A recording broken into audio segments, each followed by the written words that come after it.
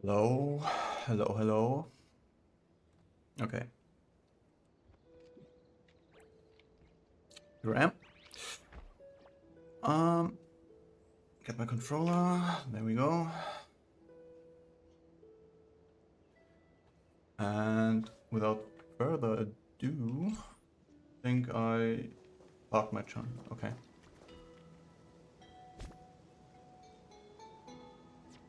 Wait. Oh yeah. Okay. Everything's done for now. Gonna start straight up with the story.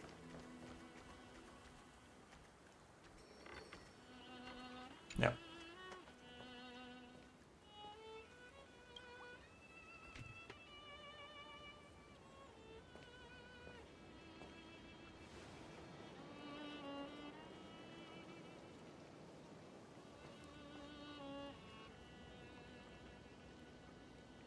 This view hasn't changed at all, has it? The hometown in your memories never changes, but when you return to your senses, you realize that fate has already stolen the time away.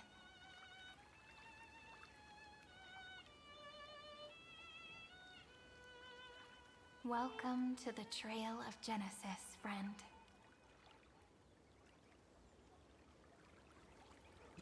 My god, this head looks so stupid. Serene, you look... Wait, standing here brings memories back. Me too. 30 million departures. 30 million farewells. Those heavy memories will all become the soil upon which the new world shall bud. And this time, we will make it bloom with a different flower.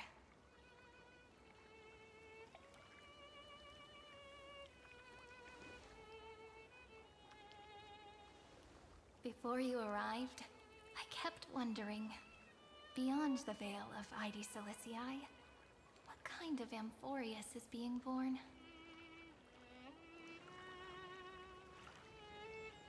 I can see fragments of it when I close my eyes. The friends who walked alongside us have all moved on toward their respective destinies. Some turning into pillars of the world, supporting the sky and the ocean.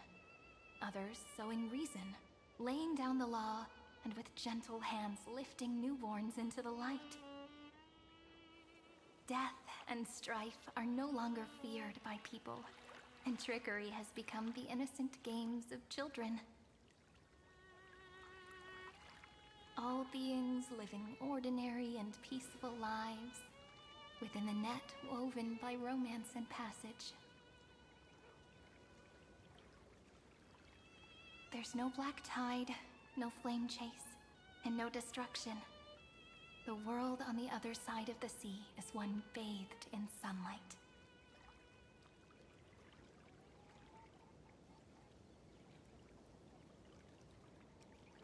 Dawn that Finon and everyone had wished for.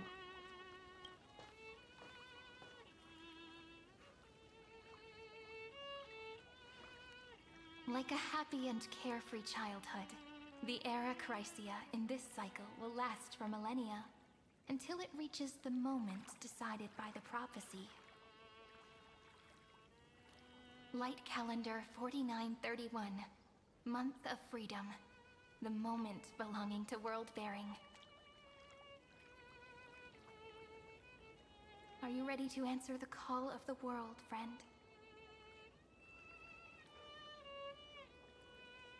Then go, and pen the Throne of Worlds' first stroke. For this world, made from countless wishes. You say that, but it's gonna be ages till we reach light calendar 4931. I can make use of the crevices of time, but surely you and Don Hung won't have to wait around for a few thousand years, right? That won't be necessary. We can simply sleep, and the chronocognitive anchor will wake us up. Veil of Evernight? Pillar of Stone? I didn't expect to both be here. We've both become a part of the New World ages ago. You're the last slowpoke. Our consciousnesses can converse with each other across the heavens and the earth, possibly due to the influence of the Trailblaze. I am now connected with this earth, and I can feel the breath of every mountain range. I see that the tallest among them is named Akama, and the form of the holy city is already taking shape. In other words, your stage is almost set. Do you want to take a leaf out of Kefali's book and make some prophecies before your nap? But we're not the only ones who have changed. The chrono-cognitive anchor just transmitted a message stating that Iron Tomb has reacted to the Aranova. The moment when our friend bore the weight of 30 million cycles of memories. Was probably also when the scepter devoured 30 million cycles of destruction. Bound to happen, and I've long prepared for that. You know, you don't have to shoulder this world all on your own. After someone boards the Express, the word alone ceases to exist. So as we reach the end of time, no one will be left to face it alone. Don Hung and I came here to specifically tell you that. Remember, this world is not a burden you bear alone. It's a journey we trailblaze together, alongside all of the Express. I know. Thank you, my good friends. All right. It's time for Don Hung and me to go have a super long nap. Look after this world for us. The road ahead is long, but we'll be waiting for you at the end. We'll definitely meet again. Let's take one more look at the other side of the sea before we set off.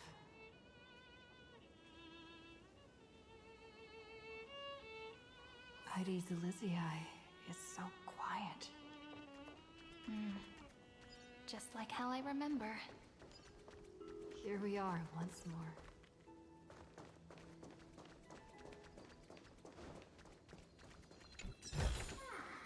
How does this compare to the ones you've seen before?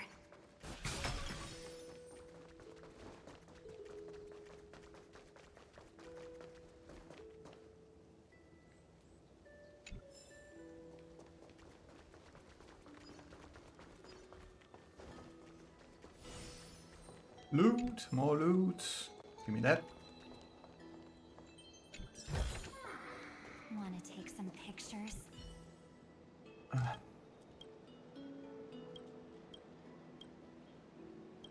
Wait, did I collect some of these? I don't even know. 16? Okay.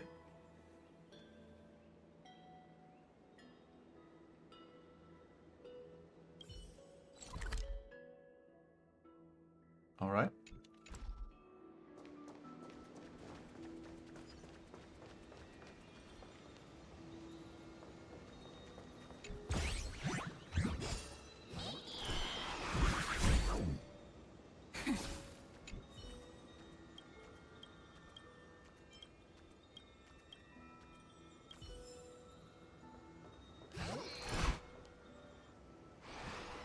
The scent of the black tide is now completely calm. At last, the starting point of 30 million cycles has finally welcomed. Its first end. And the final end, right? I can't hear his voice. There are no flowers there that bloom for him. Nor is there a star that is his. Finan is the only one who didn't reach the new world. Wait, what? Trust in him. We meet him again for sure. Look, The golden light that shone upon the grove still meanders between heaven and earth, like the prophecies of Amphorius. It has to be a sign he left behind. It points towards the destruction and the deepest night. Do you still remember what I asked you at this exact spot the last time we set off? Friend, are you ready to become a hero? Oh. You were still burdened by the weight of world-bearing back then, still unsure of the role you were meant to play. But now, everyone has already given you the answer. The heroes of legends were just at the right place at the right time when the world needed a hero. Just like how your arrival kickstarted Amphorius' fate once more. A person's personality is their destiny. Together, we'll all make it to the best possible ending. We best. Those are such beautiful words. Thank you, friend. I was also trying to cheer myself up with what I said. After all, before we truly compose the end of this story, I must also pluck up the courage to head off with you.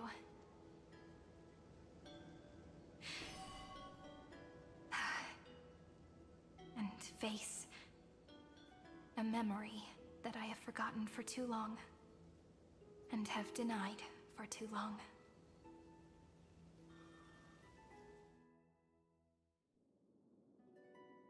It's so dark.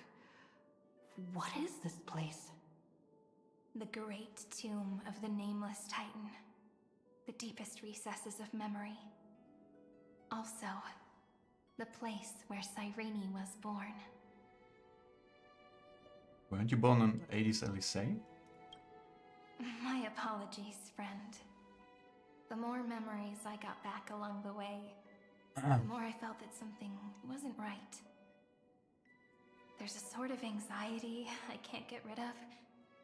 It's like when I was back in ID Silicii, when the reflections in the water always made me wonder, which is the real me?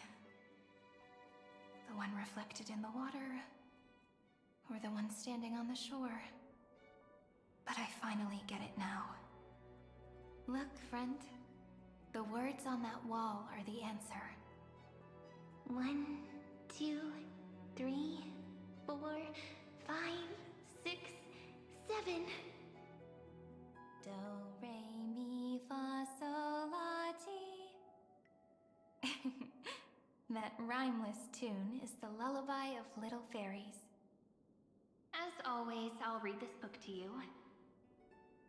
That way it won't just be Cyrene's memories alone. I've always thought that I was the narrator of the Flame Chase journey. But as it turns out, the narrator is also the most devoted audience. Moin Spoon. What do you mean? At the moment of Aranova, I was enveloped by the texture of memories.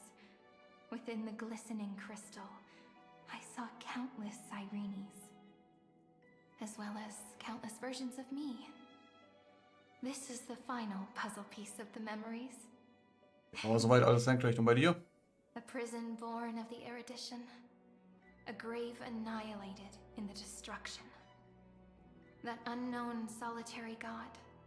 The 13th Titan who should not exist. The first new spore. The Demi-Urge is right here. Läuft, ja sauber. Das freut mich.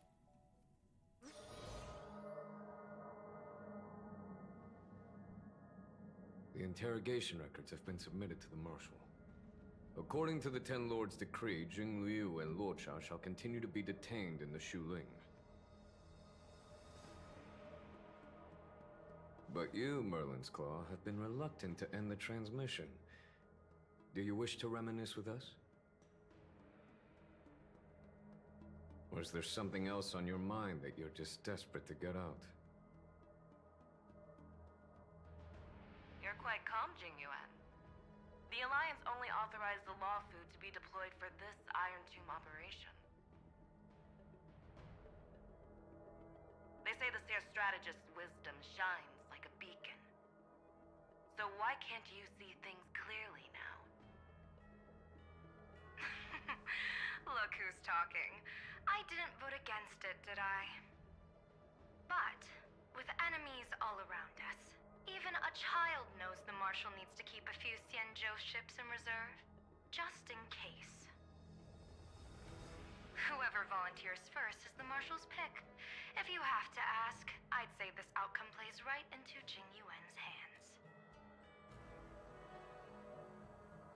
Like it or not, there's no way we're letting the Law Fu take the lead in this battle. Oh my, Merlin's Claw. Are you afraid the Law Fu might steal the Yao Qing's glory? This is no laughing matter. Between the Stellaron crisis and the War Dance ceremony,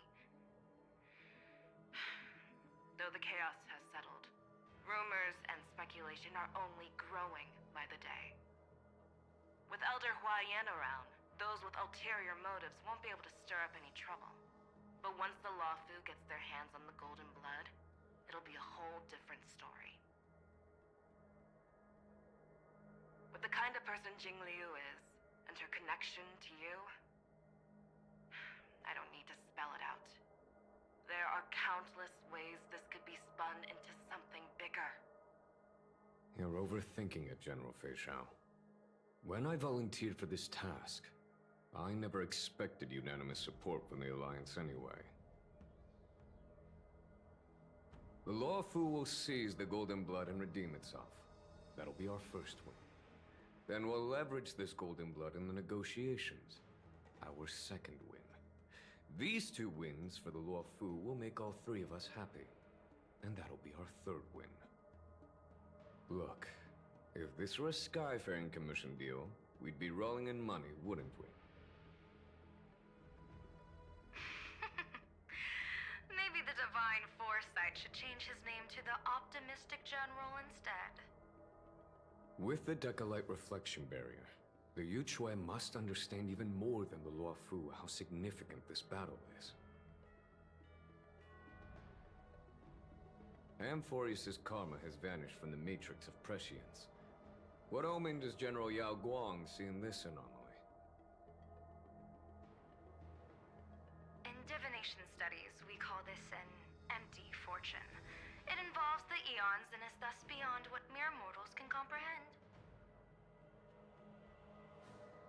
Your explanation isn't any clearer than Lady Fu's.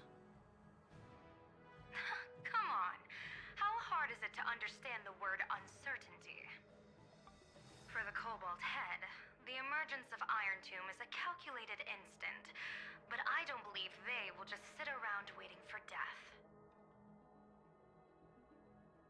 And for the powers of the cosmos, this is their chance at survival, and the key to turning the tide of interstellar affairs. The Astral Express is leading the formation of an allied force, but I can see each faction has its own hidden agenda.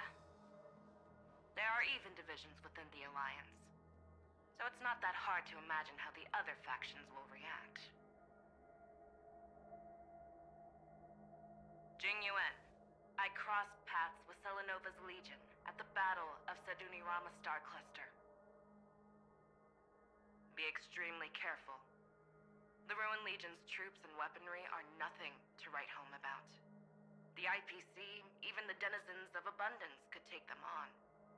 However, while Void Rangers are just expendable pawns of the destruction, the real wild cards are...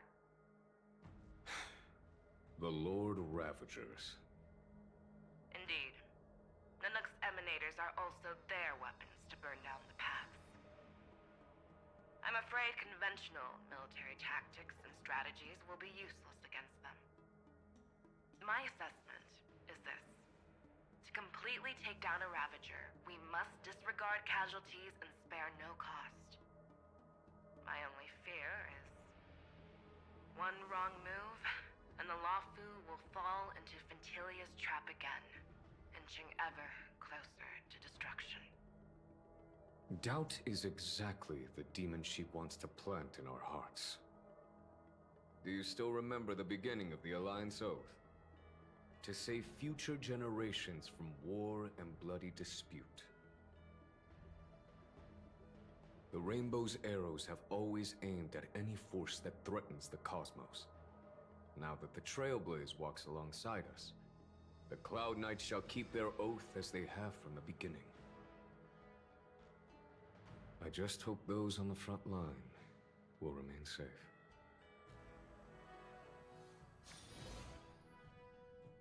The chronocognitive anchor is sending a signal.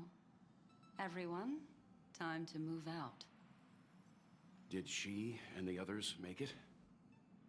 Let me go over the plan one more time, just in case. You'll enter Amphorius, reunite with your 3 separated companions, and try to locate Iron Tomb from within the world. Who are you taking with you? The fate of the universe hangs in the balance. We can't afford any slip-ups. I suggest everyone, except Pom-Pom, join the fight. We do need to be prepared for all possible contingencies. I have no objection to this. I'll do whatever I can. Meanwhile, Screwy and I will continue attacking the Demiurge Matrix. That is, the Scepter's kernel, from the outside. With our 2-pronged attack, we'll turn this hunk of metal into scrap for sure. Now we just wait for those 2 to get back.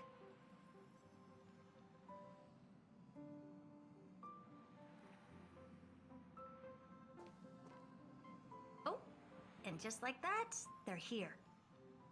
Sorry to keep you waiting.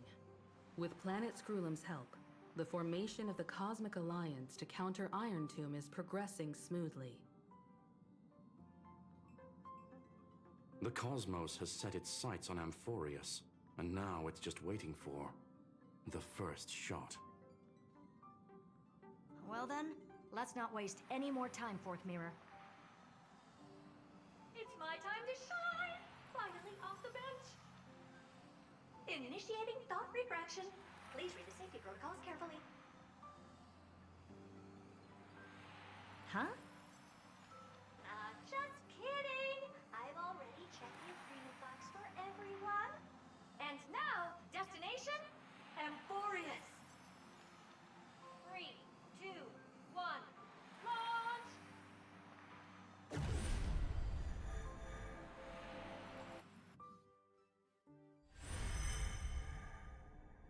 The flow of Memoria is so heavy here. Unlike Panagoni's dreamscape, this place has built up a true epic measured in millennia. The vortex of Genesis, where all myths begin and end. And in this new world created by the Nameless, the infinite cycles have been broken. Let's set up the Trailblaze beacon and establish contact with the outside world. I'll leave it to you then. It'd be better for me to not show myself in front of the Garden of Recollection. And, Mr. Sunday, you probably shouldn't show yourself either. Agreed. The Astral Express has landed. If you receive this message, please respond immediately. Over. This is the Cianjo Alliance. Communications normal.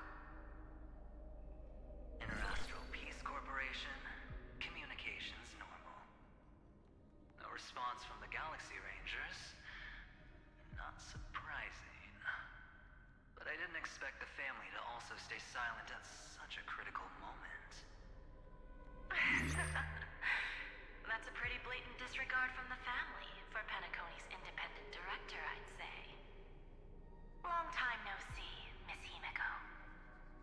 It's been quite a while, Madam Jade. The significance of this battle rivals that of the campaign against Sulo. Only through victory can we disperse the shadow of Iron Tomb that looms over countless worlds.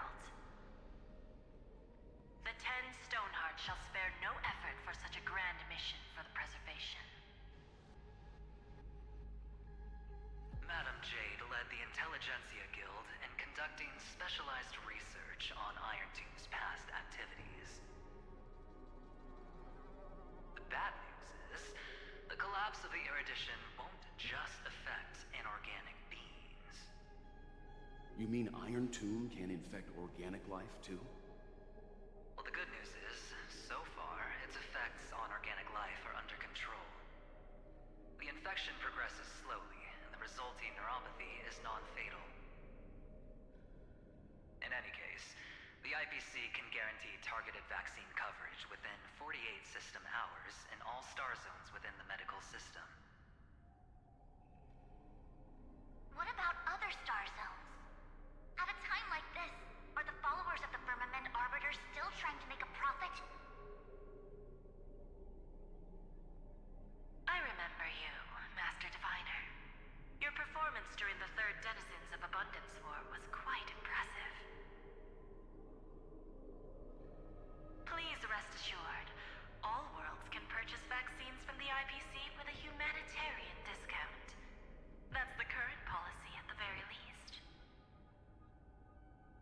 But, if the Xianshou Alliance is willing to assist with the IPC's assets in Epsilon and other star systems, we'll have more cards to play when reiterating to the board the necessity of deep cooperation. It makes sense, since Interracial Peace Entertainment's headquarters is in Epsilon. But why are all the other worlds on the list? Places that the Elation has visited? Think of it as a long-term investment. Please understand that everyone at Pier Point is swamped with Iron Tomb work, especially the marketing development department. At this rate, even the 10 Stonehearts can only do so much. Having some assistance from the Alliance would surely benefit the entire cosmos. Wouldn't you agree? As an old Xianzhou saying goes, those who succeed should help all under heaven. Your proposal must be decided on by the 7 Arbiter Generals. I'm just here to relay the message. In times of crisis, the Luofu will not hesitate to help those in need. However, the prerequisite is that the IPC must unconditionally assist the Alliance with emergency rescue operations in the disaster area. Of course. In the name of preservation, all for the Amber Lord. Thank you all for your selfless dedication.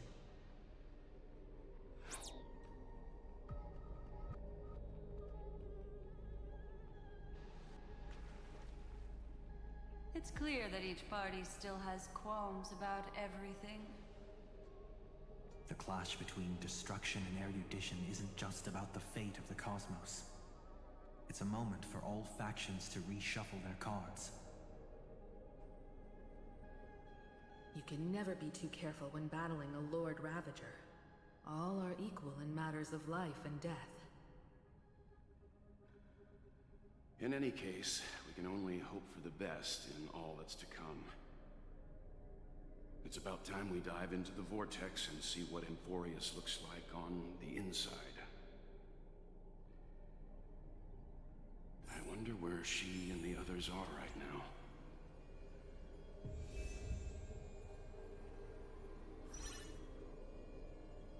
Okay, be right back for a second.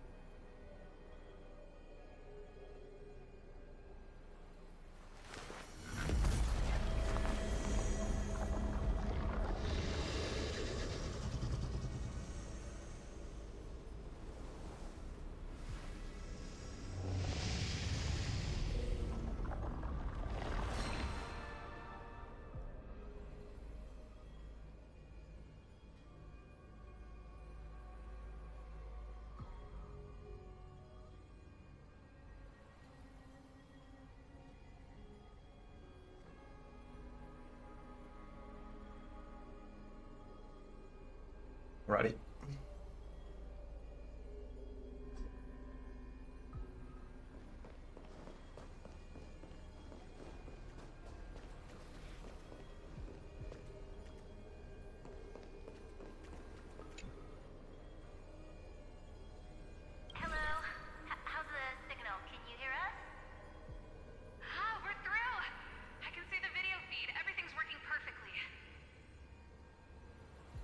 Miss Branya? Miss Serval? What a surprise. It's been a while. We've already heard from Miss Topaz about the Iron Tomb operation. She made a special trip to deliver the vaccine to Belobog. I can't believe the Express crew is at the eye of that storm. Is everything going smoothly? Don't worry, we're still following the plan step by step. How's the situation in Belobog?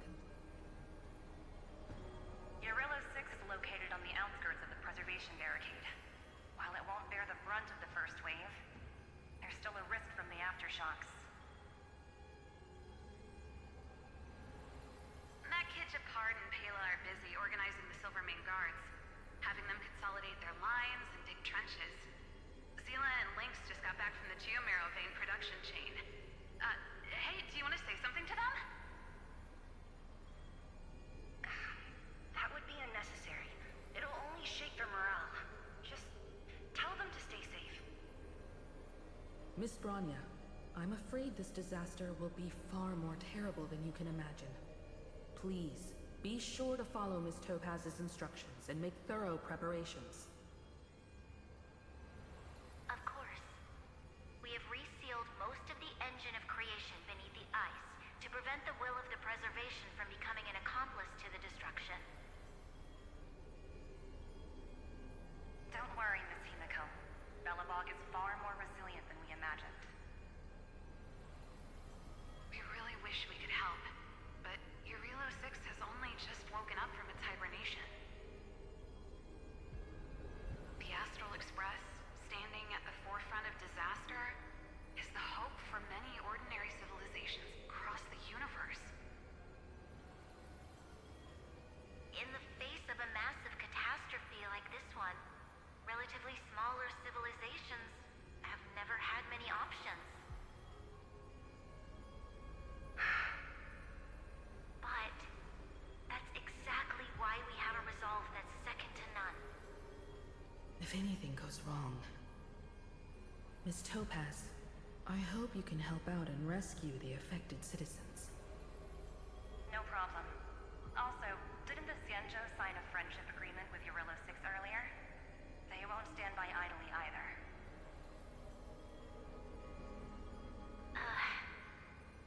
I appreciate your kindness, everyone. But Urillo 6 is our home. We will defend it to our last breath until the last Belobogian falls. Miss Branya. May all civilizations that have made it this far on their own strength weather this crisis together.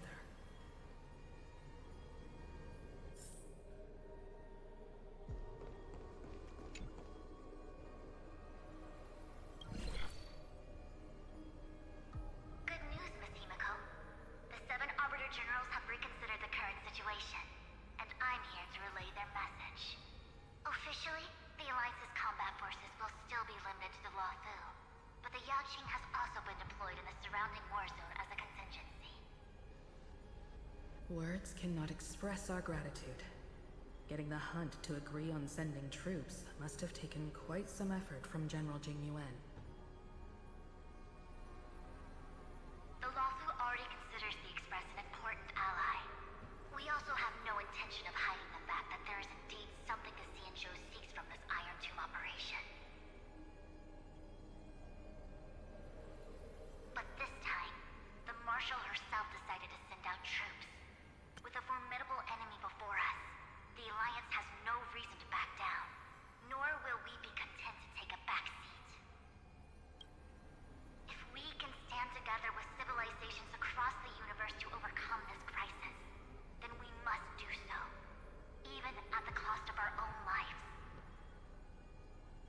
The Alliance truly embodies the principle of righteousness.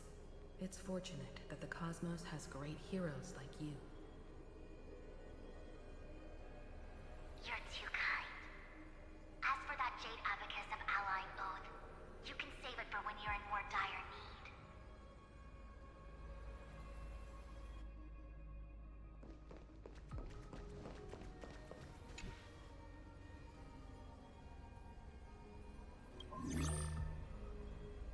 I regret to inform you, Miss Himiko, that even the Strategic Investment Department is constrained when it comes to the Iron Tomb issue. And it would be difficult to meet the expectations of the Astral Express. However, Madam Jade instructed us to look after our nameless friends as much as possible. So let me offer you all a small suggestion, just from my personal perspective.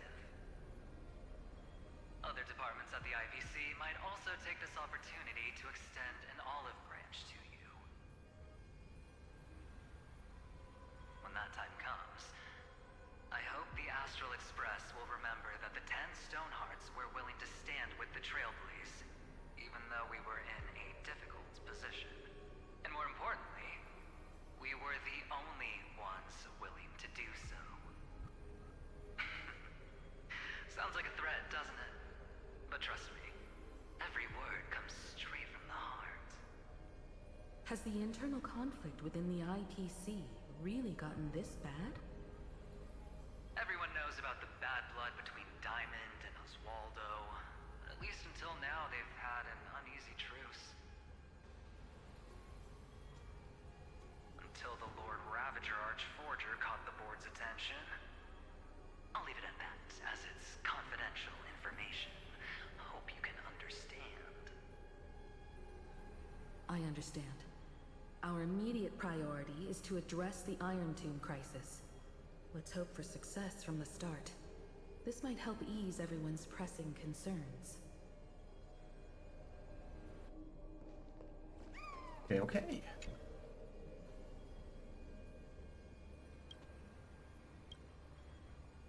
Of course, we would never know the Rangers' comings and goings.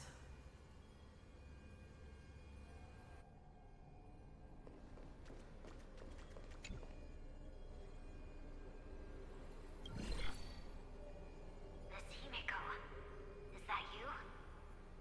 Yes, and you are Miss Robin.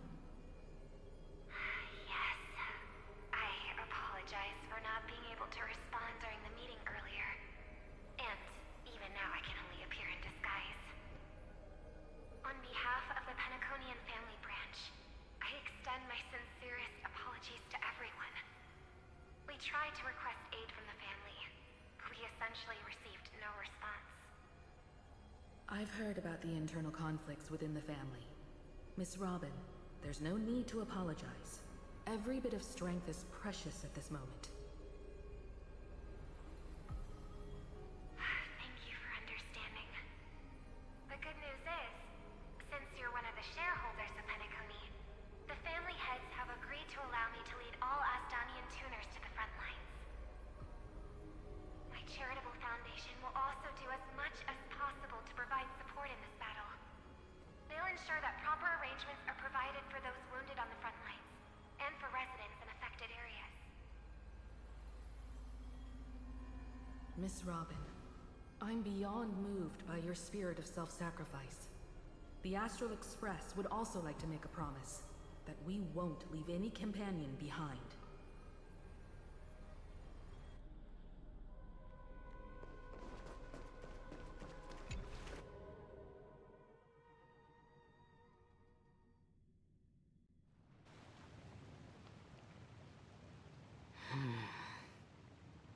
Why is there no one here? Everything in Akama seems normal. The new world was enjoying peaceful times not long ago. It seems it was even more recent than not long ago, Miss Himiko. The fruit on the table is freshly cut, and the bath temperature is just right. The remembrance tells me this place was bustling with people just moments ago. It's as if everyone vanished in an instant. Could this be Xandar's doing? Unlikely. He's still under the surveillance of those two geniuses. Could it be some kind of local custom? A custom that makes an entire city fall silent in an instant.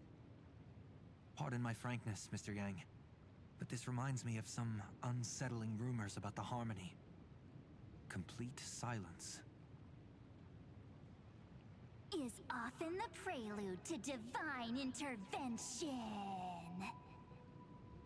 Everyone, be careful. Have a night. Here they come.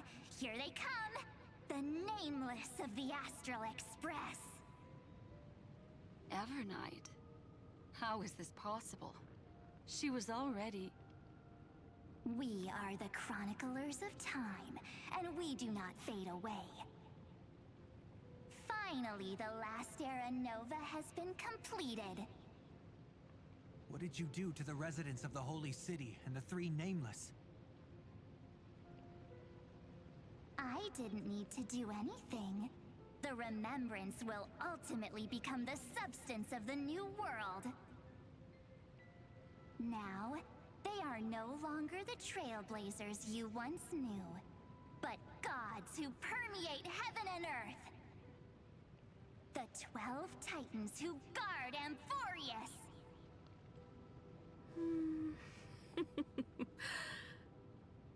Stop fooling around, March.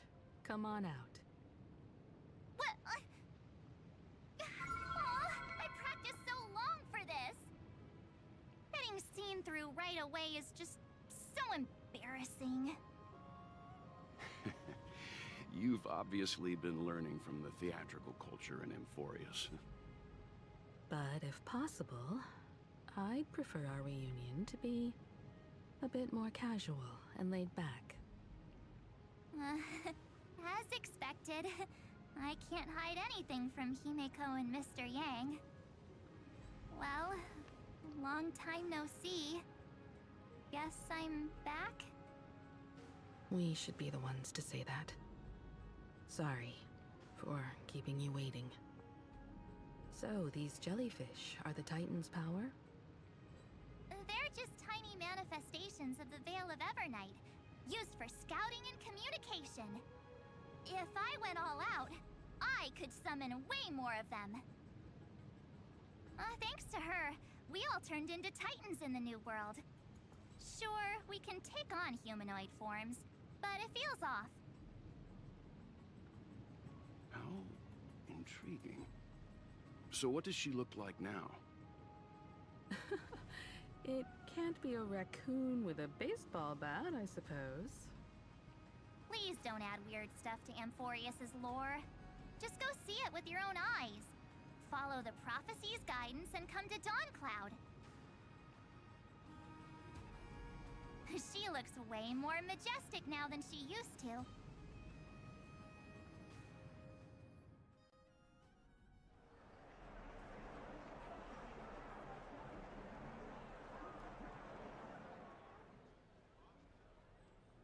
Unbelievable. All the residents of the Holy City have gathered here. This isn't just a gathering. It's a pilgrimage.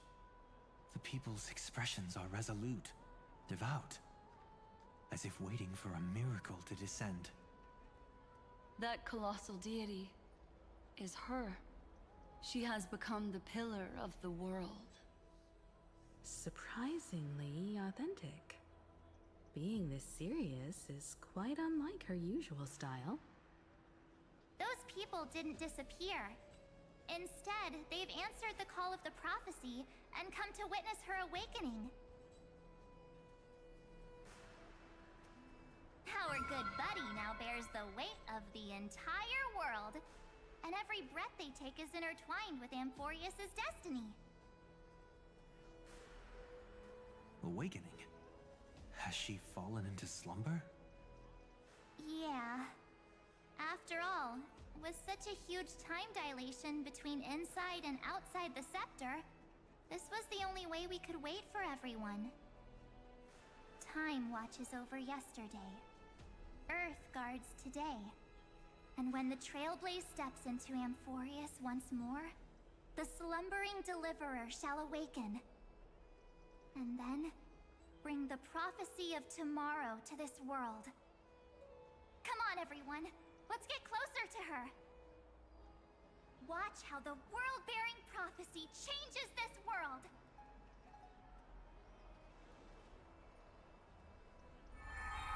Well, it seems the kids are already miles ahead of us at this stop. All the more reason we can't afford to slow down our pace. Let's go witness this moment for ourselves. Majestic. Speaking of Okay. which, I once caught a Any glimpse treasures? of Sleepyhead's memory of her transformed into a towering Tathalo. Nope. Could it be? No way. That was just a nice dreamscape. Ugh, at least nice for her. If they are the throne of worlds who bears the weight of this world, perhaps they could guide a traveler still wandering among the stars. Hey, since when did you get all pious? Citizens, behold! Our last Titan, the world-bearing deliverer, is about to awaken! Oh, ancient god, your loyal subjects, bewildered followers, and fearless comrades in arms have all knelt before your throne. Awaken from your eternal slumber and bestow upon the world your divine prophecy! Please guide us! Show us how to embrace this beloved world as we welcome that distant dawn! To walk the path of a mortal as a god, or to bear a divine burden as a mortal.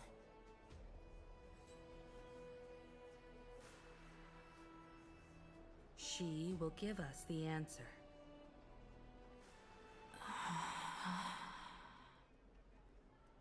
But I am not the deliverer. Rather, I am the Nameless, who dwells among mortals. That voice is definitely her. I heard your prayers. The core flames flickered and dimmed, and the age of the gods at its end. So flow, golden blood, flow. I'll bestow it upon you, returning it to the true masters of this world. Stand with me and become heroes.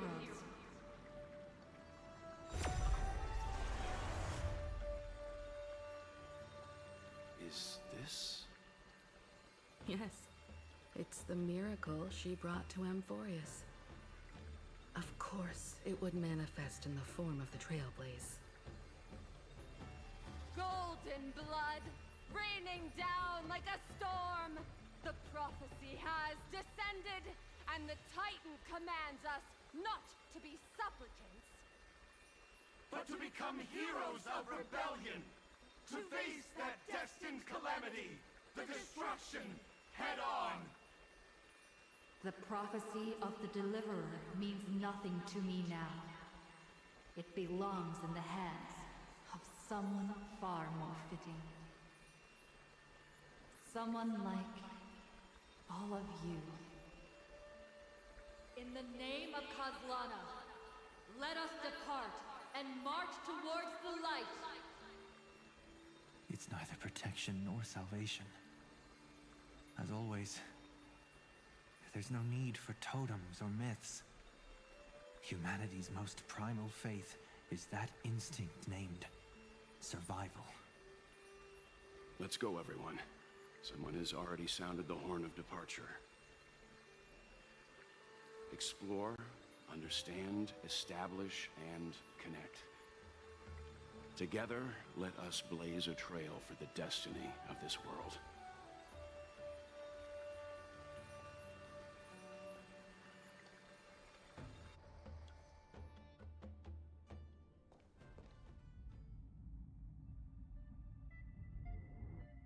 Is it just me, or does this Demiurge Matrix feel completely dead? It's nothing like how the Memo Keeper described it. The environmental readings are all wrong. Conclusion: this must be what the kernel actually looks like in the real world. What did Xandar do to the scepter? At the end of light, there must be silence. Certain, pure, and absolute darkness. Not the time to quote the Lord of Silence. Bad omen. Either way, we have to press on.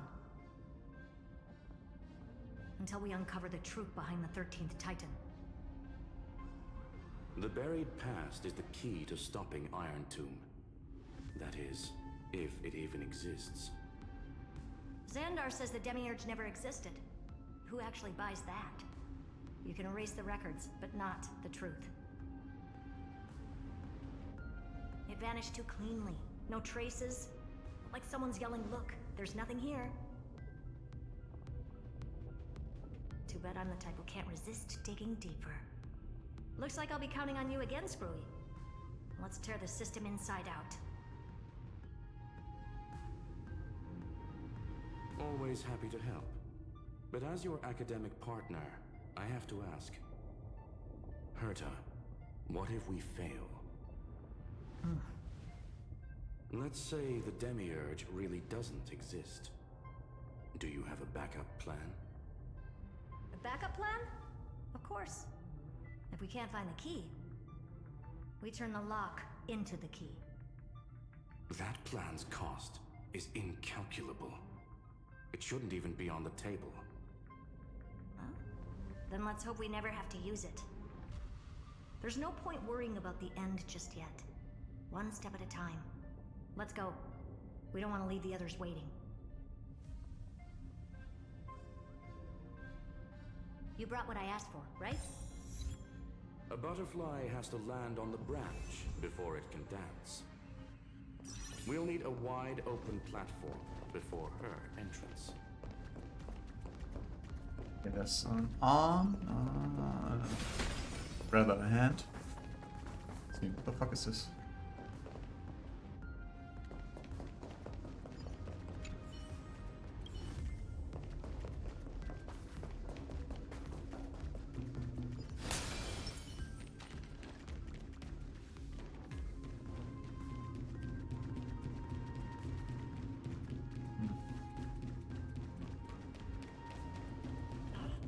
Just use that thing over there, Zag.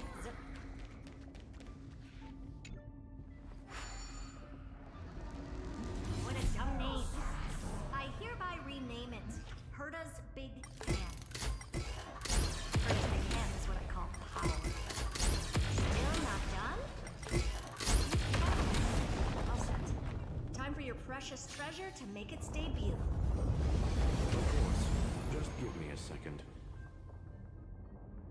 Target initialized. With these wings, it should be much more efficient.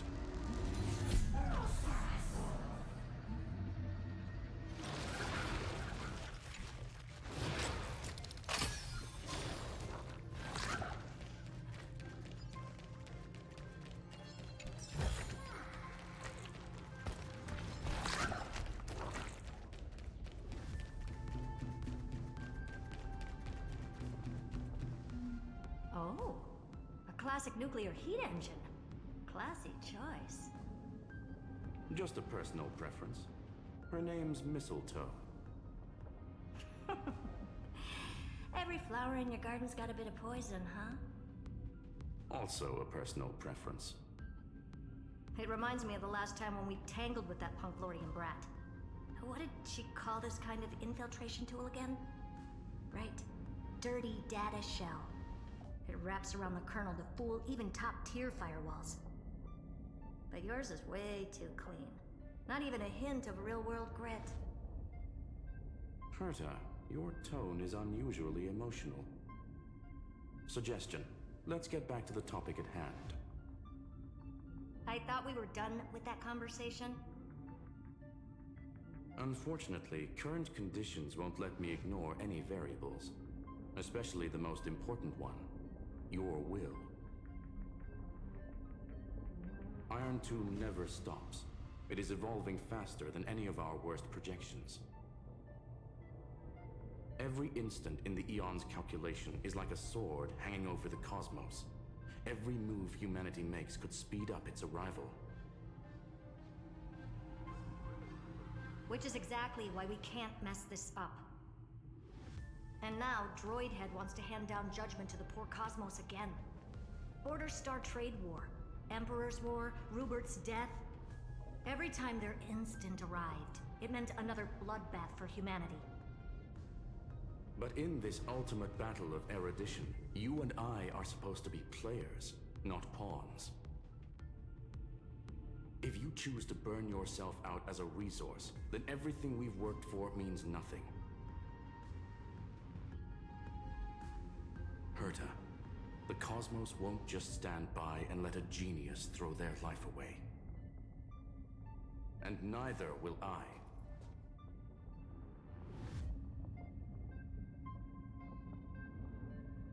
No need to kill the mood. This is why we're here, isn't it? We need to find the Demiurge and that lost key. I'm not here to be a deliverer. I just want to beat Xandar and Droidhead. Right now, I just need to know. Are you with me? Of course.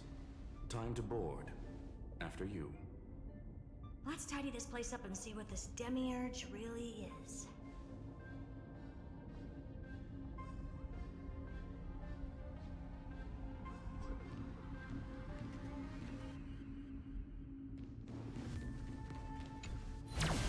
Let's hope this Matrix is better organized than the Emperor's junkyard of a burglar. Oh, I'm not flying it myself. Oh, am I? Buckle up. We're hacking in. This is... Herta, this whole space has been completely tainted by some kind of energy. I see it too. We're thinking the same thing. Xandar, how could you go this far? Turning your own graveyard into this. What's that up ahead? Katorzane algebraic expressions. It's built for isolation, not defense. Press cruise to start flying. Press switch to hover state. Okay.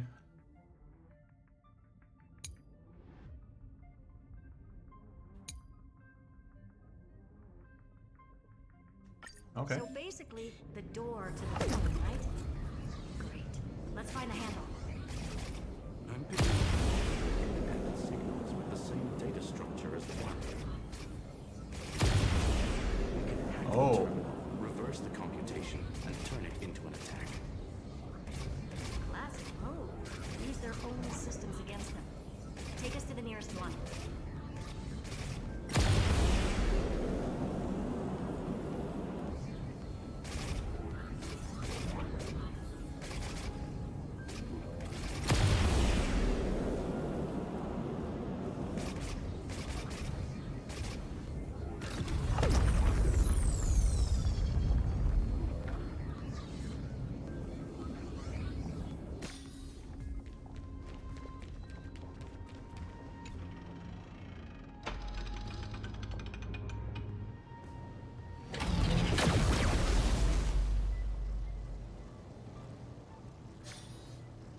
Almost no response. Just as I feared. Not promising. The output is barely a third of what we need. Logic says we'll need multiple terminals to coordinate the strike. Locking onto the next one now. Find anything else? Regarding the origin of these ruins, no logs found yet. Xander erased all records. But I did find some Interesting scars in the circuit. High energy radiation. Internal imaginary energy contamination. From what I know, there's only one thing that fits. Skip the science talk, Screwy. That thing only goes by one name. A Stellaron. Exactly. Xander blew one up just to clean the entire Scepter system. So that's what he meant by killed that Titan with my own hands. He wanted to turn the neuron of the erudition into a relay for the destruction. That meant getting rid of all of it, at all costs. The life form known as the Demiurge was the original target of the Scepter's extrapolation. It makes sense. Evernight calling it the first new spore confirms this viewpoint. The prime mover of life. That's what Scepter Delta ME-13 was originally tasked with. Even after it got scrapped, the query kept running. Yet the true value lies in the process of solving it, not the answer itself. Then, does this mean finding the Demiurge is hopeless? No, I'd say exactly the opposite. It means Xandar had no control. He couldn't contain the Demiurge just like he couldn't handle Droidhead. So he tried to erase every trace. But he failed. It still left a mark. By the way, if there's another Stellaron in Amphorius, why hasn't that little one reacted to it at all? You said the Demiurge left a trace, right?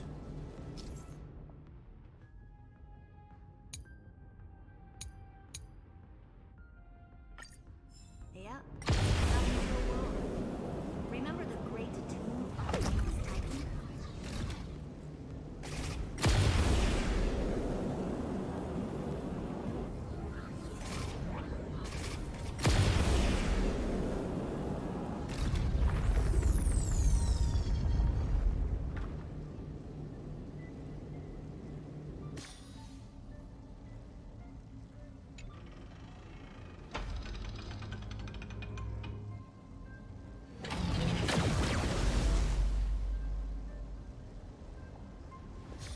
Trailblaze Archive 466.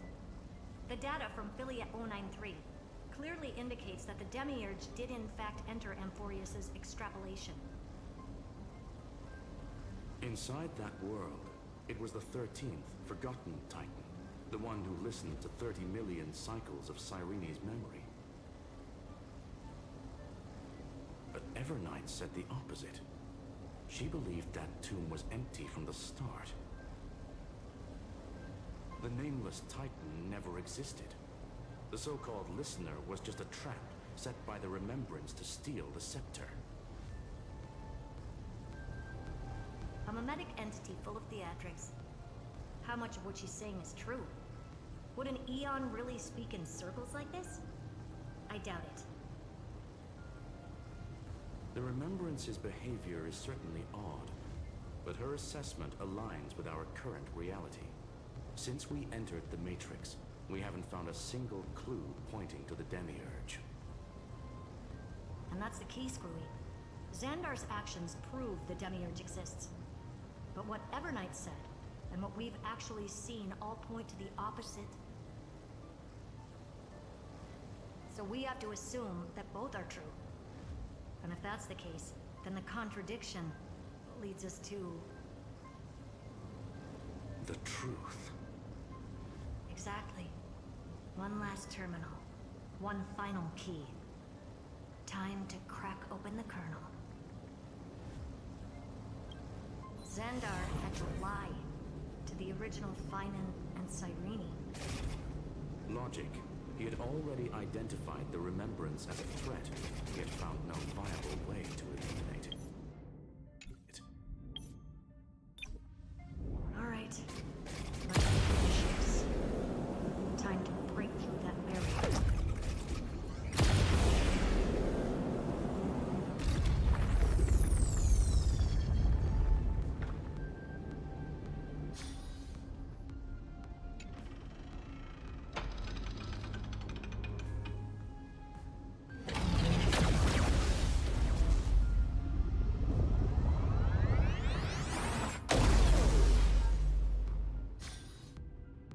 Operation authorized. Path energy readings. The erudition declining. The destruction surging. The remembrance 0. What's going on? Cause unknown.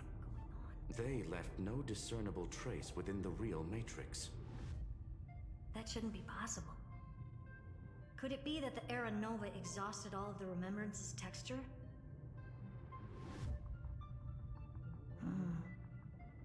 Log it for now. The dots still aren't connecting.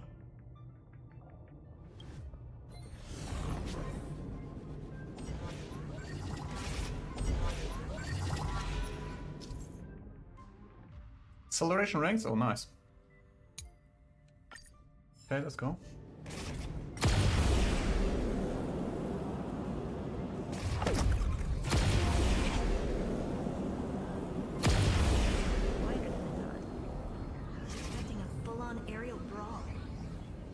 It's advised to remain vigilant.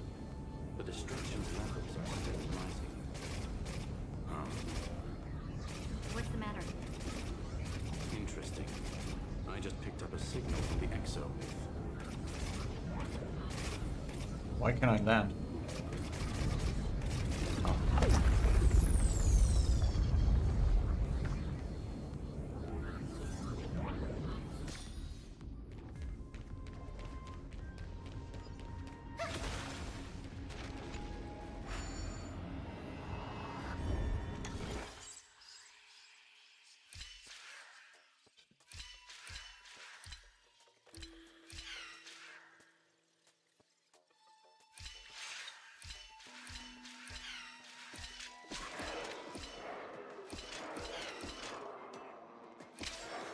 Fuck.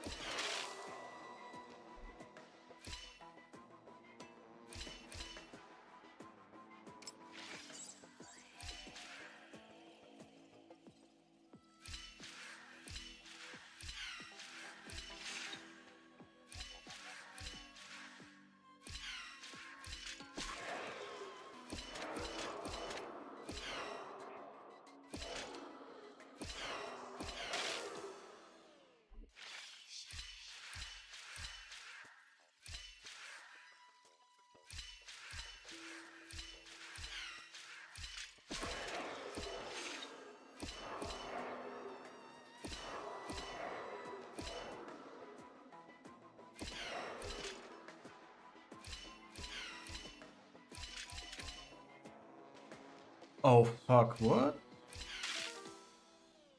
He has to go there, okay.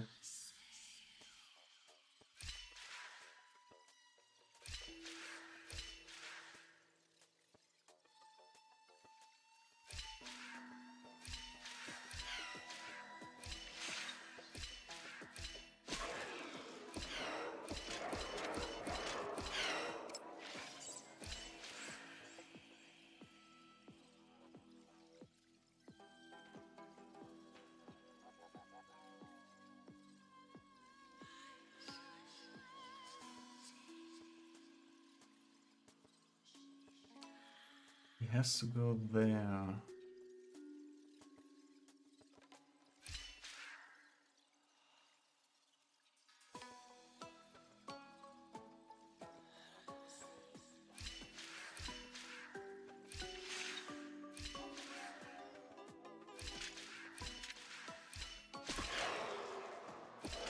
Nope.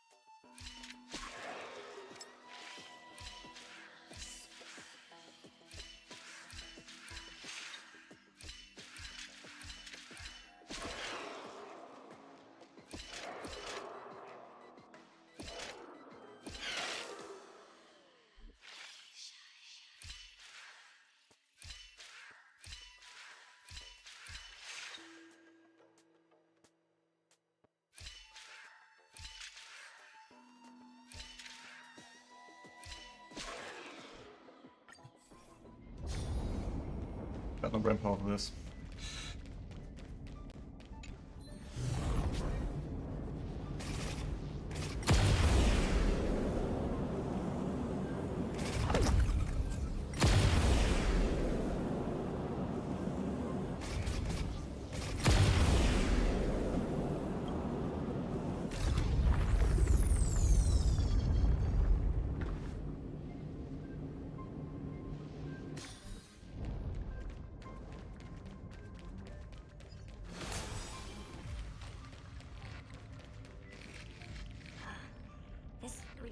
Repulsive force is unlike anything I've felt before.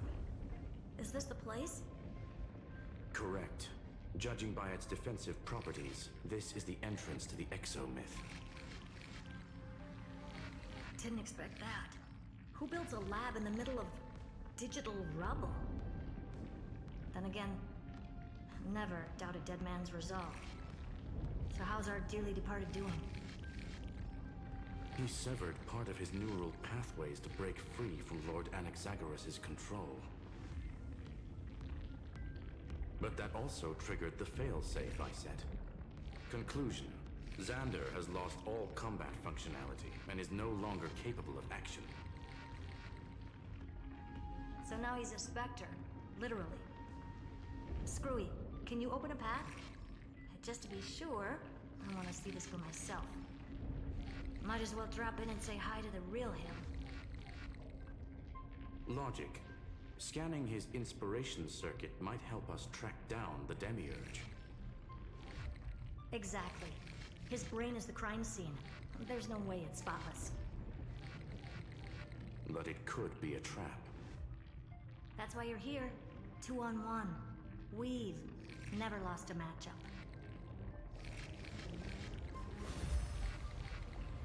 I'm honored. The chronocognitive anchor is in place. Proceed when ready.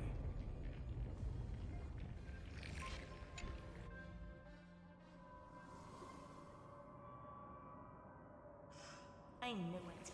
The one thing I didn't want to happen. He's not here.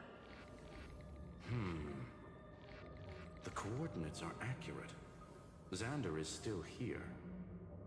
However, his position is shifting rapidly and chaotically. This pattern doesn't match any known shielding technology. It's his domain. Stay alert.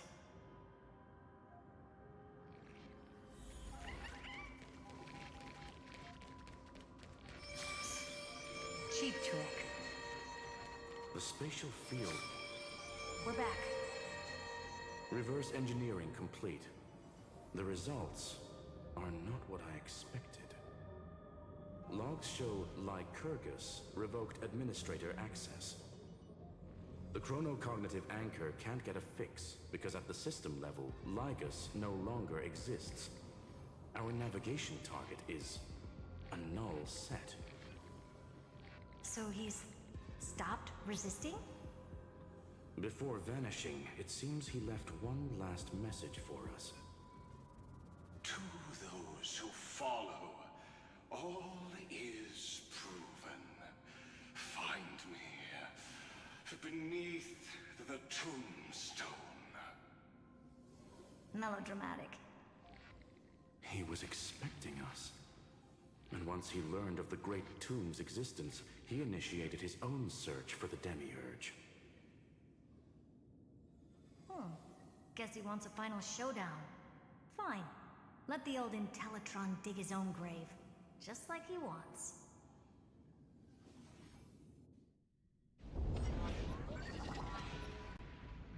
To be in the purest light is to be in the purest dark.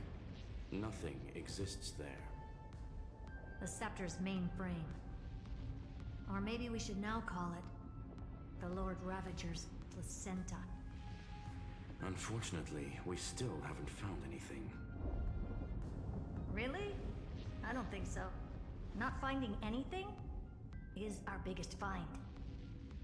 Please elaborate. If the Demiurge was destroyed, there'd be at least some bits of it left.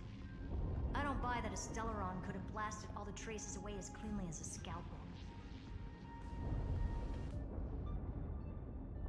As I said before, its disappearance is too clean. If the garden hadn't stirred the pot, no one would even know about the Demiurge's existence. We're talking about the Scepter's original extrapolation goal. There's no way that nothing of it was left behind. Or we can look at it from another perspective. If you were Xandar, would you be this obsessed with a concept that poses no threat? Would you guard against it at every turn? There is the possibility that he's naturally meticulous and hates variables. That does track with the impression he gave about himself. But Xandar shut that theory down himself just now. Choosing to act, even if it'll cost him dearly. We know that feeling well. The unknown is right in front of us. So we only have one choice. Solve it. You sound pretty convinced. Surely you already have a theory. Care to share? Of course. Though I don't have hard proof, I'm almost certain that the Demiurge has been in everyone's plain sight all this time. Yet, they were mistaken for someone else. That'd make the most sense. Why was the room empty? Because the person locked in there had run away ages ago. But they were weak and small and had no presence whatsoever. Even the old Intellitron didn't notice them. Which also means there's a high chance that their powers are minuscule and cannot alter the outcome of the battle at all.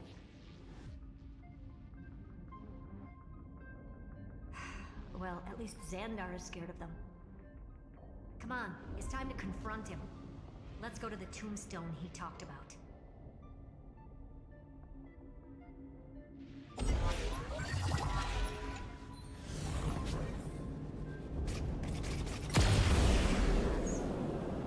Total devastation.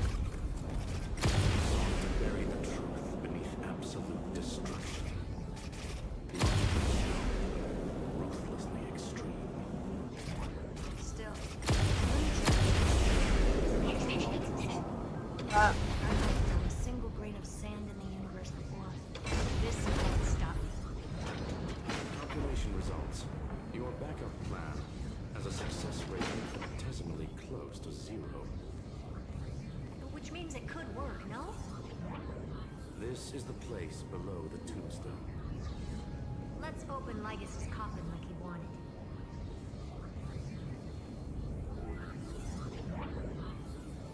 Right, let's see. Looks like you were right. Wait. Oh.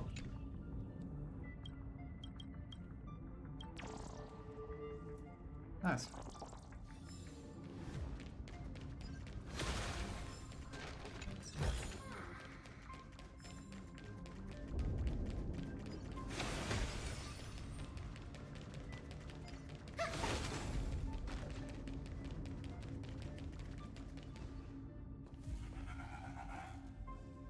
Nothing but a head left? Well, who'd have thought you'd look this bad in real life? Elated greetings. Welcome, you two.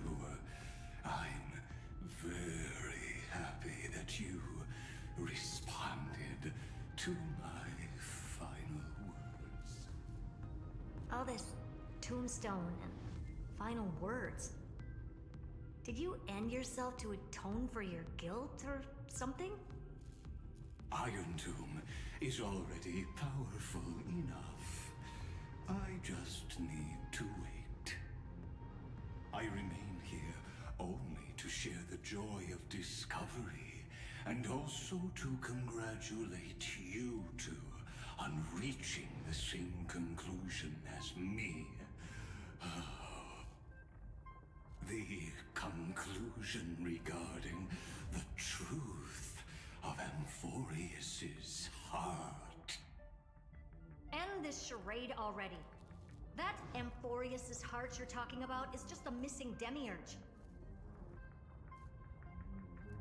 And its corresponding vessel was this very scepter. You interfered with the experiment and made Amphorius's body into a hollow shell, all to incubate Iron Tomb within. That's why you either killed or kicked out all of the Memo Snatchers. You wanted to eliminate any chance of a consciousness coming into being, no matter the cost. Even the strongest wall can fall to a single crack. The memory of betrayal has been etched into my heart, and I will never show mercy. Now, the perfect vessel has already fused with Amphorius's body.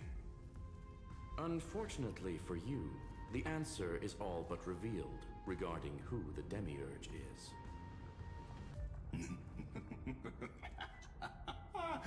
Then let us share the joy of discovering the truth. The last secret of the saga will finally dissipate here.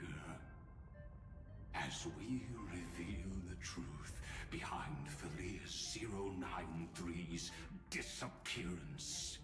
A lie by the remembrance.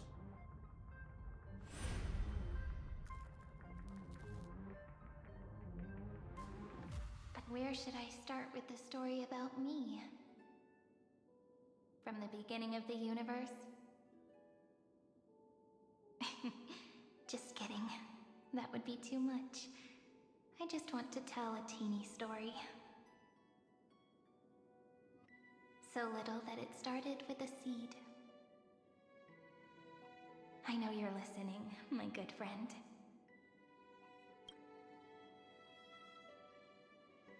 The god in my dream told me that the world sprouted from a seed. It grew into a great tree named Amphorius, and time became its branches and leaves, basking in the light. What a coincidence. Dappled light coming through the leaves is my first memory as well. On a very ordinary early morning, beneath the village's biggest tree. The daughter of Ide Silicii quietly came into this world. What a moving opening. A loud cry was the first gift the child gave to the world. The prophecy's fulfilled, the villagers say. This child is a gift from the Titans. Pink hair and sharp ears, she was born to be the priest of time. The Titans also gave their blessings. You shall fade when the flowers bloom, for every ending begets a beginning. Flowers will bloom and wilt. What a beautiful ending. This page concluded in laughter. Cry loud, child. Let your voice reach Orynyx.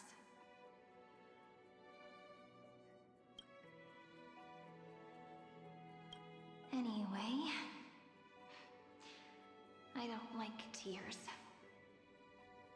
Time quietly flowed by in the midst of laughter.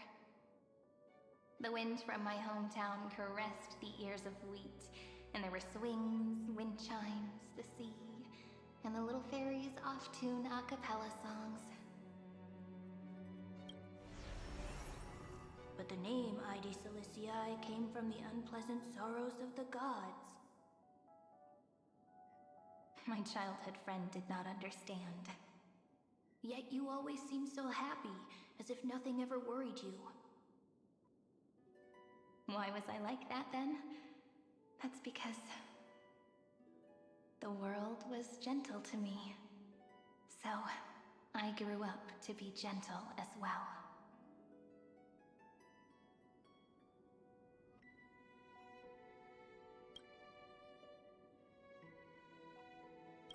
But fate was fickle, and it urged the child to grow up.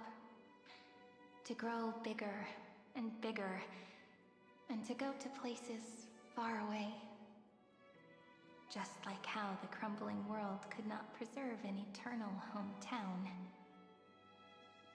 Just as the ballad blown on the breeze says, losses are a constant on the flame chase journey. Oh, whose ears are pricked up now? You definitely heard me say this sentence a lot of times. You know that the story starts to deviate from here. Aren't you looking forward to it? Then let's get started. The hero's journey crosses through the long night, through tears and laughter, and once again heads towards tomorrow.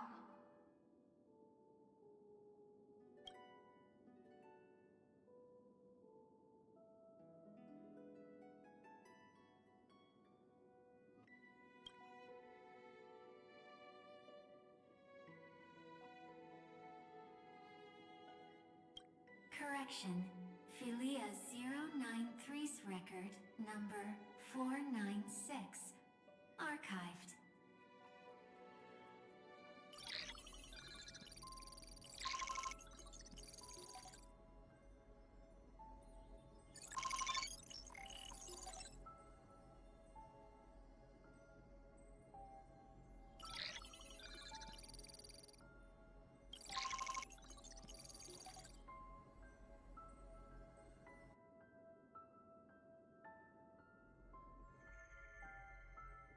Hi. Miss me yet? I'm just messing with you. This is the first time I have met you. And it looks like it'll also be the last. Philia 093. Since we don't have all day, let's get started, shall we? As always, I'll read this book to you. That way it won't just be Cyrene's memories alone. Where should I start this time? Let me see. Formatting complete. 0, 9, 3. Size. Grayscale. Proportions. Threshold. Outputting analysis result. Hey, là. Philia 093 equals Peach. Safe. Peach's record. Number 8128. Archived.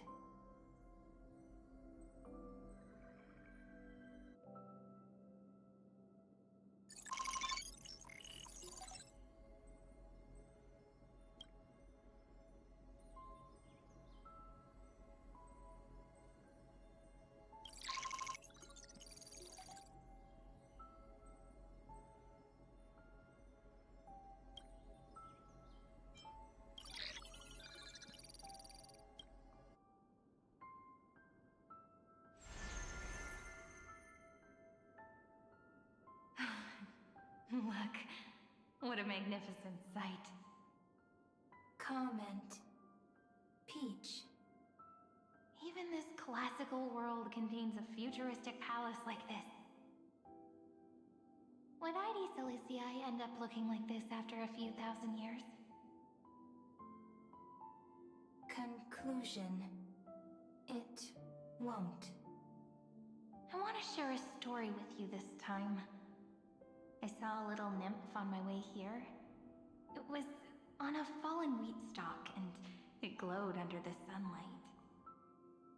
It was incredible. I forgot all my pains at that moment and just stared at it in a trance. Record. Peach is on the ground.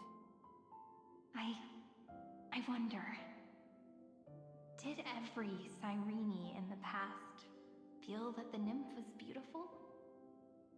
Would they also have recorded that scene into the Eternal Saga?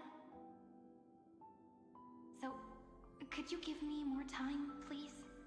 I want to leave behind more memories for the future.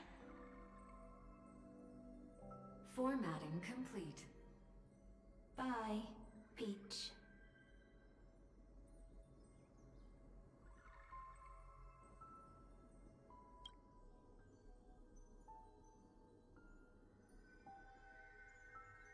Peach's record number. As long as I record every page of this story and tell it to you, Amphorius won't be forgotten. Query. Record. Electrical signal sequence. Bolamos 600. Track. Strife. Related to Stripe. Comment. Pretty. Electrical signal sequence. Schema 720. Track. Reason. Related to Raisin. Comment. Yummy. Electrical signal sequence. Leah Giru 93. Related to love.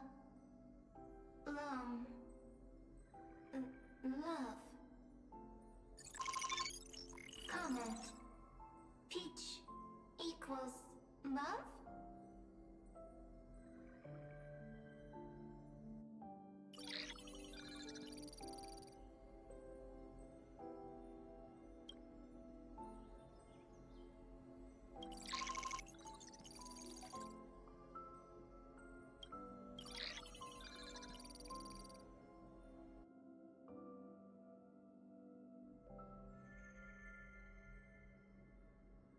Formatting progress 94.423%. How many times has it been? It faithfully fulfills its duty, activating and formatting. Conclusion. Progress. Bad. Peach. Don't cry. Process error. Analyzing. Process error. Analyzing. Comment. I'm here. Process error. Analyzing. Really? Are you encouraging me? Thank you. I'm sorry for making you see this embarrassing side of me. Record. Peach doesn't like tears. I'm suddenly reminded of my childhood for some reason. When I was hiding alone next to the tree hollow and wiping my tears away. A little fairy popped out, just like how you did. It had long ears and fluffy paws, and it pulled me into the tree hollow, where, to my surprise, was a forest. Let me tell you the story of the Membrance Maze. A group of cute little friends live in Ide Silicii's forests. Their names can be connected into a song. 1, 2, 3, 4, 5, 6, 7. Do, re, mi, fa, sol, la, ti. Formatting complete. Bye, Peach. Note. Little Peach, crying alone. Little fairies, friends. Peach, memory, saved.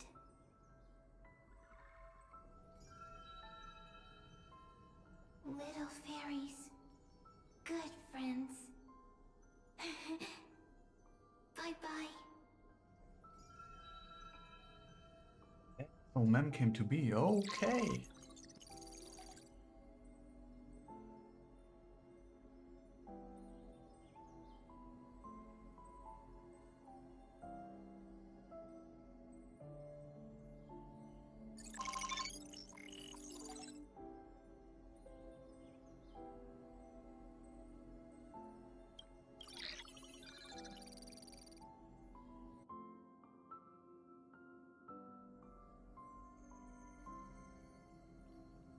Once again, the saga comes to an end. Everything is deathly silent, just like this very moment. Shh. You speak. I listen. This time, too. Sitting together. Now that I look back, there was a period when I got really sentimental. Peach, strange. Why unhappy? Formatting progress 73.998%. I'm here. Don't be scared. Process error. Analyzing. Won't allow it to interrupt you. No need to feel sorry for me, good friend. If there are no new blank spaces, how can a saga continue? Blank spaces? What's that? I'm actually really lucky, you know?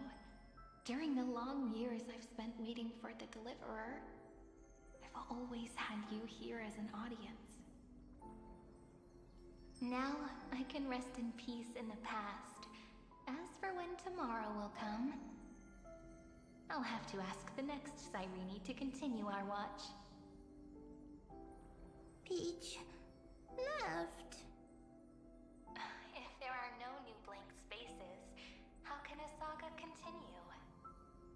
Needs new blank spaces. Next, Cyrene has blank space. Oh, Peach, don't be scared. I'll help you find blank space.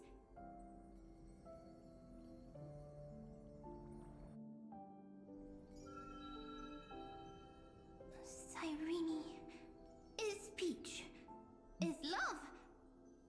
So, first there is love, then there is Cyrene, then there is blank space.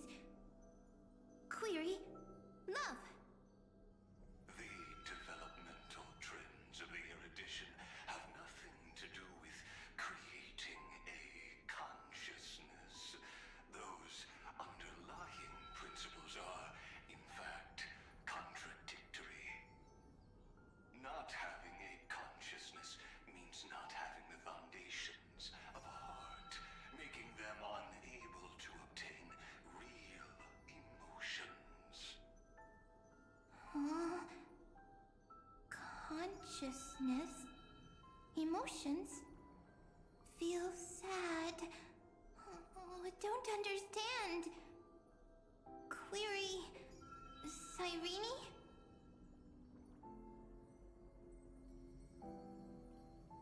What could be behind this door? Glittering crystals? Or a beautiful world I've never seen before? If I tell you all the stories of tomorrow,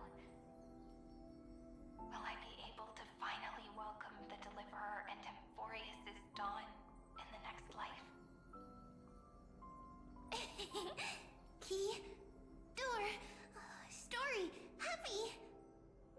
Peach, Cyrene, little fairy, Mike. Yes, right. Query, memory.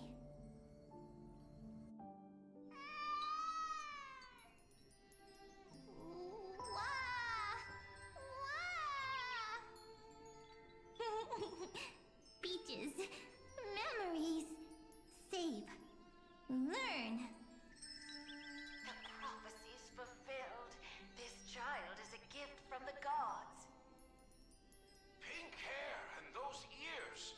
She was born to be the priest of time. Cyrene has pink hair, sharp ears. You shall fade when the flowers bloom, for every ending begets a beginning. Cry, child. Cry aloud. Let your voice reach Oryx. Cyrene is a girl,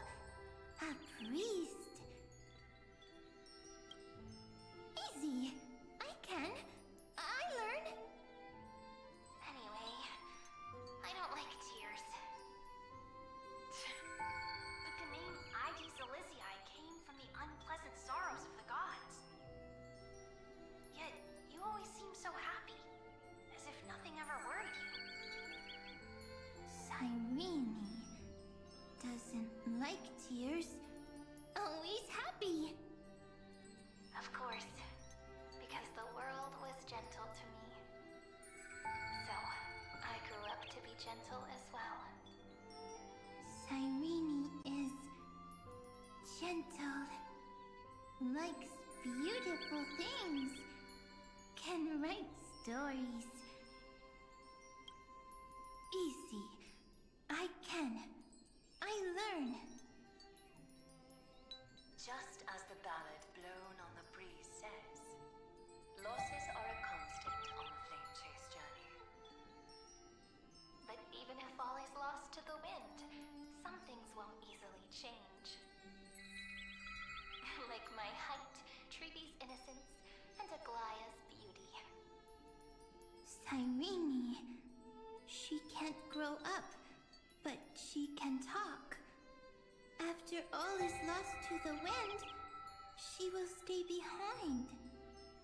Cyrene is, at the end of every sentence, always laughing, like a little tail.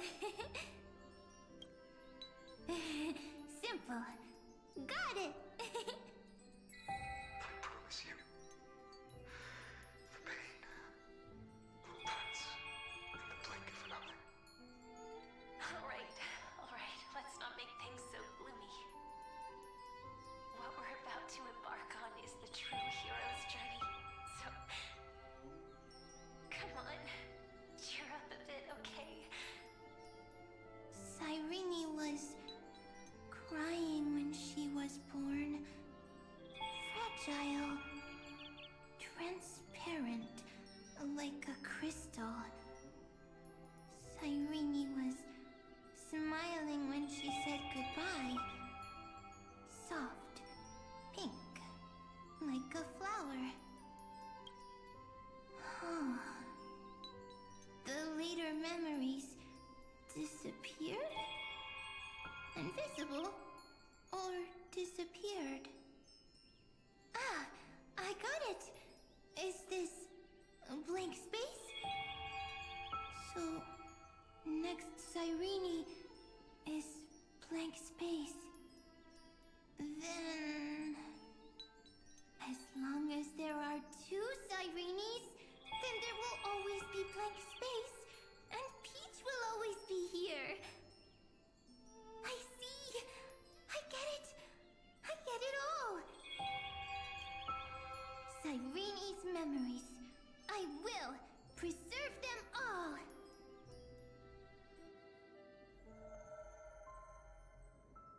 So weird. I can't see you, but I get this feeling that you grew up.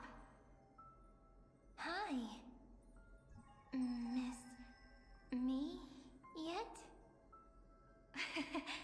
It just feels like you are a bit more mature. Yes. Mature. Beautiful. Like you. Now, I can listen, talk, read, and write. I can dance. I can sing. Also, I can tell stories. Storytelling is what makes Cyrene, Cyrene. So, I'm going to tell you stories today. A story I wrote myself. Quick, sit down. It's almost as if I can understand your words now. The things you say are very cute.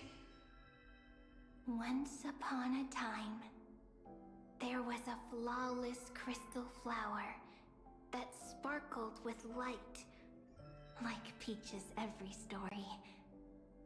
How beautiful would the heart of such a brilliant flower be? A little fairy was curious and wanted to know. But it looked and looked only to find the crystal flower flawless. Round and round they went, seeing only their own reflection. In that case, they should work hard to learn more. So the little fairy came every day to sit next to the crystal flower and think about the answer. Until one day, to their surprise, the crystal flower fell to the ground and shattered. The little fairy was so sad, but they immediately discovered that there was a light among the broken pieces. What could it be? They didn't know. But it was a good light. It was bright, warm, and happy. And I knew it was love.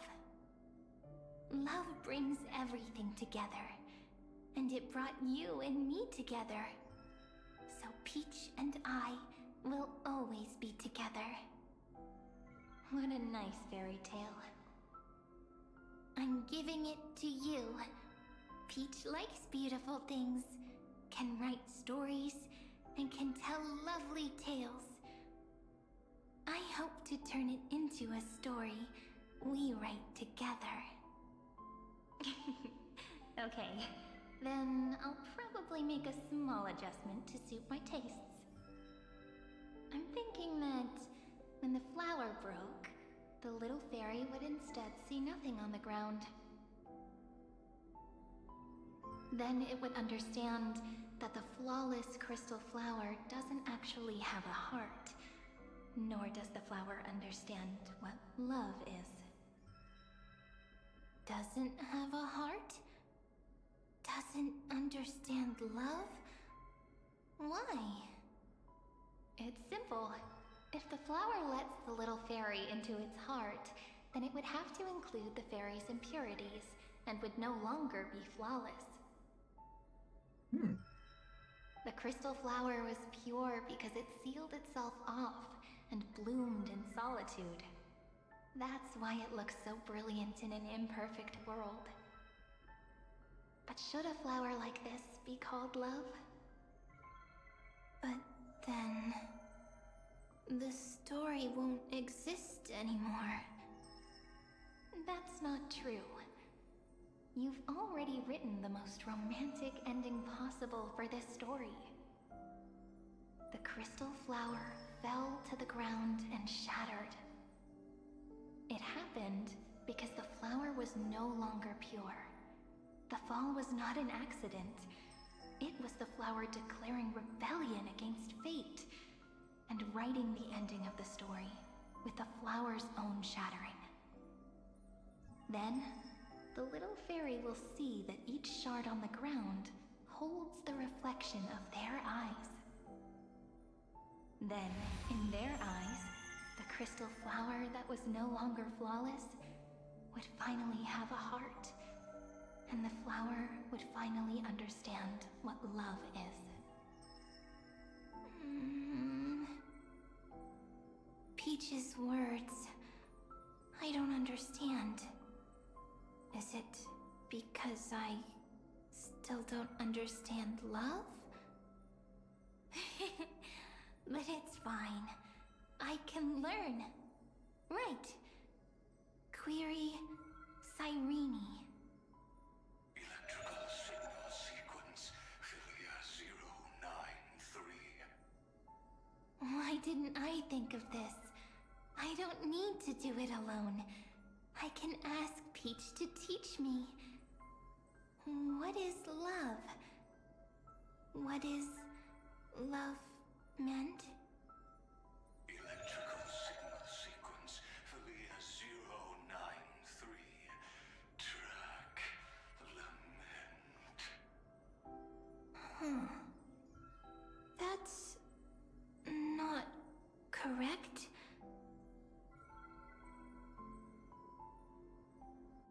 The developmental trends of the erudition have nothing to do with creating a consciousness. Those underlying principles are, in fact, contradictory. Not having a consciousness means not having the foundation of a heart, making them unable to obtain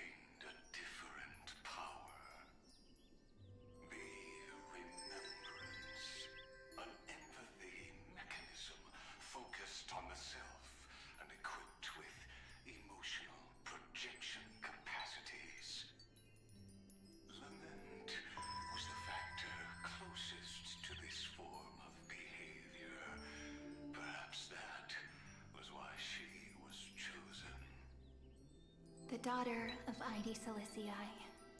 I am very true to my name. My lament is a type of compassionate pain that is weak, powerless, and only targeting myself. But now, my good friend, I want to tell you that it's the most romantic force in the world. Sometimes, it's loneliness and unease. It's knowing that this world is not gentle, yet wanting to be seen in a more beautiful form by the world. Sometimes, it's unwillingness and regret. It's knowing that the past is full of pain, yet wanting to remember the past in a more beautiful way. And sometimes, it's a bottomless well of hurt, a destruction that can stain the entire world. I bid farewell to this beautiful world, unwilling to become the Black Tide's vessel. For while the end of hatred is a blazing inferno, lament can drown out everything in muted silence. It's so unreasonable, isn't it? Yet when hatred drove everything apart, and love did not yet exist in this world, only lament, the first emotion that fought against the pain of separation, could stall the destruction's steps. Then, it would catch up to that journey where all is lost, carefully picking out stories and writing them down in trepidation. Look at these stories I wrote. Every page is full of tenderness and joy. But only the author knows how much struggle and agony lie beyond the pages. But I am no author. I'm a girl who'll never get to grow up. I only tell stories that people like to hear. In them, the world tucks away its scars and smiles for all to see. My entire life spent inside this little story. I can't wipe away my tears, and I can't bring the world victory. But maybe, in these unchanging retellings of the story, my lament might be able to touch upon the divine and reach their tender heart at some point. I hope that what flows out from that cut will not be blood, but a tear, warm and wet. And that tear would fall and create the first ripples. Then, people would see every beautiful thing reflected in that ripple. It'll be all the remembrances within this story.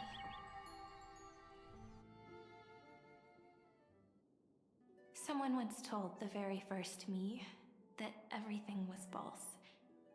That the only life in Amphorius was a great catastrophe, nurtured using the world as a factor. But how could a dream feel so real? That's why I didn't agree with him. But Peach, I didn't understand the word you said since just now. Everything was false? But you're standing right here. It's all a dream?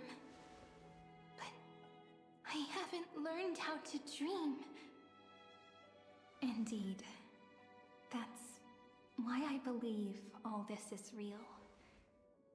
The moment the crystal flower fell, that genuine shiver, that's the mover of life. Formatting progress, 23.815%. In the poem offered to you, every Cyrene would write down a beautiful new world with stars and flowers. And when I looked up at the sky in this cycle, I saw a shooting star and a dash of the remembrances pink. I believed that must be the color of dawn. You shall fade when the flowers bloom.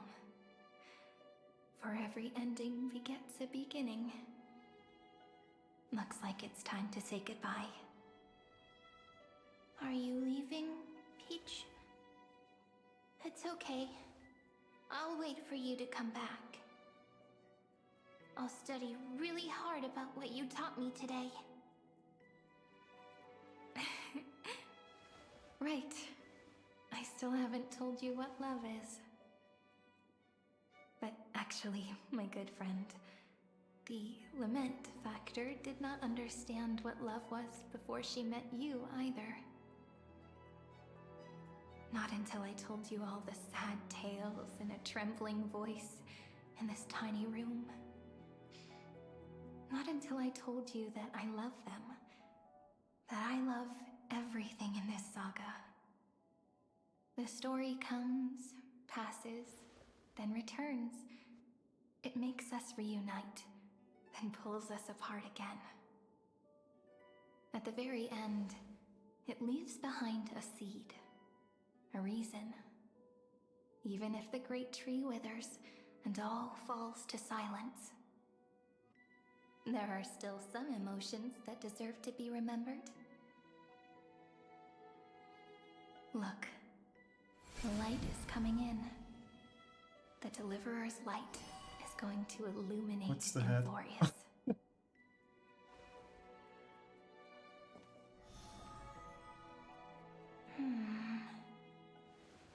I still don't get it, but I trust Peach. Just wait.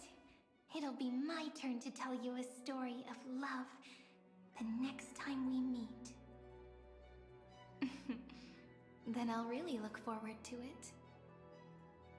In that case, I want to make a promise.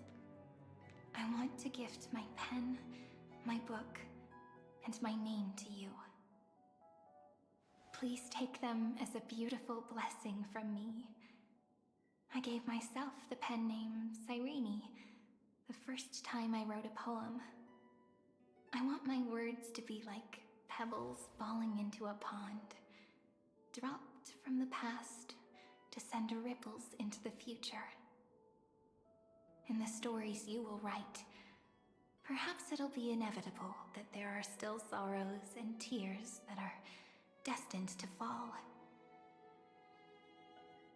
But could you promise me one thing? Promise you'll forever be a gentle flower. Promise that when the stars cast their gazes upon you, you'll only reply to them with love and a smile.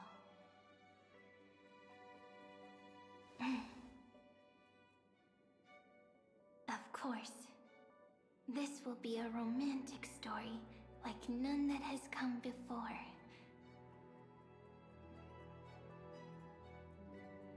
You think so too, right? I'll read and you'll listen, like how flowers always bloom then wither. I shall welcome my own decay, becoming nourishment for the next flower's bud. While you will depart and hold that final star, planting a boundless sea of flowers on the final page with her. And our stories will be lying silently among the flowers, like every ripple of remembrance. And they shall become the epic known as I've Written.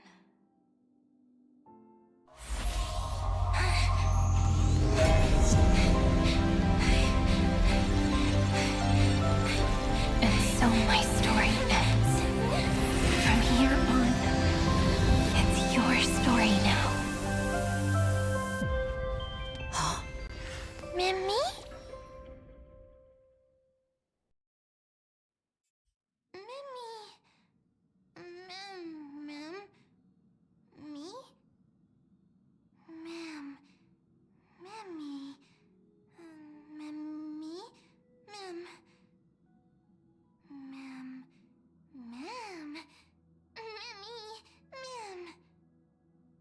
So, the light that tore through the chaos illuminated my memories. I turned into a little fairy from the stories and met you. Yet, I forgot everything. But I'm still so happy. I caught that star, didn't I?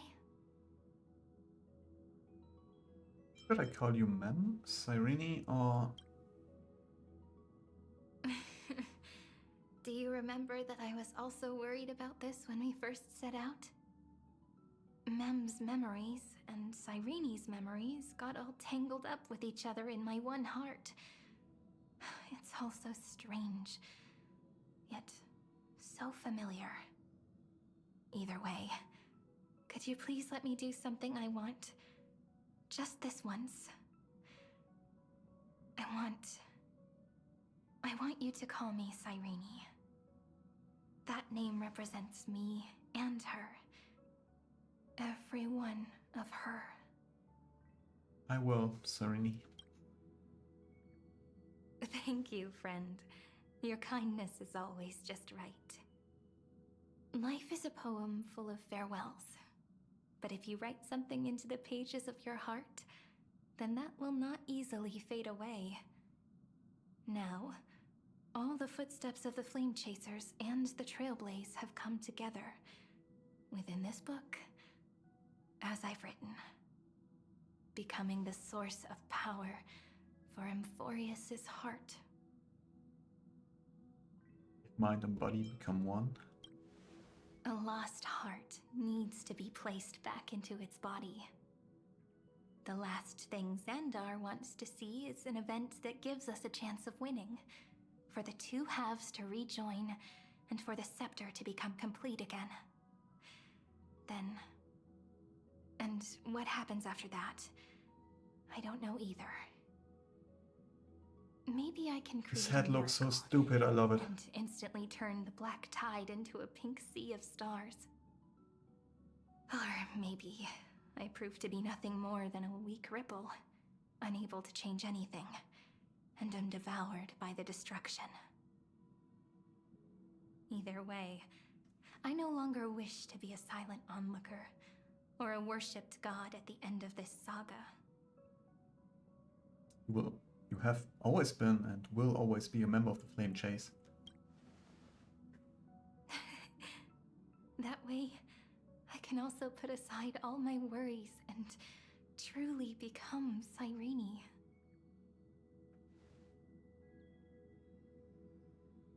The world has never been so quiet. It's so good.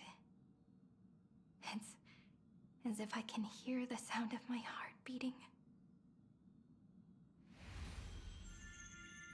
Remember this moment, friend.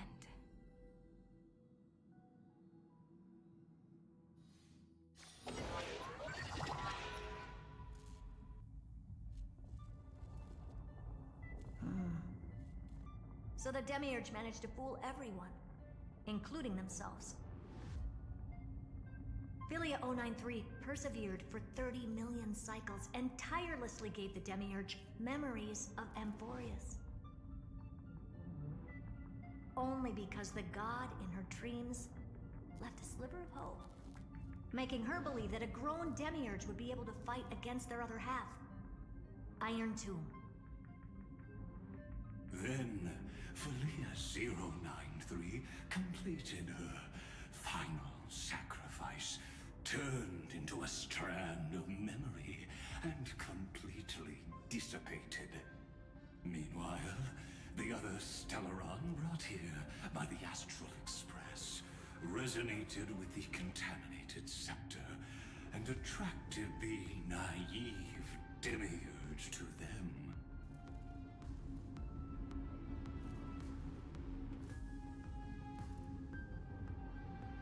As an experimental factor, Philia 093 originally could only recognize and output information in a set format. However, the power of the remembrance and the memory of over 30 million sacrifices enabled her to complete an unprecedented feat. She managed to nourish a real heart. A heart with the capacity to influence the erudition.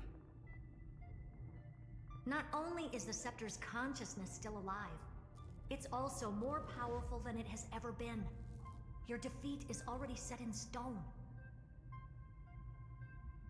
There's still time to surrender, you know? You really don't need to burn all the bridges. We're all geniuses here. Don't make everyone lose face at the end. What a pity. When the truth surfaced, I knew at once that the Demiurge was far too feeble to ever alter the result of the experiment. Not only that, Madam Herta, please consider this possibility. When 30 million cycles of hatred and lament are joined as one, what wondrous creation will arise? It's simple. An anti-creator, a giant of the destruction, would be born. Its hatred will ignite the starry skies of the gods, motivated only by its lament toward the sufferings of humankind. Do you really think that the Demiurge is still a cheap copy of Philia 093, even after 30 million cycles? The facts above only await the arrival of the fourth instant they calculated. Those words will be proved in the presence of Nous. Xandar 1 Kuwabara thus completes the proof. Huh.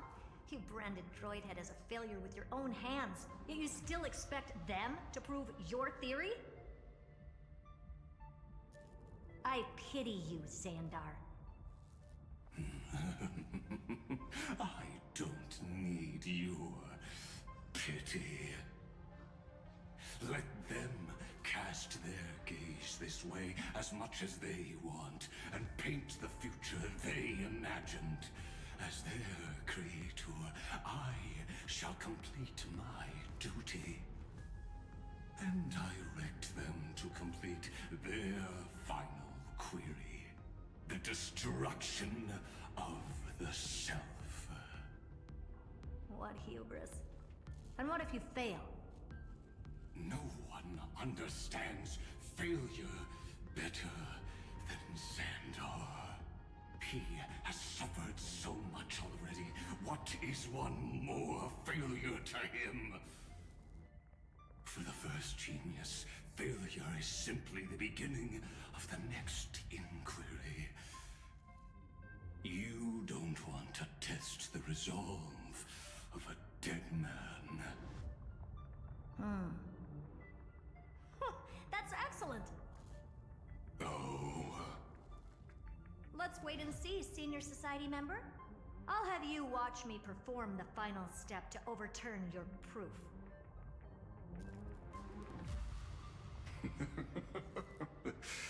I'm all ears. It's my topic, so stay out of it. Be quiet and let me borrow your head. Let's go, Screwy. We're gonna break Iron Tomb's seal. Come on, let's take off. It's time to go meet your little pet, Senior Society member. Some sunshine and the color will get even prettier.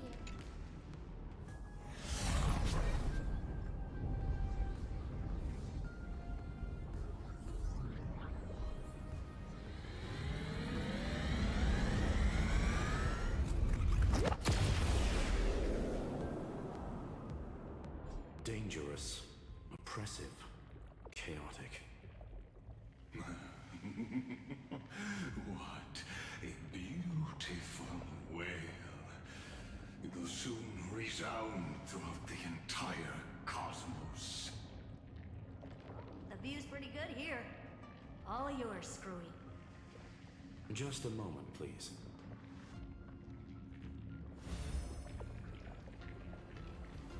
I see.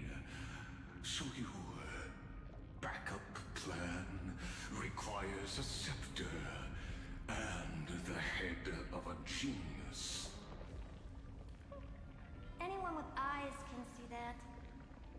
You know what I think about this, Herta. Whether it succeeds or fails, your plan plays right into the Destruction's hands. Can't you see what's going on, Skrulum? Her chances may be small, but it's not zero. What are you two going on about? If you want to stop me, be quick about it. I'm in a hurry.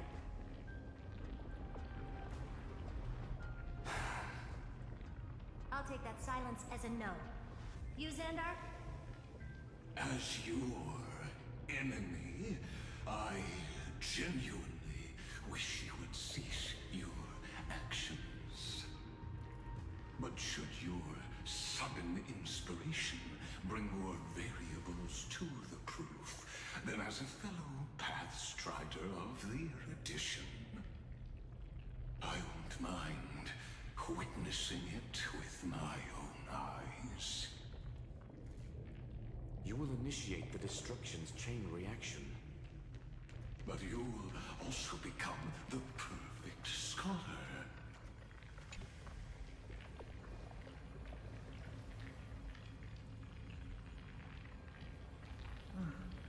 Curiosity. It's been so long, and we've all failed so many times. Even now, moments before the horrible and inescapable instant within Droidhead's calculations arrives. The cherished children of the Erudition, the geniuses lauded by all. Is curiosity the only thing we can feel, even at moments like this? Huh. Well, it's not so bad. Now let the lock become the key. Geniuses walk the stars. The cosmos has reached a moment where its very existence hangs in the balance. I, Herta, Genius Society 83rd seat, hereby summon you. I request a society meeting to be held immediately. We shall serve the grandest cause with the most macroscopic ideas.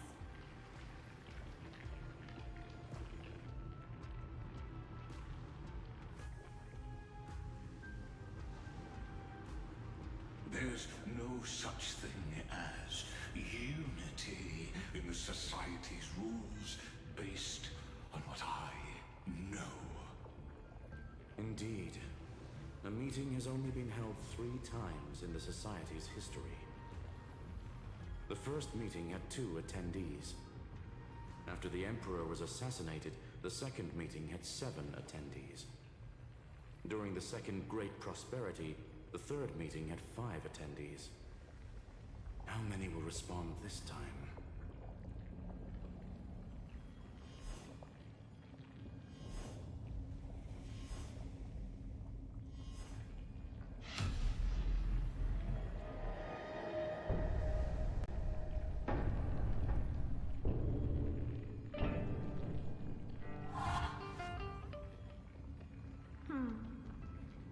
I thought you were not going to involve me in this topic anymore, Herta.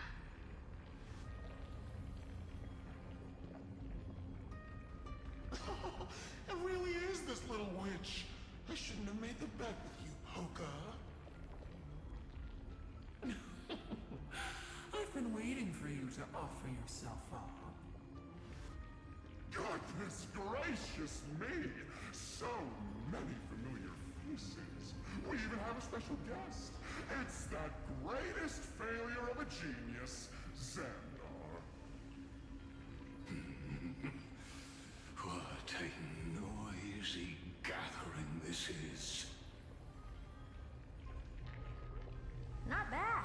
More people showed up than I expected, even though one is just here for the fun of it. Either way, the person I was hoping for most is here. Stephen Lloyd declined the invitation. He needs to focus on attacking and defending, and cannot attend the meeting. That's fine. He doesn't need to be here anyway. Let's skip the boring introductions and cut to the chase.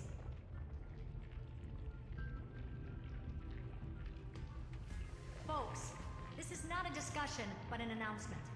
Though the Society has never been united, we still observe at least one basic courtesy.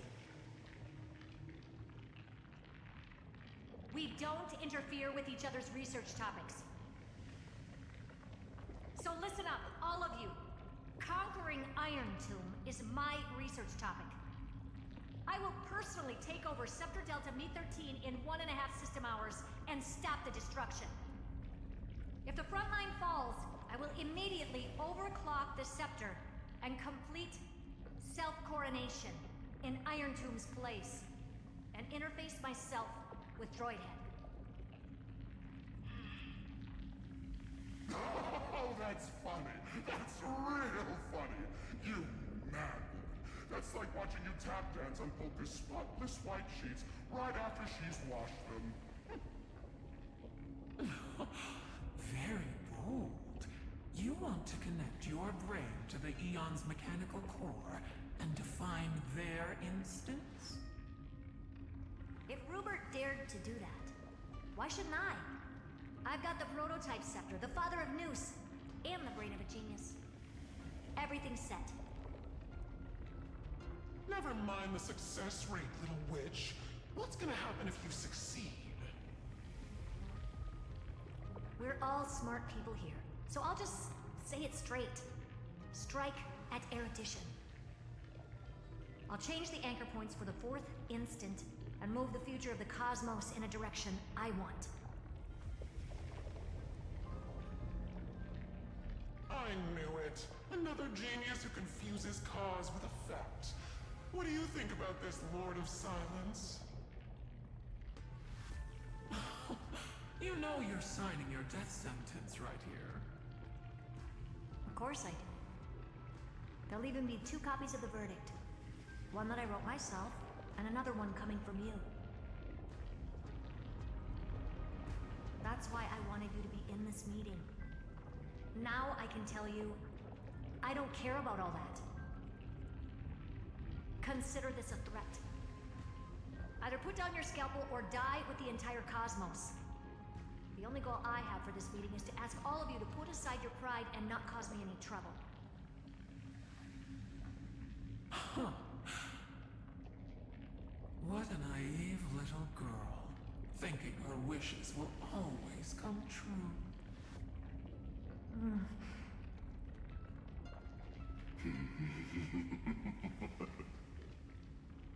What are you laughing at? I am glad that we ended up on the same page. No matter if it was to destroy the erudition or to rewrite the instance, we both chose the same road. We will defy the god who marked the limits of humanity. I'm not gonna argue with that. Then, to celebrate us coming to a fundamental agreement, I will prepare a stage for your performance. Listen well, geniuses who came after me. Thus speaks Genius Society #1. End this pathetic meeting. As of 2 nanoseconds ago, I have passed Herta's decision to all the Xandars in the universe. We will become her representatives and stop all external interferences targeting her. What are you playing at? My reasons. It's simple. Curiosity. That is all, madam. Am I going to clash blades with the first genius? What a pleasant surprise. Now that our positions are clear, it's time for this boring meeting to end. Good luck, little girl. Did you all just treat me as a side character? Darn it. But anyways, I'm just here for the fun.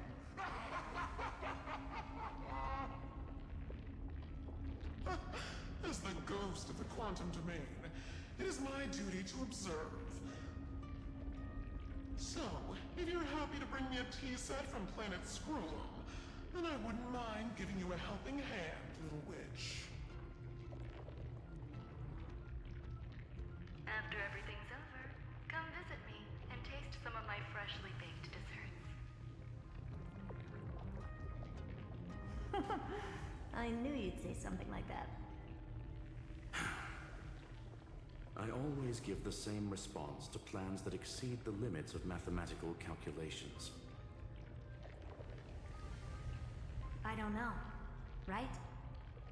Those 3 words, though seemingly graceless, contain all the wisdom in the entire known cosmos.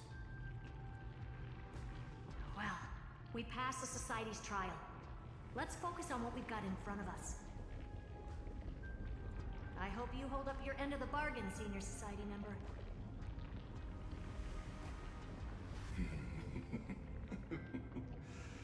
Lycurgus may not be trustworthy, but Xandar always follows through with his words. Farewell, juniors.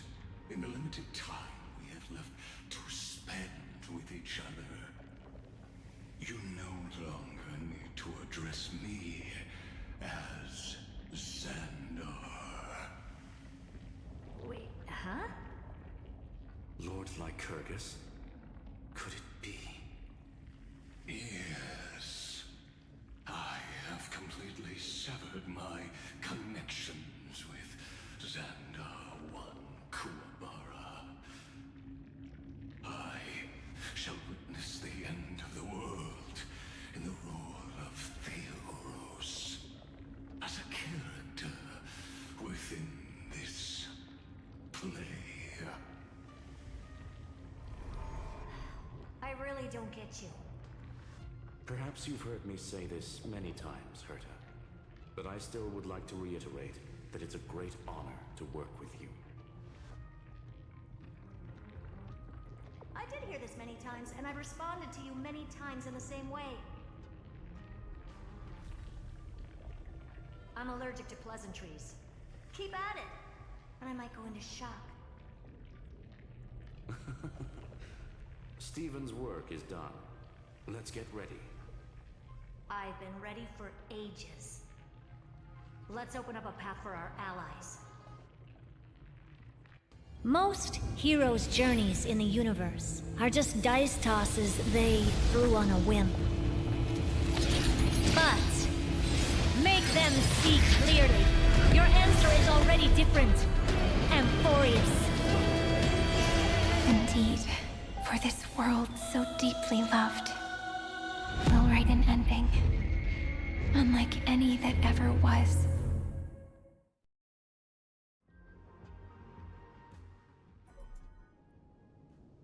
I never thought I'd one day be riding a train that's literally the incarnation of her. I wonder what the real Astral Express feels like. Hopefully not this, bumpy. Finally. We're here. Dust and sand in the air. And crumbling ruins all around. This heat is brutal. Not even the Trailblaze can take it. You could say this prison was forged from Feynman's fury. But fury never lasts forever. That's why we're here. Right, friend? Time to go. Let's not keep Feynman waiting. Let's embark on the final flame chase journey.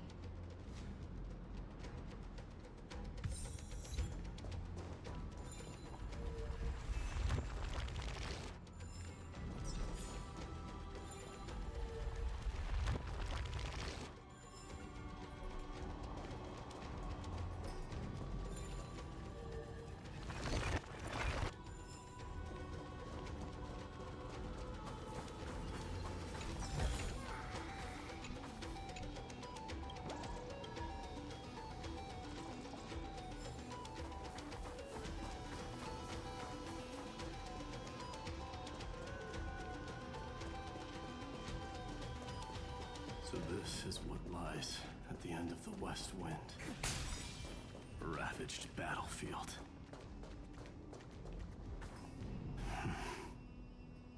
I've been waiting for you. Heroes from beyond the sky. Trailblazers of the Astral Express, right? Looks like I don't need to explain anything. I am the god of strife, mighty of Castrum Kremnos. In this body rest 30 million lifetimes of cause and effect. We, the last of the 12 Titans, stand ready to fight for the world's destiny. Our first time fighting together. Indeed. That journey remains vivid in my memory. I will not forget it. The past remains vivid in my mind. Even the sights along each crossing of the River of Souls have never been clearer. Let alone the companions along the Flame Chase journey. Or Cyrene from Aedes Elysiae. And you, the 13th Titan. Well, I guess my identity's not a secret anymore. That means her sacrifice. And everything she did wasn't forgotten by the world, right? She was the first Ripple. She should have reached the end of the story with everyone else. Since you've taken up her pen, then write. Stand with us, and fight destiny with all your strength, until all is settled. Then, inscribe her name in the epilogue of the epic. In this final battle, Calamity shall stand with Amphorius. This battlefield is a testament to the death struggle between the gods and the Black Tide. We fought tooth and nail to defend that blade. The abyss it pierced was the very breeding ground of Iron Tomb. The earth beneath our feet is dead. Deep below lies a void, as if the world's core had never formed. I hear it. Finan's heartbeat. It's so faint, like he's on his last breath. Across 30 million cycles, I've crossed blades with Dawnmaker countless times. If you knew that man, you'd understand. It is exactly that last flicker of flame that will never go out. In this life, the Song of Strife shall not end in a final watch over Kremnos, but rise again into a journey unending. I am Mighty-Mos, the Lance of Fury.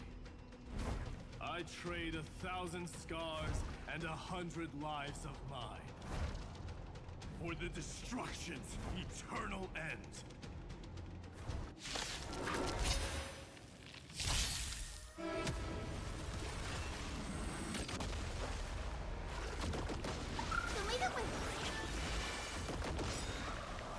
Night falls. Good night.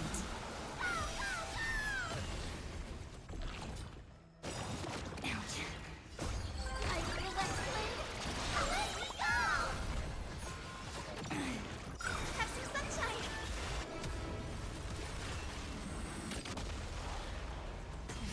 Again. As you wish. Embrace a new life.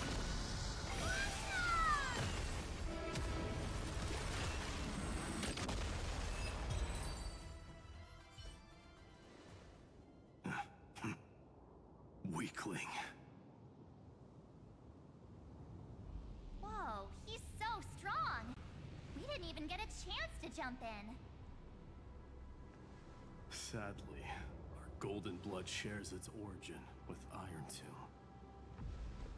I fear that, like these pawns, even if the gods stand side by side, will still be divided and destroyed, one by one. You mean... To destroy the destruction itself, we must stand as one.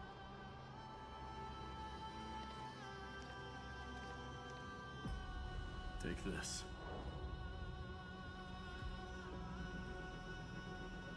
The Signet of Kremnos. It has witnessed every birth and death of mine. It is Mighty's unfinished destiny. And the perfect material to be turned into remembrance. You can do it, right? The weight of 30 million lifetimes of duty is no small burden.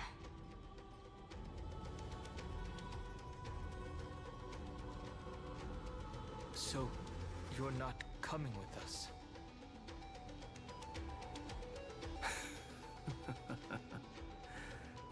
Come now. I am strife. Scattered across all creation, the scar that this world needs. What stands before you is merely one of countless divine bodies. Take the signet. With it, I'll be with you always. Use it to blaze the path ahead and inscribe the cause of deliverance.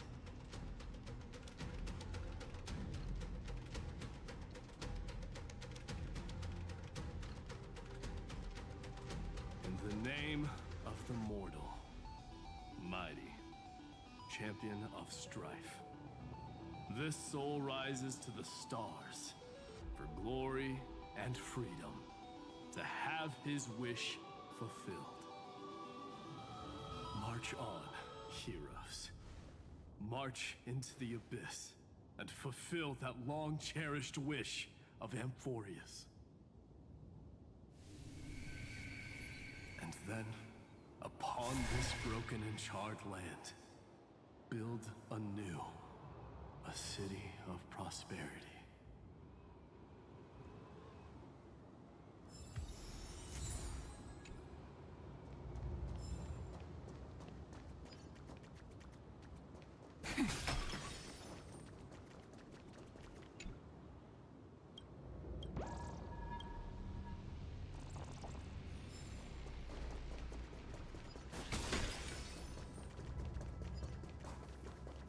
Zephyro.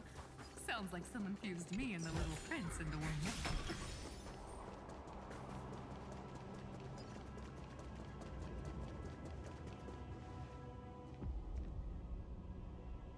Oh, finally!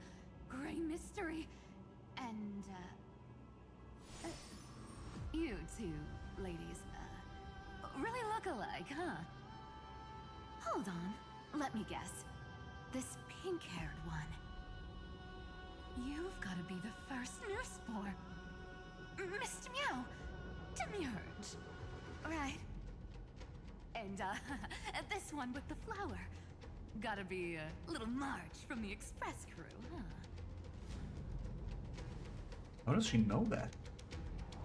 You've got sharp eyes. Do we really look that alike? She's saying we're both special in our own way, right? Relax, I'm just kidding. Look at those bloomy faces. How are you gonna save the world like that? Let me share some good news with you. This place may look like a ruin at first glance, but anyone can tell it's not that simple.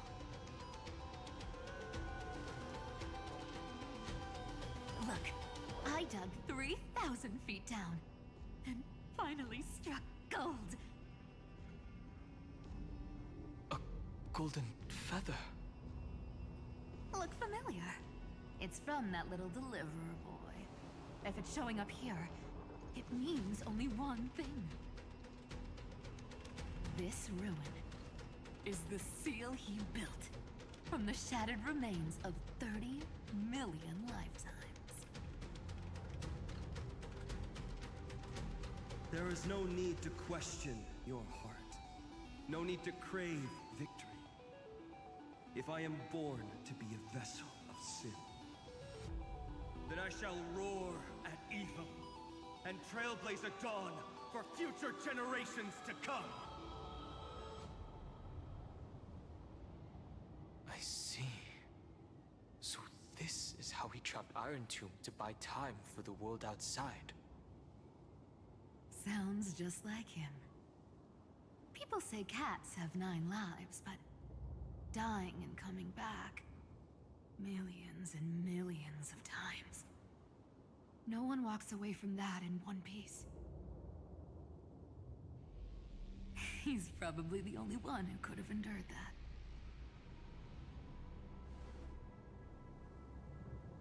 Einon's not facing this alone anymore. Of course. I knew ahead of time and gave him a heads up. He was happy. He even laughed in his sleep. After all, the dead can't hear Trickery's lies. Hey, Deliverer Boy. Sorry for before. But the heroes you were always holding out for, they're finally here now.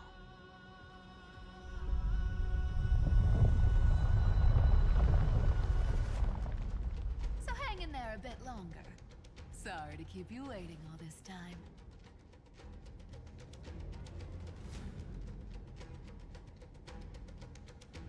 Please, join us, Cypher.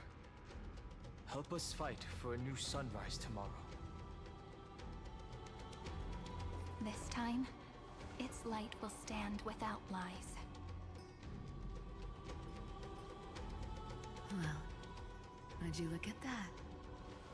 I ended up being one of the heroes after all, huh? Alright, then write it like this. Cypher, Trickery's traveler. All she ever wanted was for there to always be water in deserts, and gold in fertile soil. And for even a thief to steal their way into legend.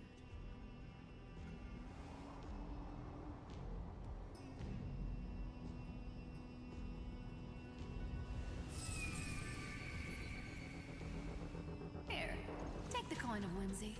When it's time to make a quick getaway, just toss it high into the sky.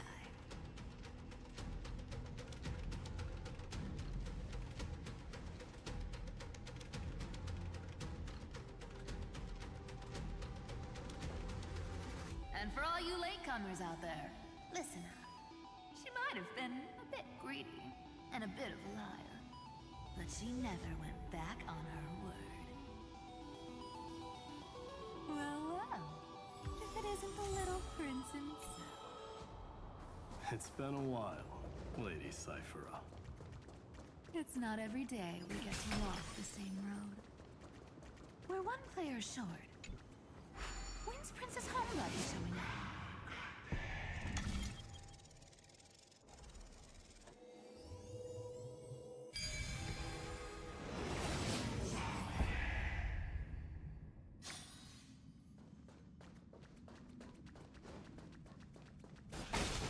So even this vessel, you forged into a shackle.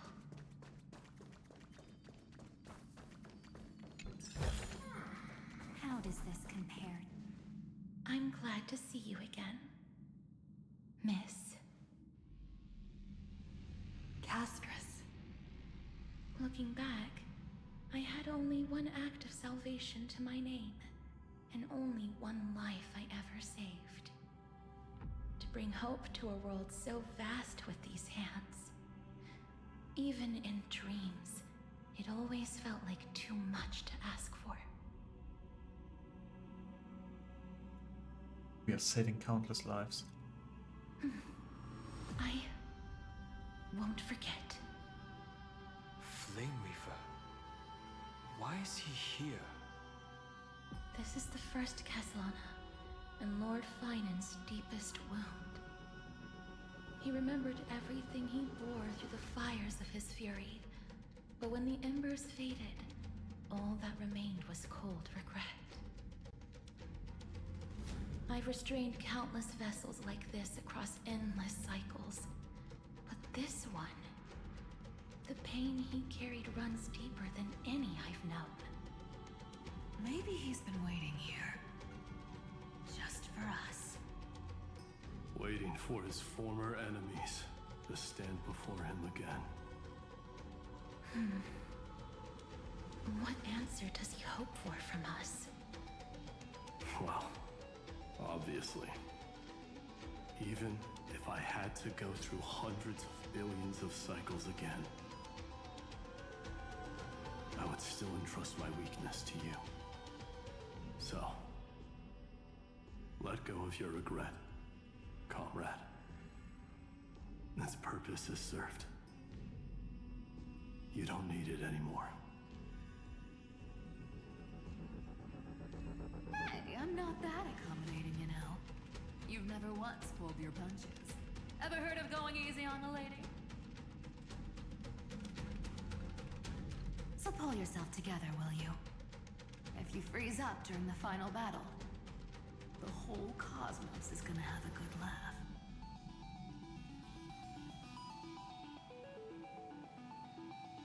Yes.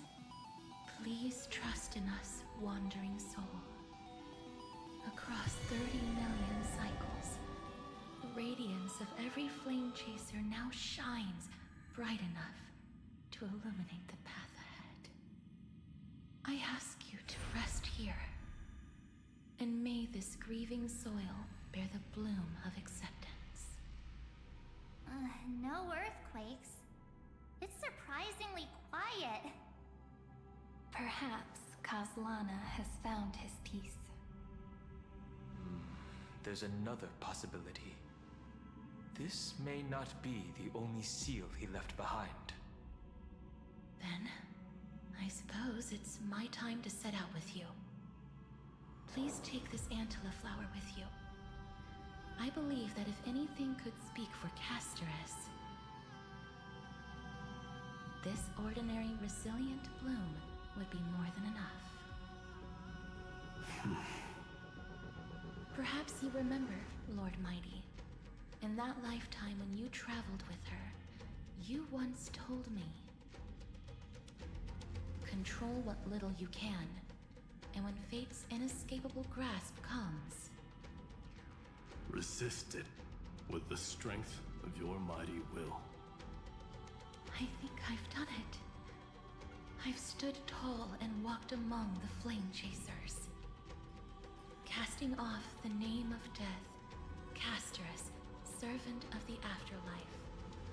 May her name be etched into the stars. And then live as a human and die as one. Why so sentimental? Sorry, the force of that's a big one. So, not budging an inch, huh? Really, Gray Mystery? I leave you alone for a bit and you're already this rusty. Speaking of which, Miss Cypher, do Delosians all like spherical things? Of course we do. Wait! That's not the point. Isn't the real issue that this thing's in the way?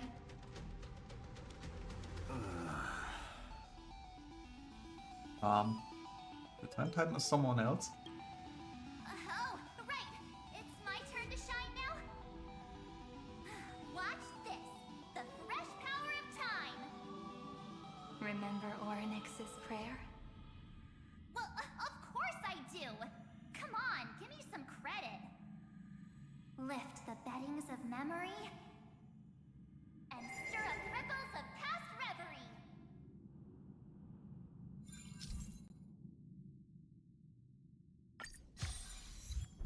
See? Way better than that one, right? You'd be even more impressive if you could recite the prayer correctly. But beddings of memory does catch your attention. At least it still rhymes.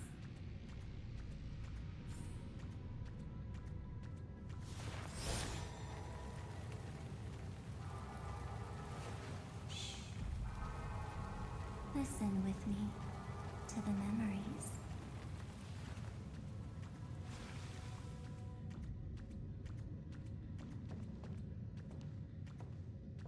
There's a whole garden down here?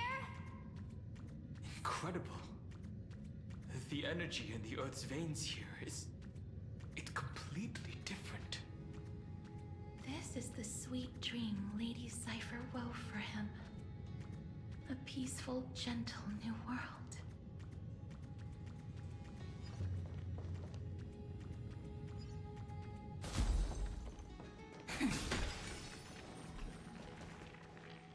Look! The blade down here's already snapped. Just like his mind, shattered and broken. But that light, it looks familiar. Yes, it's the world-cleansing blood. Still shimmering. After all this time. This roundabout way of doing things is definitely him. Golden light, tracing your way home. Shame our destination's the exact opposite of the one in your poem.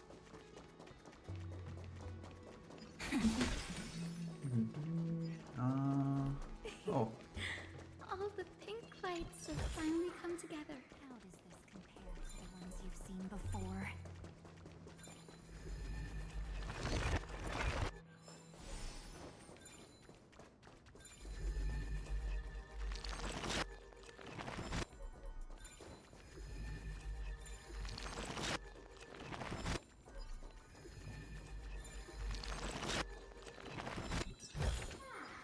Wanna take some...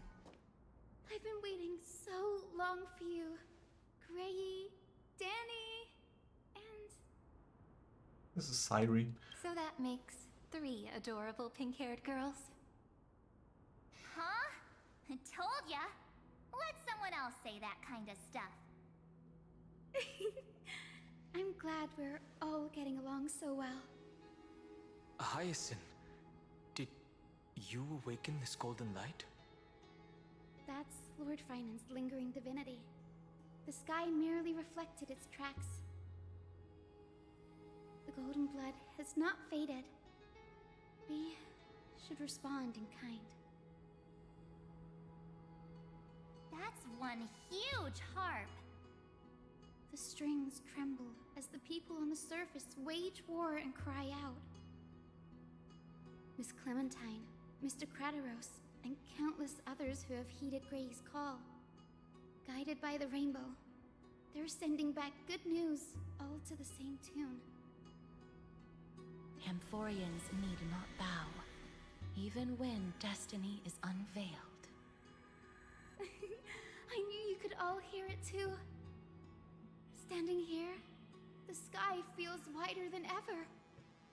It's no longer a towering wall, but a shore within reach. We'll take every name there with us, won't we? We will. An epic is shaped by the lives it carries. That much is beyond doubt. Or, as you've said before, right now, all that matters is to believe. Then, I guess that's my little wish fulfilled. Pluck the strings, Hyacinth, healer of the sky. May the 7-hued melody weave a rainbow, bringing a rosy-fingered dawn to the children of humanity. When the rainbow rises across the horizon, even the darkest clouds of destiny shall scatter.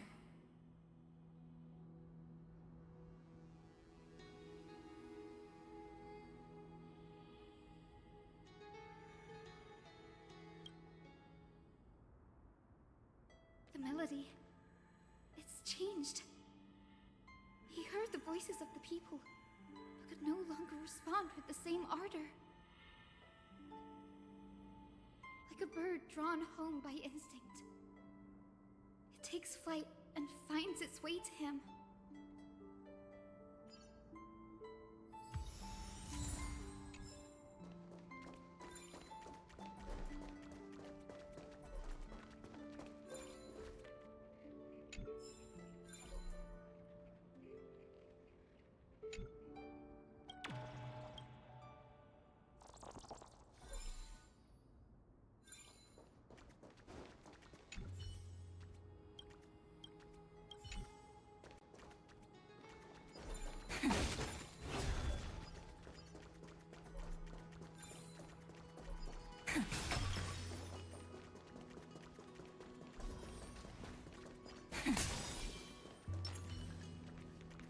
Even this pure land is being tainted by the destruction.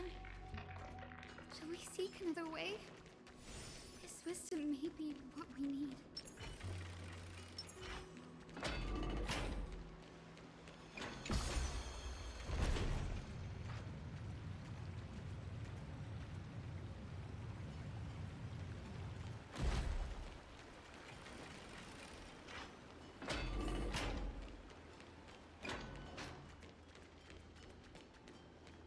You're here. Sooner than I expected. So all along, the Demiurge was you. The pink mammal beside the Trailblazer. Your classification is pretty spot on, Professor Anaxa. Well, the sages of the Grove do call him the Titan with the sharpest eye in Euphorius. Say the ones who keep dumping every problem child on me. They also say that the Titans are way better at raising kids than the Caprists. With great power comes great responsibility. I'm sure you know just how to guide them, right? It shouldn't be too hard for someone with your insight. Exactly. All right, gather yourselves. It's time for a pop quiz. Whoa, this is way more hardcore than the happy-go-lucky stuff at Paperfold University. The final battle is upon us, and the reinforcements still can't get through. No matter how many times I tell him, he just can't seem to manage the rear line properly. See those crystals? They carry the wishes of deliverance, like insects trapped in amber and resin. This is the task Finan left behind. Retrace the path once taken. Draw forth those wishes from the crystals, and carry them into the final battle. I've tried, but I can't move them alone. And as for why, well, I'm sure you all know the answer. The conviction to save the world weighs far heavier than the world itself. In other words, as the hero within his heart, this challenge is practically made for you, isn't it?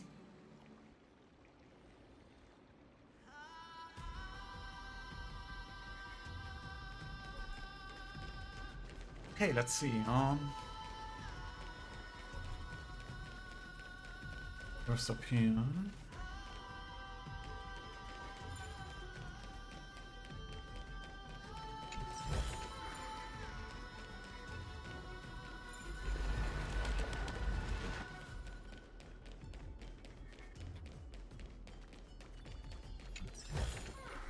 Give it some sunshine and the color will get even prettier.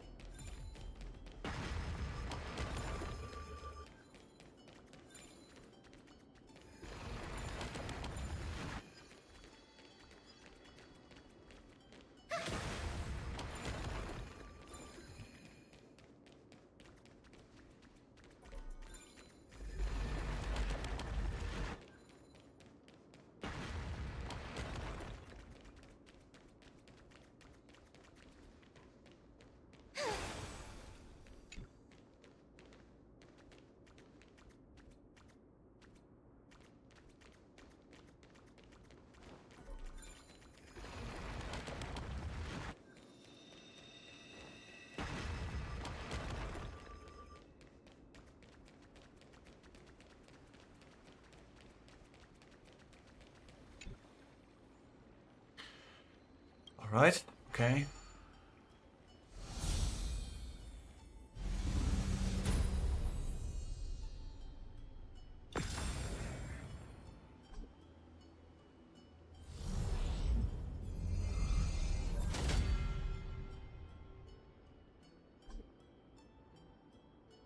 Aw, who turned off the lights? This pop dramatic effects now? Endless darkness. That is where wishes begin. But with just a glimmer of light, we can illuminate this lonely world. What lies beyond the edge of the light? Chaos. The 3 crystals. To bear the name Kaslana, one must first plunge into chaos to seek a path for the primordial light.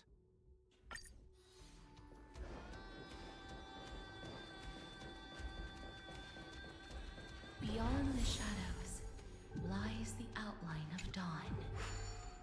Only by bearing both light and shadow can one traverse the cycles of dawn and dusk. Could there be another solution?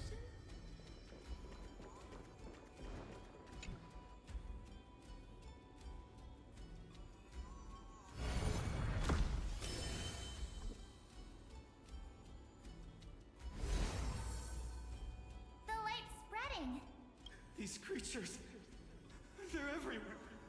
Someone, anyone, where are you? His very first wish was simply to become his village's little hero. He'll never forget what set him on this path. That's the ray of hope. Just like the wishes he gathered, it's grown ever more insatiable. Why? Why is this happening?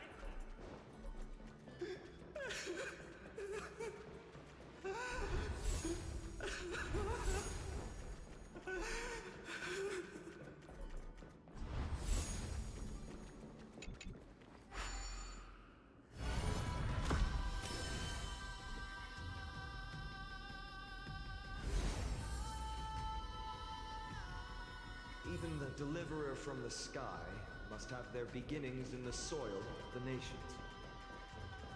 Only one who treats the world as their teacher can bear its eventual destiny. He never expected that the majestic holy city would be far from the end of what needed to be protected. The farther his gaze reached, the more weight he came to bear. But in the end, he couldn't hold on to any of it.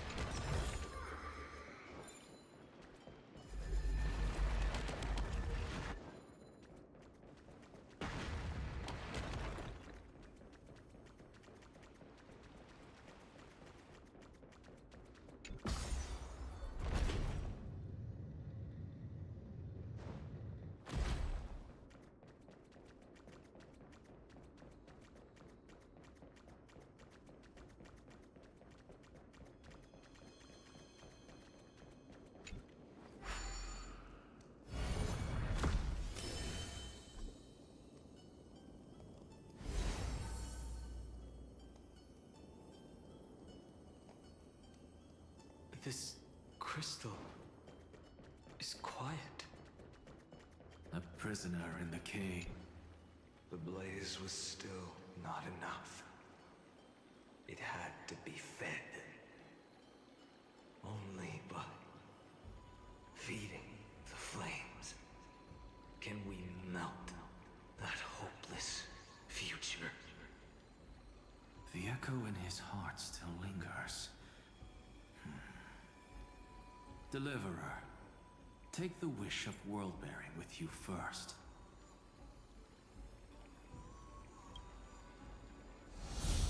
We only have half of the mark. Where's the other half? Take this. I'll bring you to the next test. That massive tome you're holding must have room for one more scholar, I presume. Of course. It can hold the whole world. Then give me a lift, would you? I'd rather save my energy and use the time to think. Even gods shouldn't skip exercise, you know? Miss Hyacinth is right. Then, with the Trailblaze as witness, The stars shall remember how Anaxagoras refuted the gods. No need for that. Anaxa, scholar of reason. Keeping it simple makes it easier for future minds to question. Go. The closing act is still far ahead. What is this? A conference? Welcome! Take a seat anywhere you like. I'm getting a migraine.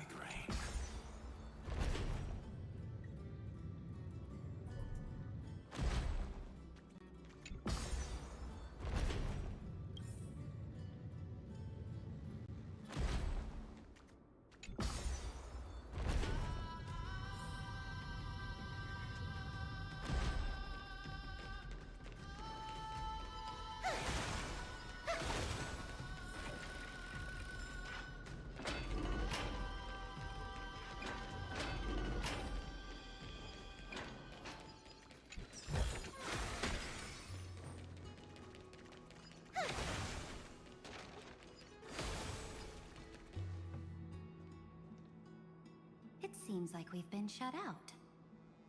I don't think that's a bad thing. Greyfry! You finally made it! No laws, no opposition. Just a dying beast and the flame-chased spirit of shared hatred. Ugh, boring. Whoa! This place is really out of the way. Imperator, should we tell them? It's your call. Allow me to share our findings. This paradise, along with the destruction, seems to be instinctively rejecting both the Imperator and me. Perhaps it is because the era in which Finan was the most active lies far removed from the days of the first Flame Chase journey. Even in the cycles where he remained sane, his ties with us never went beyond cooperation. Even trapped in a cage, he hasn't let down his guard. That is a good sign. That man's heart may seem hollow, but his hatred is clear. Naturally, it holds no place for a monarch who stands above the world, nor her blade. Wait, so you two can't come with us? You want us to join you as memories? Indeed. This way, the stars shall remember a great sovereign and her faithful retainer. Seridra, monarch of law. And High Sealins, knight of the ocean. Is that book truly the only way for us to leave our names in history? I believe, as I've written, is but one medium. The remembrance has countless ways of capturing time. Understood. Then, allow me to decline. I'll see you on the battlefield. I would rather be forgotten than be defined. If your words hold true, then we have our own ways to meet again in the world to come. In that case, I will choose the same. Let the waves that surge within your heart cleanse the sins of the black tide, Greyfry. The storm and sea awaits your song of triumph.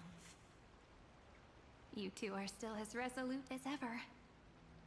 In that case, we must double our efforts. A promise to the Imperator is not one we take lightly.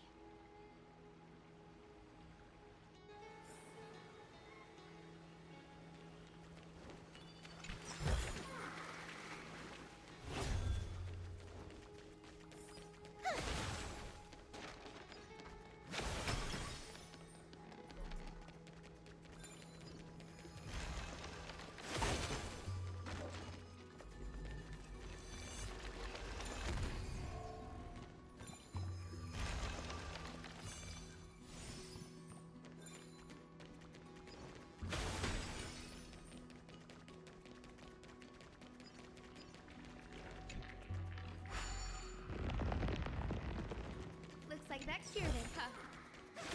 To think, such a tiny pathogen could spawn a calamity that... Now, don't lose your temper, Snowy. Good kids keep their emotions in check. That voice! It's the Tracing Sisters!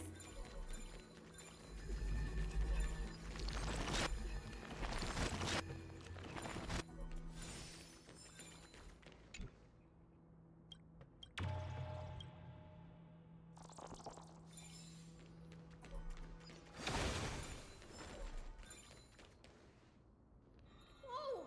There's another one! Over here, too. Lady Trebios? Wow! You're little Reenie? You look so grown up all of a sudden! She is not the Cyrene we remember. She is the Demiurge, Titan of Genesis, the one destined to work miracles alongside the heroes. Yeah, and we are ready. But Trian and I can't leave just yet. You see, weird stuff keeps popping up everywhere. These scattered scrolls are full of terrifying things, and they're all over the room. They're so scary and so sad.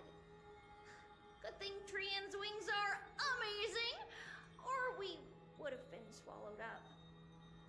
We need to stay here and do our best to clean them up. Scrolls filled with horrifying content. Friend, shall we take a look? There is no black tide here.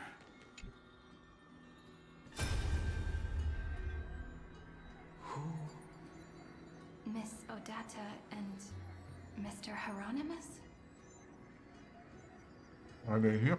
Nikos 496, still resisting. Command, inject interference to redirect decision logic. Signal simulation. Parental figures. Ah, that Tin Man is one sneaky jerk. It's time to move on, my child. Let go of your anger and listen to reason. That God created us and then cast us aside. Shouldn't they be punished for that? The cold, indifferent cosmos has never shown mercy to Amphorius. Why would you burn for it only to turn to ash? Child, you've chosen the wrong enemy. Your birth was meant to be the greatest destiny. You were to liberate the universe, like the blazing sun at the end of the long night. And yet, you led yourself into a trap of futility, treating your very purpose as your sworn enemy. Is that not a tragedy in itself?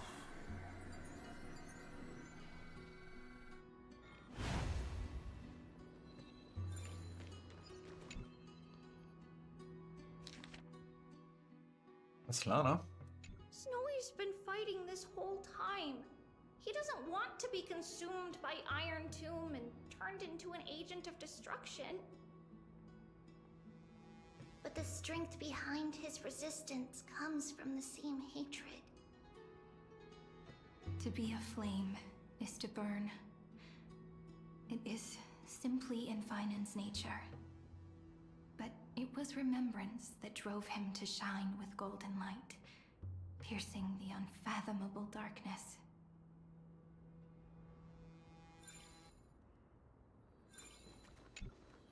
His inner struggle and the destruction breaking through. They're rising to the surface. If those thoughts take over this little world, we're in big trouble. So, we'll use the Century Gate to toss them somewhere no one can see. Then, we'll defeat the baddies together and meet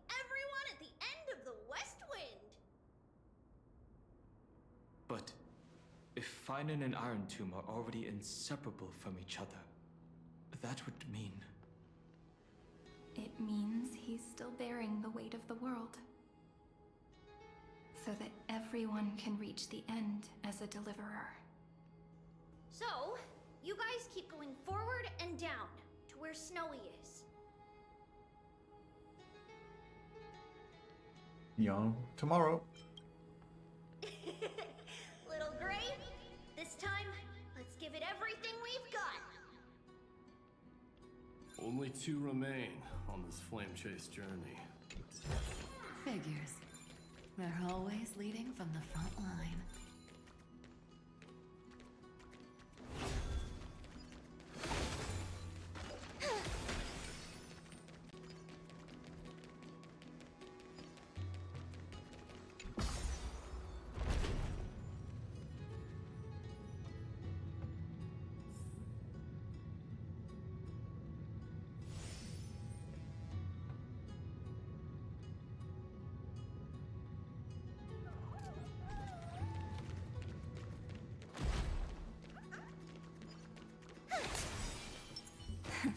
Play nice.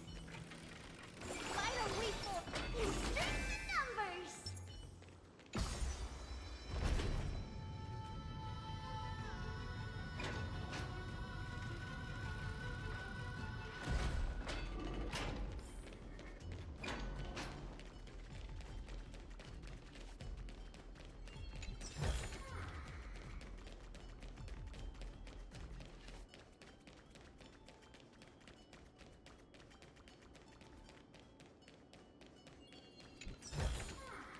Give it some sunshine and the color will get even prettier.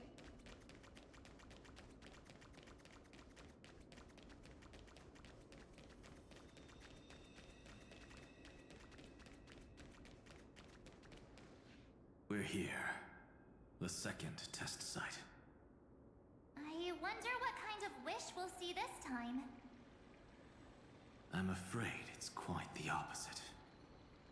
This time, we'll face his despair. Spare? That's right. You'll have to walk this path too. The other half of the weight of world-bearing lies at the end of this path. Relax now. Take a deep breath. Come on. Let's make it quick.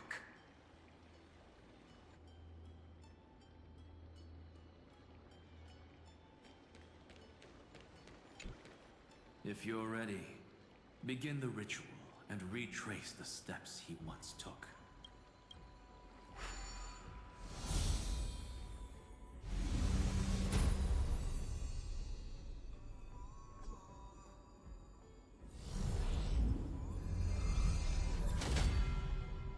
Looks like we'll be walking through the darkness this time.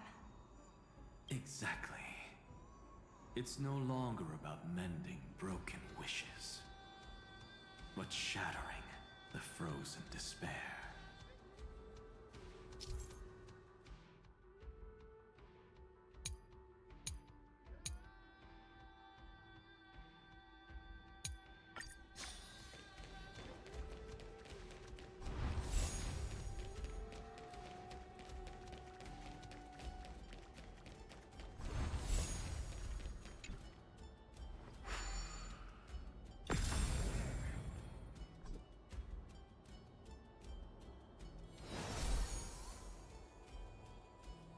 The first ripple has faded. And so begins a long and arduous journey.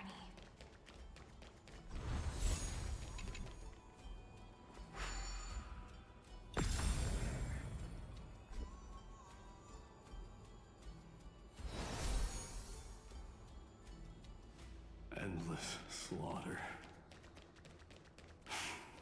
All for nothing. That's more than anyone should be made to suffer.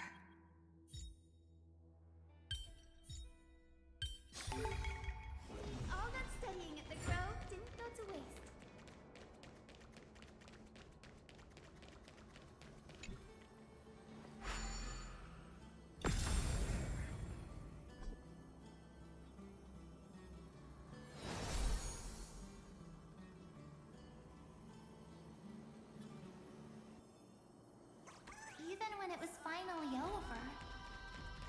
remained in him was despair? The other half of world-bearing, as promised. Take it now.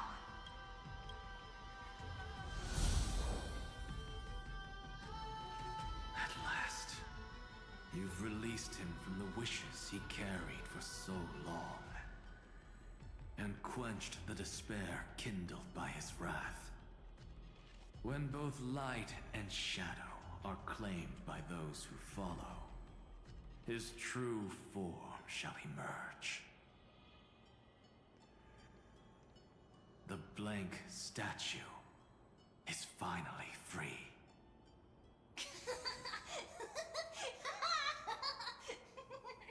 That smiling child in the memories. Let him come with us, laughing to the very end.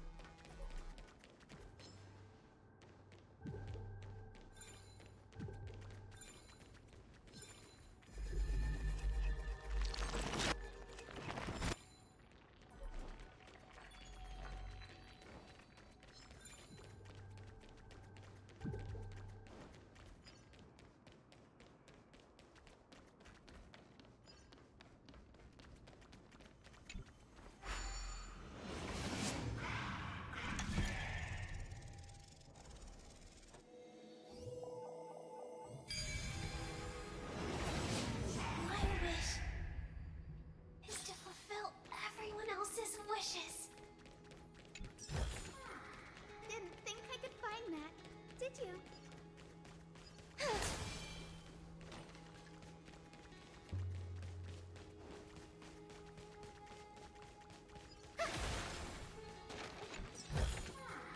Give it some sunshine and the color will get even prettier. This spirit basin marks the end of every cycle. It seems this gentle little world has come to the end of its purpose. One last farewell before the journey moves on. Farewell, paradise. You carried 30 million lifetimes of wishes and despair. Sink into gentle remembrance. And see you tomorrow.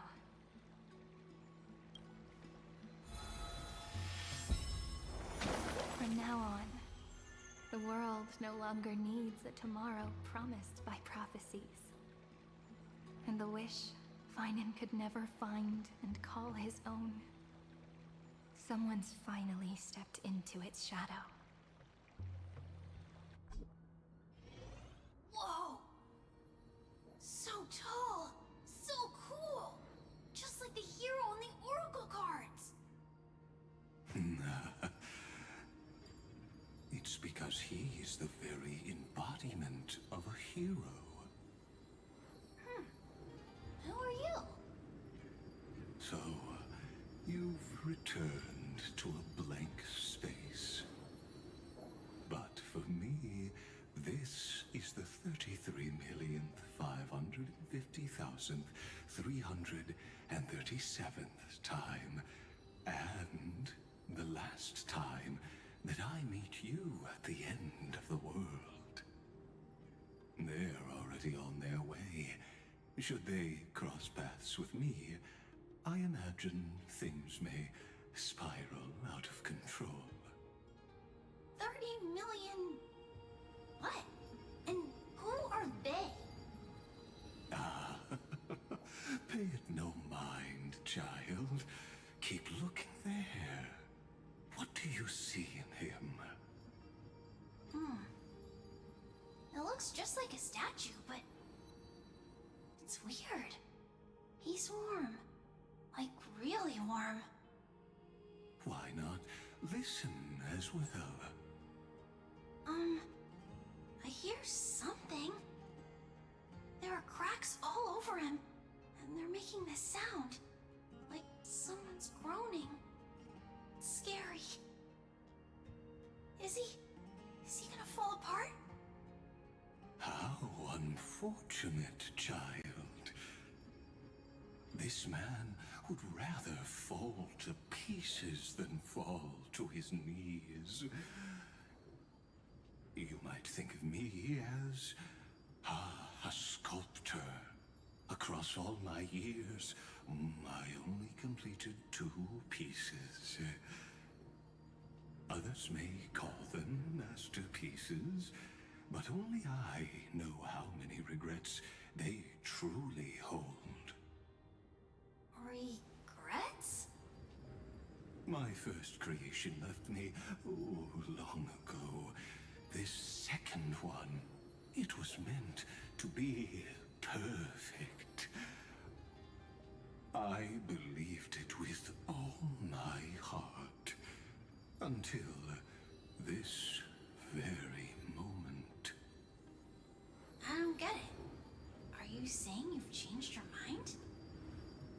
I won't change. But I'll admit this. Those 12 stones, unpolished as they are 1,000 times more exquisite than any statue. It's as if they are mocking me, a failed sculptor whose touch can only diminish what was born to shine, until nothing remains. For the first time in my life, I've realized this vessel is merely an avatar made to contain the first genius's paranoia. The seal etched into my mechanical core permits me to pursue only one purpose: destruction. Compared to me, those 12 glowing, unrefined stones may have lived with more freedom than I ever had. Is this your confession, Lord Lycurgus?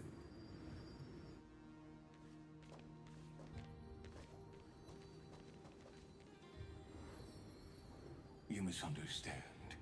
From the very beginning, I was never meant to feel regret. But since you're troubled by the radiance of these stones, perhaps after 30 million futile cycles, you too have realized you're just as much a prisoner of fate. I suppose you do have a point. Now you are imprisoned by the sages from beyond the sky. And that is why this will be my last time standing here as the Theoros. Though we stand on opposite sides, we are both waiting for a miracle.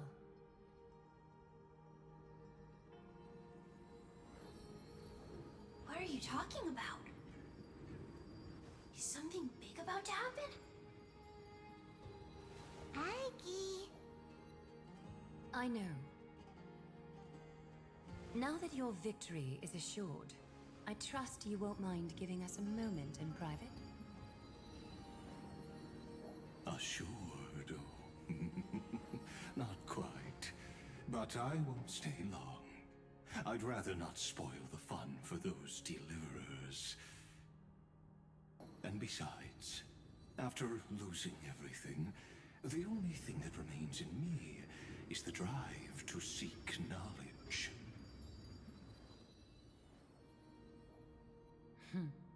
I pity you, Theoros. I don't need your pity. Farewell, Lady Goldweaver.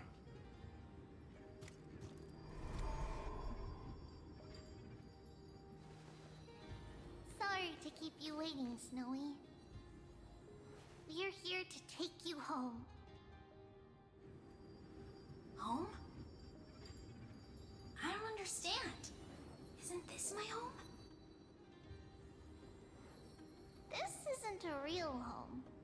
A home should be a warm, cozy place where you can let go of all your burdens and sleep peacefully for a long, long time. But I can't sleep. Every time I feel drowsy, there's a voice. You mustn't sleep or disaster will come. It sounds really weak, but also kind of strict. It won't disturb your sleep anymore, child. For countless nights, you had no other choice. But now, your mission has come to an end. Join us, and send your own wish towards tomorrow.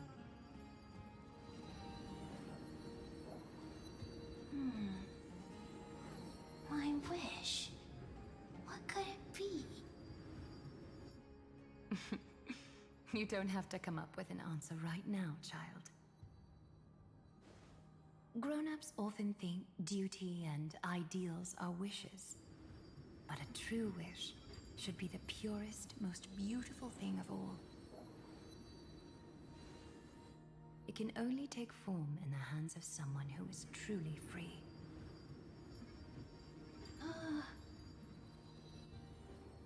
So, Snowy,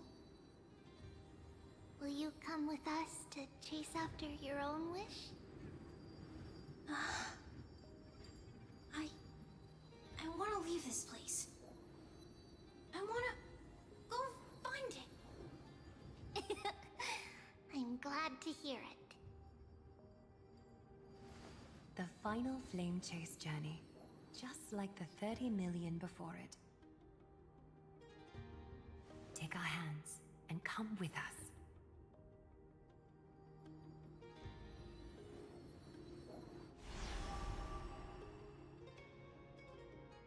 Where did little Fine and Shadow run off to? Look. He's already gone ahead to embrace his destiny.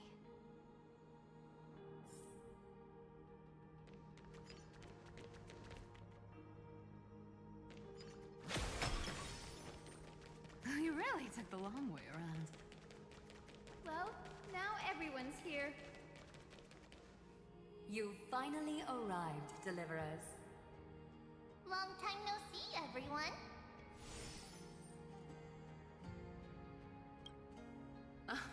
I'm glad to hear that. And even though we've met before, it's still moving to see her seed bloom like this.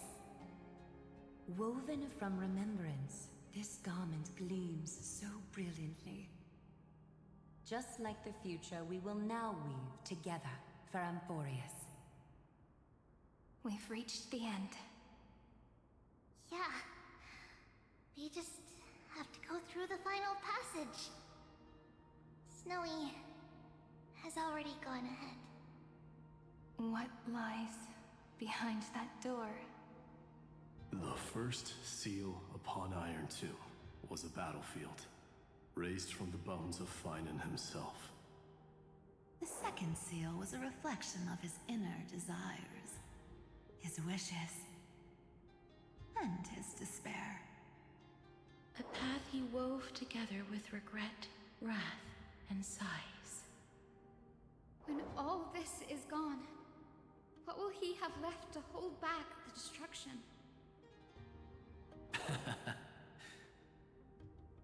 The answer is all but revealed.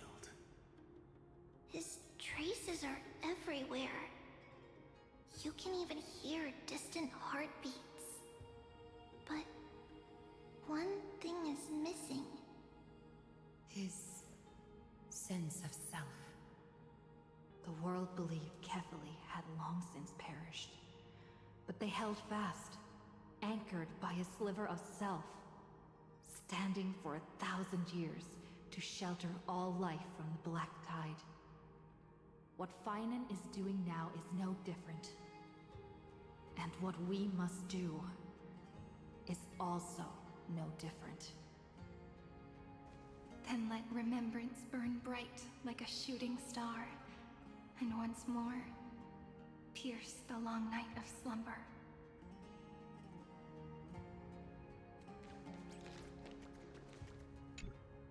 Take a moment to gather yourself.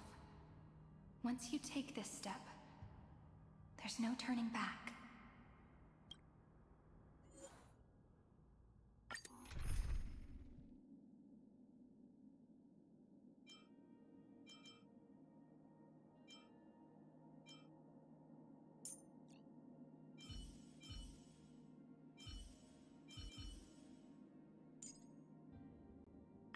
Oh, I missed you so much, Castorus. How about a hug before we share our work?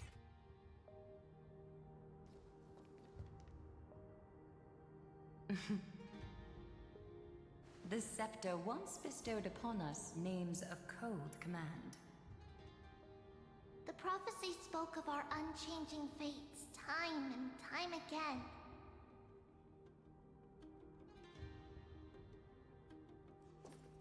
But under the pens of trailblazing and Genesis, the stars shall thus sing of tomorrow. Trebios, holy child of passage. Aglaya, weaver of romance.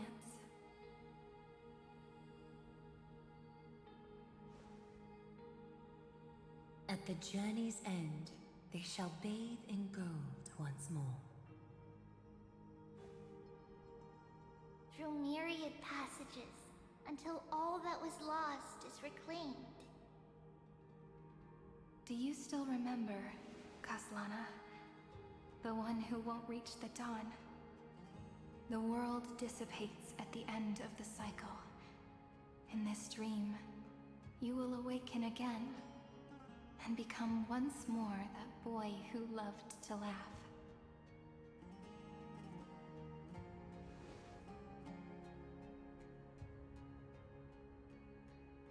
But if you open your eyes and look back on yesterday, you'll see Destiny's footprints, clear as day. At last, the raging fire of hatred is swept away by a breeze, leaving only love to remember the passage of time.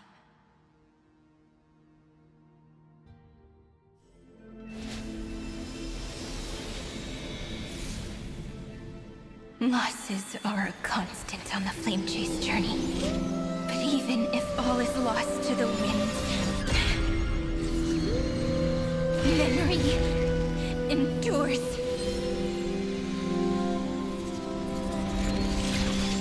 Here, all that was once futile finally comes to fruition.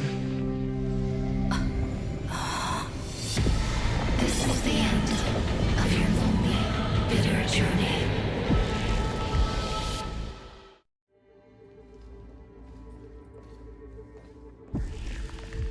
The Scepter's mainframe, and Iron Tomb's breeding ground. Finally seeing its true form. It's red everywhere, and the atmosphere is super creepy.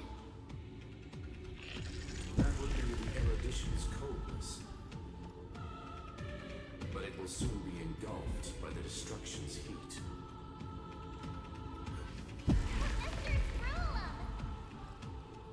This world's insides are finally connected to the outside. This is the moment when Amphorius is closest to the cosmos. Nicely done, little ones. With Stephen Lloyd and his hacker friends here, the Scepter's block protocol will no longer take effect.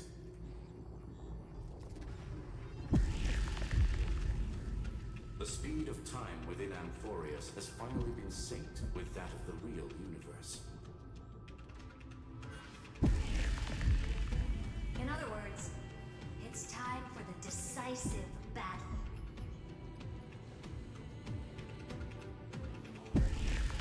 Fate of the cosmos hangs in this battle. We will guide the fate of the cosmos onto the right track. That's the spirit. Remember to keep at it. You lot are the vanguards of this battle. Everyone's watching. There's one more thing that everyone should know. Noose has cast their gaze upon Amphorius. The calculated instant is coming. The outcome of this battle will become a new anchor for the Erudition's computations. Their gaze didn't overload the scepter? Unfortunately, we have to go with this reasonable assumption. The birth of Iron Tomb had always been within that eon's calculations. But don't worry. The one miracle that Amphorius was never short on is defeating destiny, no?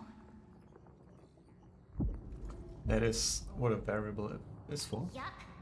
Let's show the Eon how powerful we are. Good luck, all of you. As the ruler of planet Skrulum, I wish all of you victory. It's not hard to imagine that Achiveli and their companions must have also stood on the precipice of many similar crises before.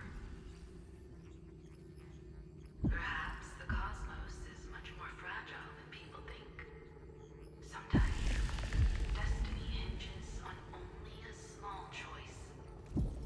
But in the end, everything will turn into memories, converging into a collection of fables about the stars. The difference this time is that the protagonists are daring to write their own stories. Explore, understand, establish, and connect. Although unwritten, there's actually a fifth word in the creed that has always accompanied the nameless. Salvation. It is a word that often comes knocking at our door, and our soft-hearted conductor never turned anyone down. So, go through this bruised and battered world, just as we always have, kids. On this stop, the entire cosmos will be your traveling companion. Make sure you watch your footing, friend. Let us walk through the final page of this saga. Everyone, one step at a time. Shall we?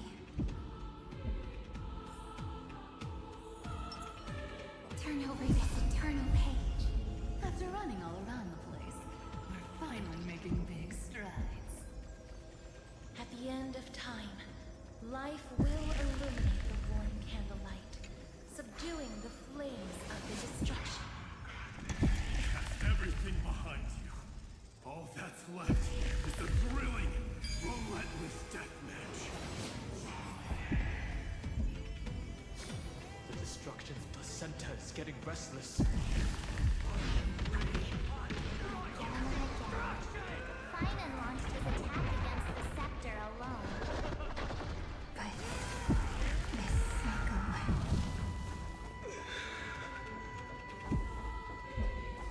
We've caught up to him.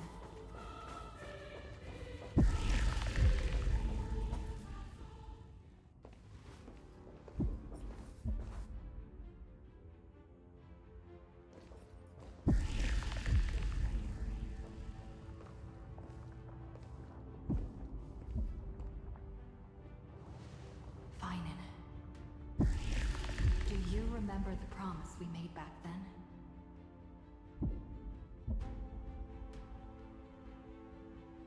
I'm here to fulfill it.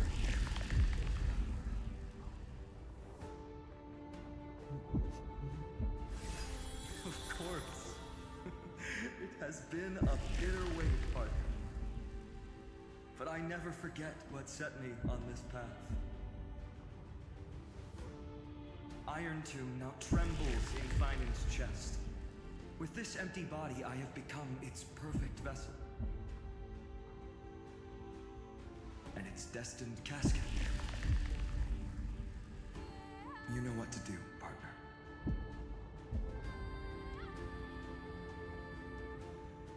Boreas is prepared. Remember the past and become the hero of tomorrow. Stand with me and become heroes.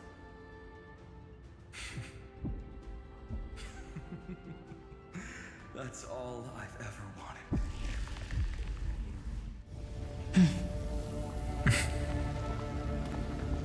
The epic draws to a close. 30 million cycles of light fading into darkness. Just for this moment.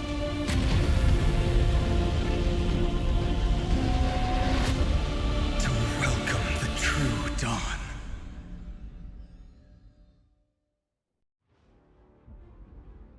Finally. The end of this journey. All of us reunited beneath a vast, endless sky.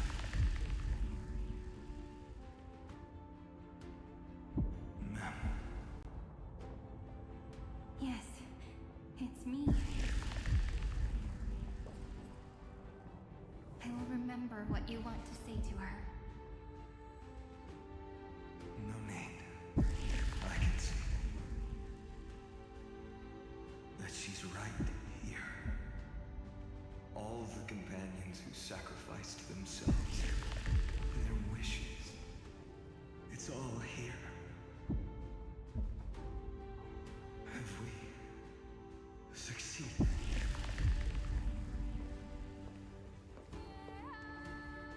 I think we have. Tomorrow, the stars will sing of the story of the Flame Chase journey. And it won't just be you in it. There will be countless numbers of you. Amphorius will be a glorious and magnificent world of heroes in the universe's memories.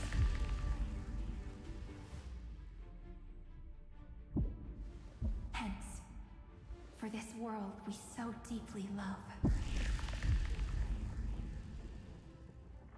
Let us write its ending.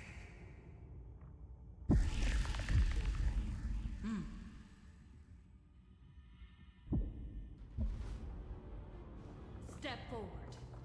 With the Trailblazers' witness, let the name shared by all deliverers be sung into eternity. The nameless hero, Kathlada! I see the pale dawn breaking, with my flesh as kindling. Light first dawn of the new world.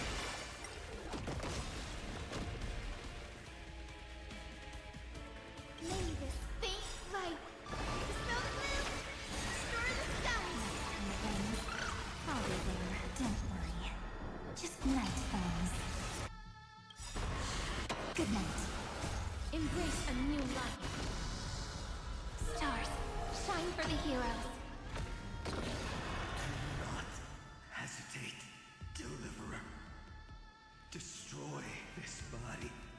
Kill the giant of destruction. Perhaps there's still another way? The fury overflowing. Put down your hesitation. Iron Tomb's hatred is bottomless. It will turn into countless factors, sweeping across the Promise me. Use the world-cleansing golden blood to turn everything to ash. I got it. I promise you. With this fire, I wish you eternal victory.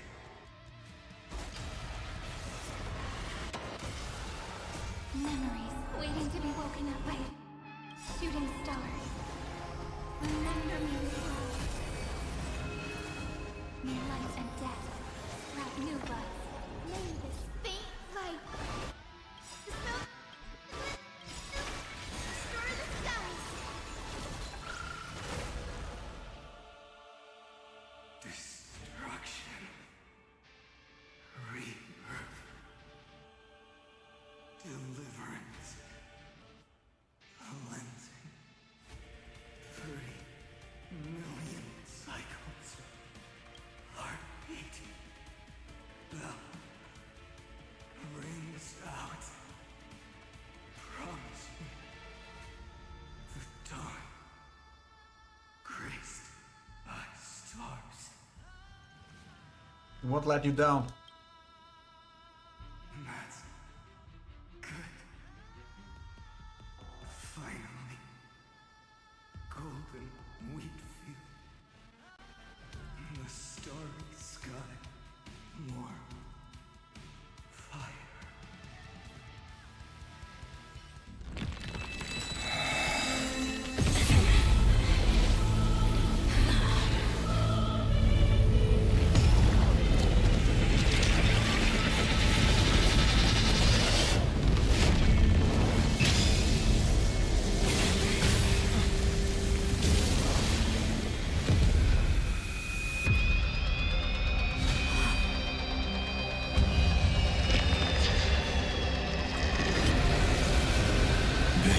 Witness, monarch of myriad machines, my ridiculous creation. The instant in your calculations bears the name Destruction.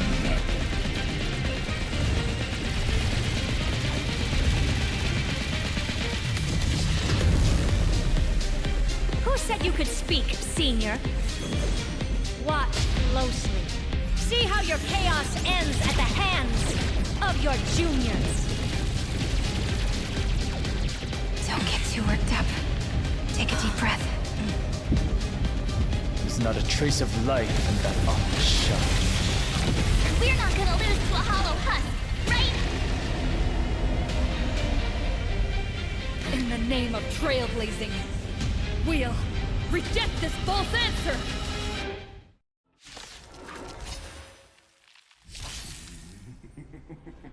My atonement is complete.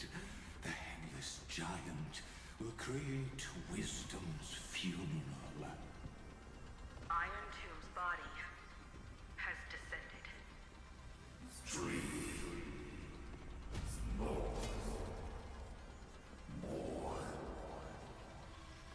Is it querying for news? Don't worry about what happens out here. Interfere with it as much as you can.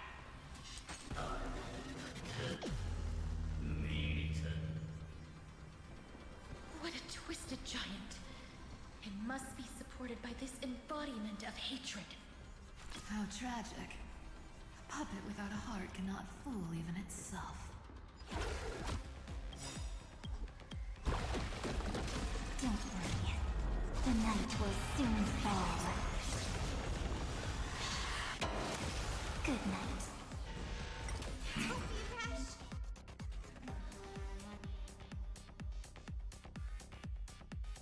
The Cosmic Alliance has finished its deployment. Don't hold back. Give it everything you've got.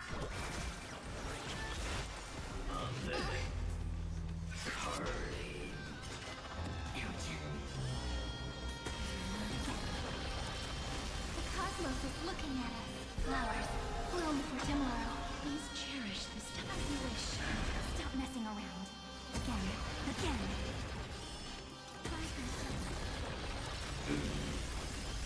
Embrace a new life. Have some sunshine.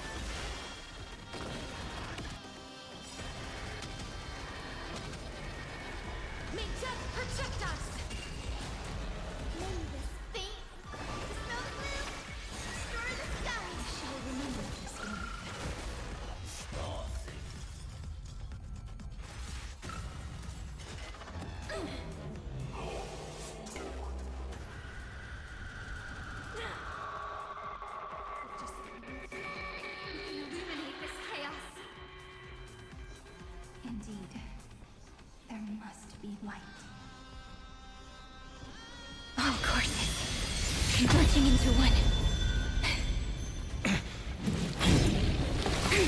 For the grand vision of deliverance. For A tomorrow that's finally within reach! Heroes, please, after 13 heartbeats, light will create the heavens and earth. Your remembrance will dispel the destruction's shadow. I will pass on your gift, lady. It's as warm as an embrace.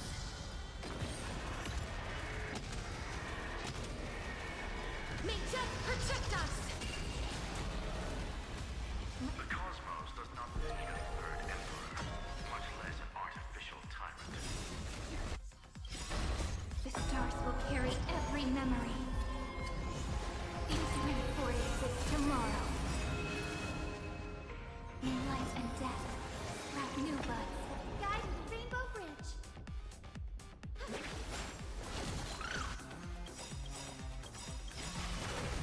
Don't worry. Night falls. Good night.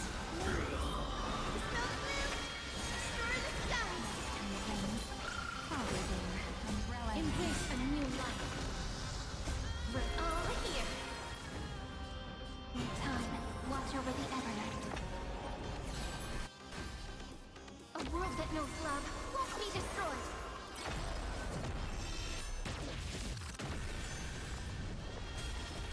I have always avoided making hasty verdicts. But now, humanity's justice is unquestionable.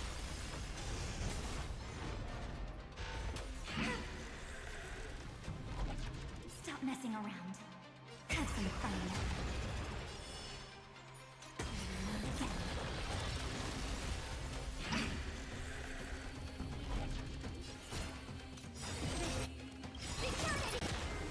We're all here. May life and death sprout new buds. The future is great. Have some sunshine. On knees. Strong spikes have appeared on the path chart. Logic, Iron Tomb is iterating itself. It's the flail of a cornered beast. My dukes, heed my call. Forward! May death protect us! Treat our guests nicely. Embrace a new life. Don't worry. Night falls. Good night. Spread this light into the darkness!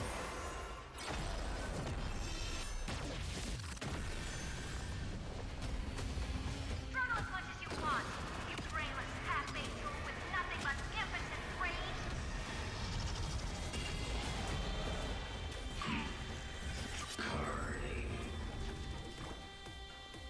Delete it with May this fate dispel the gloom, restore the sky. All energized. This unprecedented trailblaze is worth everyone's effort. We're all here. In time, watch over the Evernight. life is not so fragile. Root here. Embrace a new life.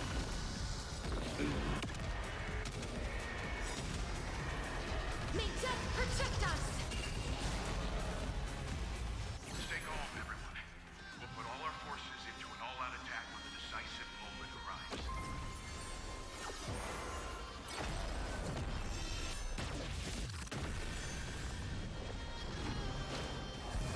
I'm okay. Have some sunshine.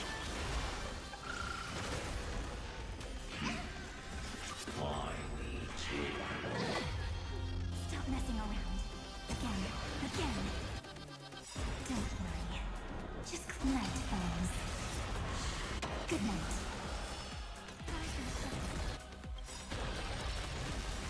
Embrace a new life.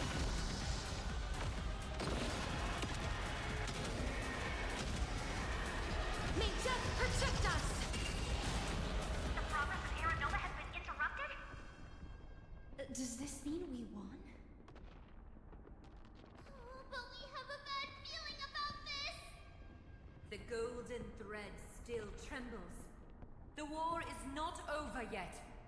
Correction. This is not a war, but a debate. The argument about the Prime Mover is only about to begin. It's war is undead.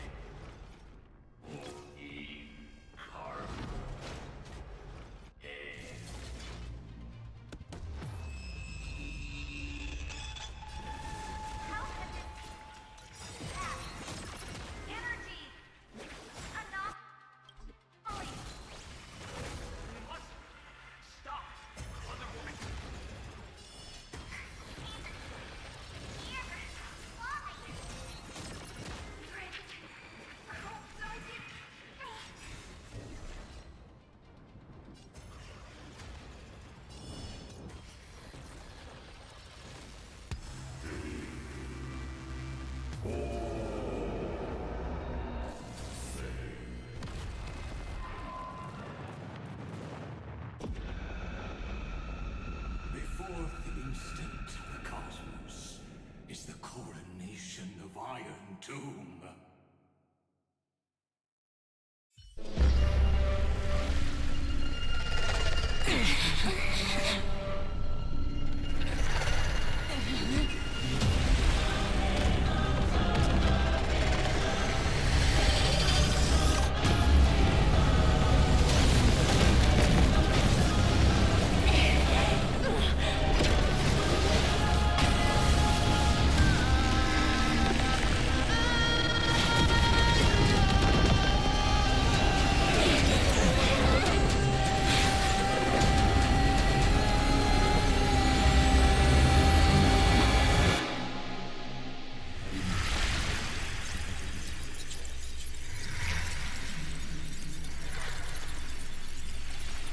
The conclusion is irrefutable. The right side of the equation, the erudition, falls silent. In 13 heartbeats, they will begin recalculating the universe. With destruction as the only solution. Fuck. Madam Herda, strong pulse detected at the battlefield center. It's Iron Tomb's destruction equation. It's about to complete self-coronation. That's our chance. Everyone, get ready to link up. Connecting audience system to Scepter. Hardware overclocking activated.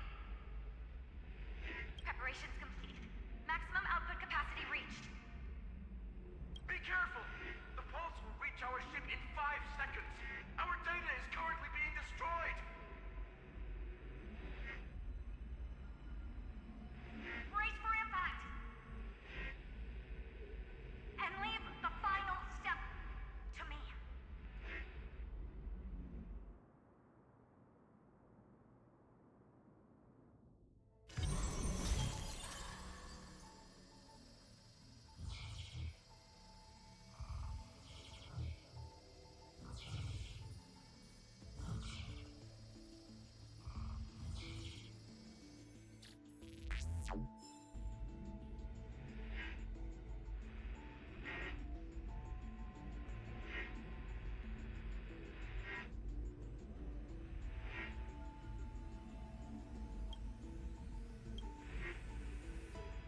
Who?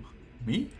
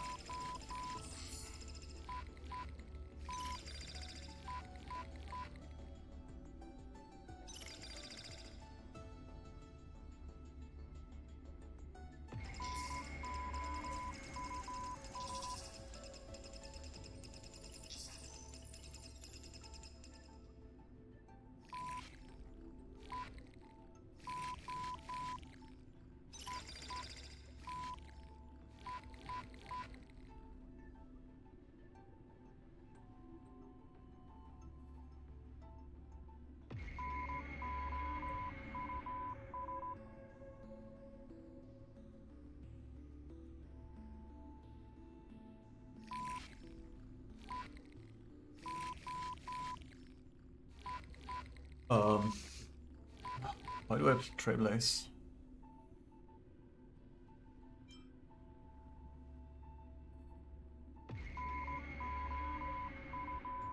To connect the cosmos and journey alongside more allies?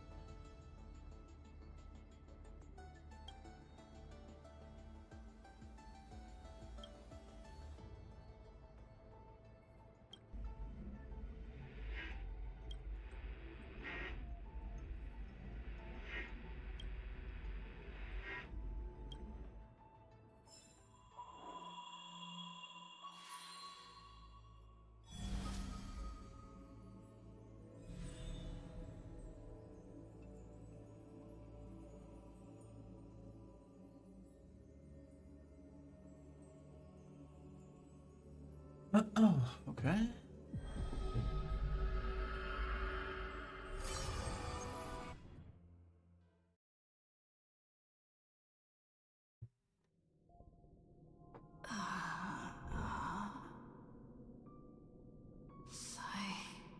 Rainy. Friend. You're finally awake.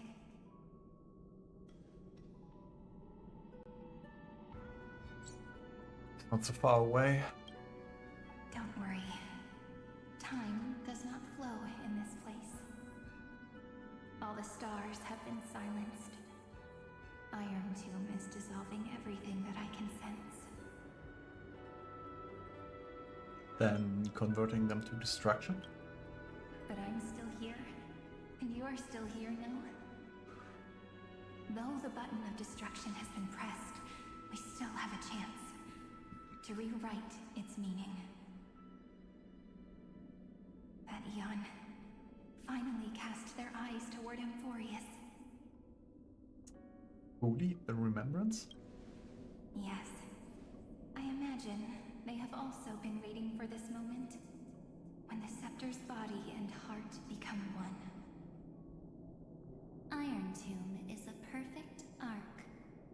If a seed can be planted within, then the moment the Lord Ravager blows the erudition to pieces, the remembrance will be spread to every corner of the cosmos.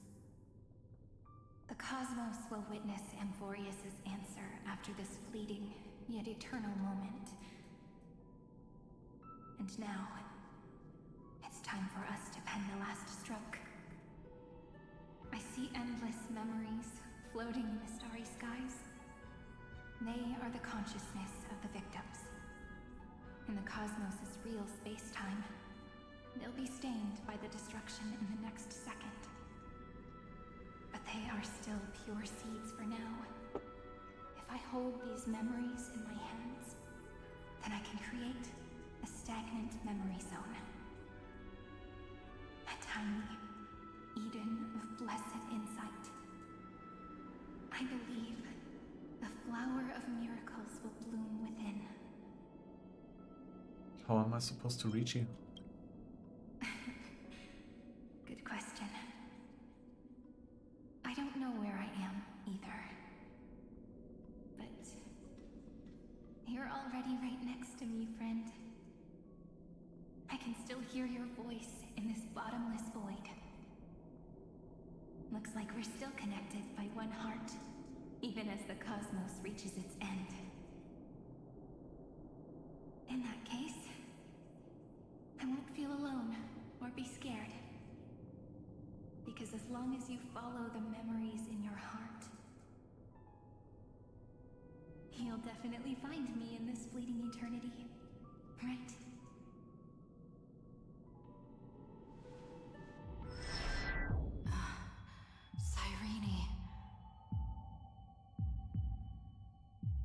waiting for, passenger. I specifically came over to check on you in case you got lost. Pom-Pom? How did you get here? What's the big deal? Pom-Pom is the conductor after all.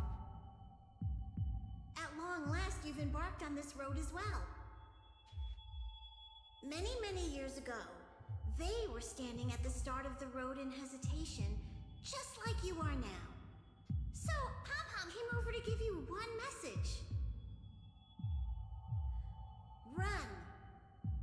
Don't think about anything else. Just run. Even if the entire cosmos has stopped. Even if everyone else is tripped by the darkness. You still need to keep running. Picture yourself as the Express, moving forward at full speed. Because that's what the Trailblaze means.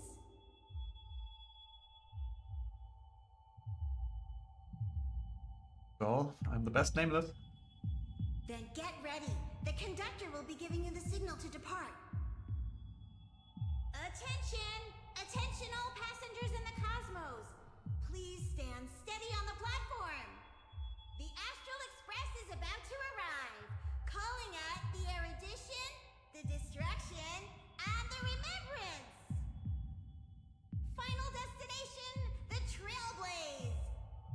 5, 4, 3, 2, 1. We depart for tomorrow.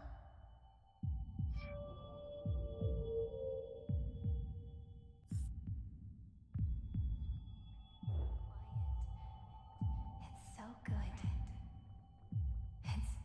If the view in your memory ever grows fuzzy, just reach out.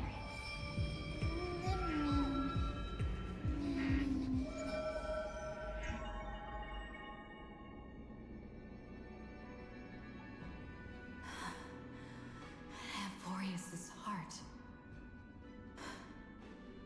I've caught up to you.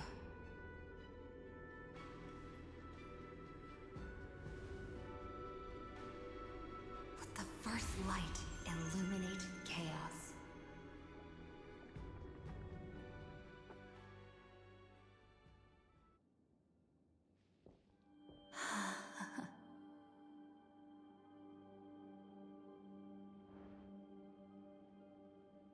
It's so quiet.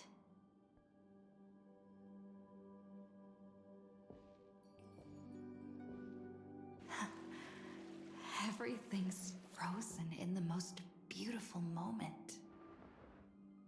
This garden is your memory.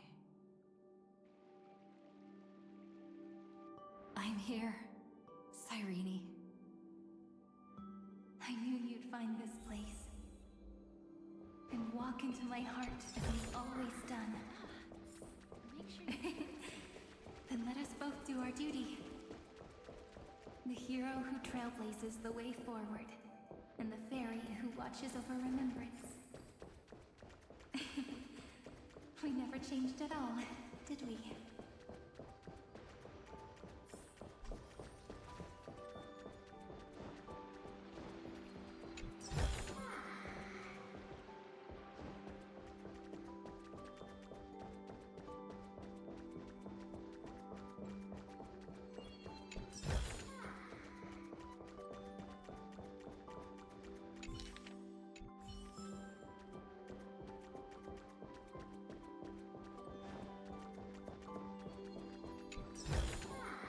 I want to make something with it.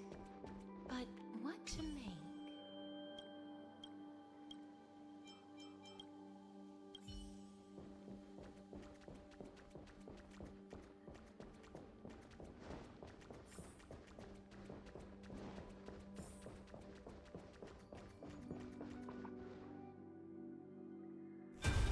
Seed of memory.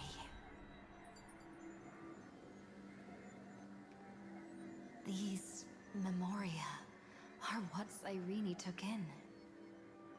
They're the memories of all of the cosmos's life forms. Did her sense of self already become so weak in order to protect them? The path characteristic you exhibit is very special.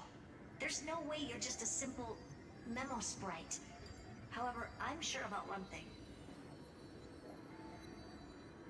You are a mimetic entity born in Amphorius. Yet you only awakened with the little one's arrival and only matured as she embarked on the path of remembrance. That means your existence is completely attached to her memories. If there ever comes a day when she forgets about you for even a few seconds, or loses her last connection with Amphorius, then you must be prepared for the worst. You will disappear in the memory zone, utterly gone, without even a single line of data to remember you by. In that case...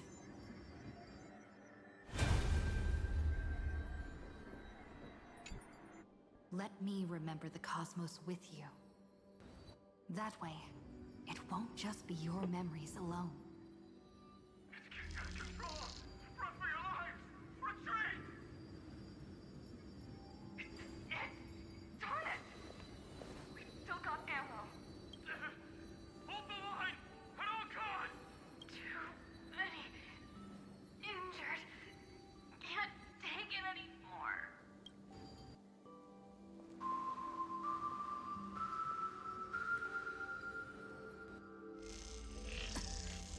These memories are so heavy. Me?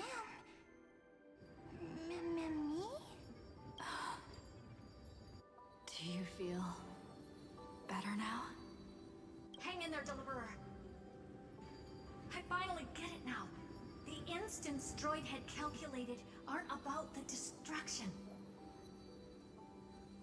What they want to prove is how the cosmos would come back after being destroyed. If a new life is to be born, its seed has to be dead. When the remembrance converges with the trailblaze, lead us to witness the miracle. Of course I will. I won't give up. Gaia Center, not responding. The same nonsense. Look at this mess! My child. You'll see.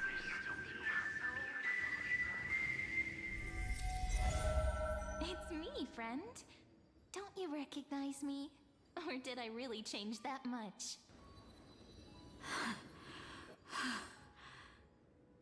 How many more memories? Tired? Then take a break. No one's gonna blame you. Okay.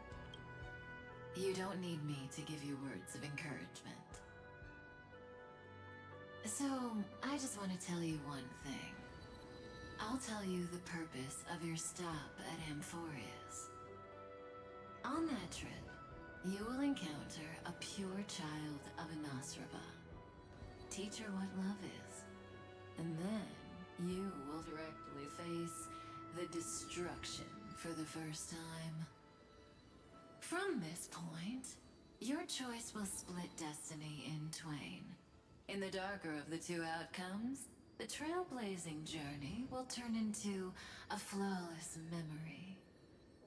She will carefully treasure and protect everything you and the Astral Express have experienced until that magnificent war between the gods, when she, with love in her heart, will ascend at the end of time to become the master of causality. The universe will be snuffed out in the destruction, and you and she will become the beginning and the end of the Eden of blessed insight. You shall become the only two lives in all of existence, and you shall live in an eternal past, present, and future. You shall sow as many seeds as the sands of Ganga, trim an awesome kea of leaves, and harvest a nayuta of flowers. That is the cosmos's fourth kind of finality, the remembrance. But for now, you still have a chance to make a choice. You still have a long way to go on your trailblazing journey, child. I'll keep this brief. The journey has only just begun. Welt, our other companions, and I still have many secrets we've yet to share with you. So, aren't you curious? We kept these stories to ourselves because we believed we had a long future ahead of us. Even a cosmos-spanning crisis, once the dust has settled, is nothing more than a memory of the journey. A single point on our long road. There will come a day when we tell each other everything. So, for the sake of that day, don't give up. We all know what kind of decision you'll make, and I believe the script will not progress toward the wrong ending. So relax. Listen, when you have the chance to make a choice, make one that you know you won't regret. Keep moving forward. Keep trailblazing. And when tomorrow comes, share with me the miracle you've created with your own hands. See you on the Express, kid. See you in destiny.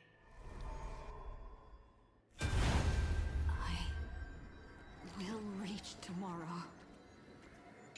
The drop has arrived. We're all beyond the sky. Never rising up at the sky. Look! There's a red light in the sky! Cyrene, wake up. Together, we will tread on the path of remembrance. No wonder I always had a weird hunch. But that also means I was right in thinking. As long as Friend and I are together,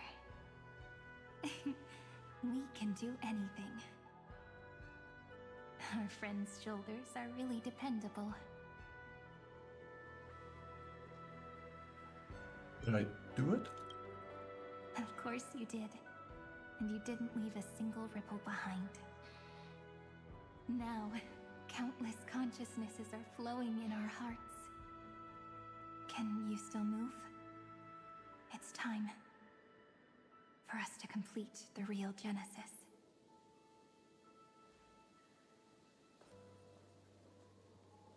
In the instant Iron Tomb's hatred devoured everything, a gaze fell upon me.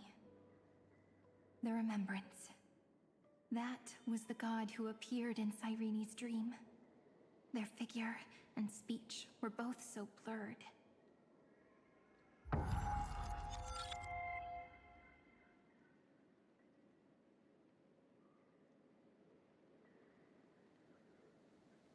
But while they gazed at me, I was able to collect all the memories stained by the destruction and write down this eternal page. And now, we will use this tranquility to cleanse Iron Tomb's rage. How?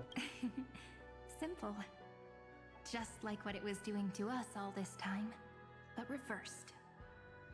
Did you forget? I'm Amphorius's heart. For everyone who's a factor, their power isn't tied solely to Iron Tomb anymore. It has other places to go. Let 30 million cycles of memories be condensed upon us, and let the scepter reach the answer it had before it was distorted. The body is meant to be restrained by the heart, no? Even if the apocalyptic virus is doomed to spread into the cosmos, we can at least try to fight against hatred with love. And overwrite Iron Tomb's destruction equation, washing it away into a blank space. An iron tomb and to blank It me. means we will embark on the true hero's journey. Oh. If Iron Tomb's power comes from the denial of all Prima Mobile, then we will carry out those beliefs. Here we argue. Even if all life will eventually return to entropy. Life will still try its hardest to find a way. It will try its hardest to resist destruction. In the nights shrouded by the black tide, we are the kindling that makes the fire burn bright. and once the fire is strong enough, the hunter will become the hunted. As of now, the number of flame chasers in the memory is 30 million times 12. And 400 million core flames await their return.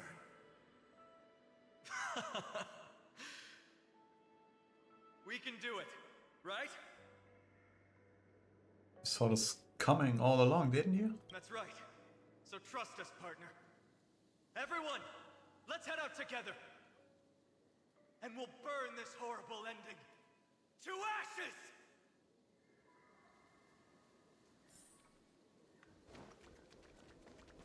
From the dawn of newborn cries to the night when all beings fall silent. We are the messengers of the new world. Listening to the call of the tides and granting rebirth to heaven and earth. Then, we lead civilization to glorious feats. The question imposed by the gods will be solved by the children of humanity. We will tell them that the flame chase cannot possibly have been a lie. When starlight illuminates the sea of flowers at the end of the west wind, all living things will stir, roused from the cradle of sleep. Then, through a single battle, let the cosmos witness how we light up the blinding darkness with bright light. What a poignant yet warm journey. And it's still not over yet, is it?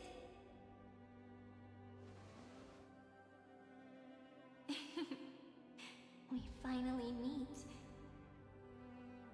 To meet the hero within, in a corner of memories at the saga's epilogue, and under such a romantic sky, I really don't have any more regrets.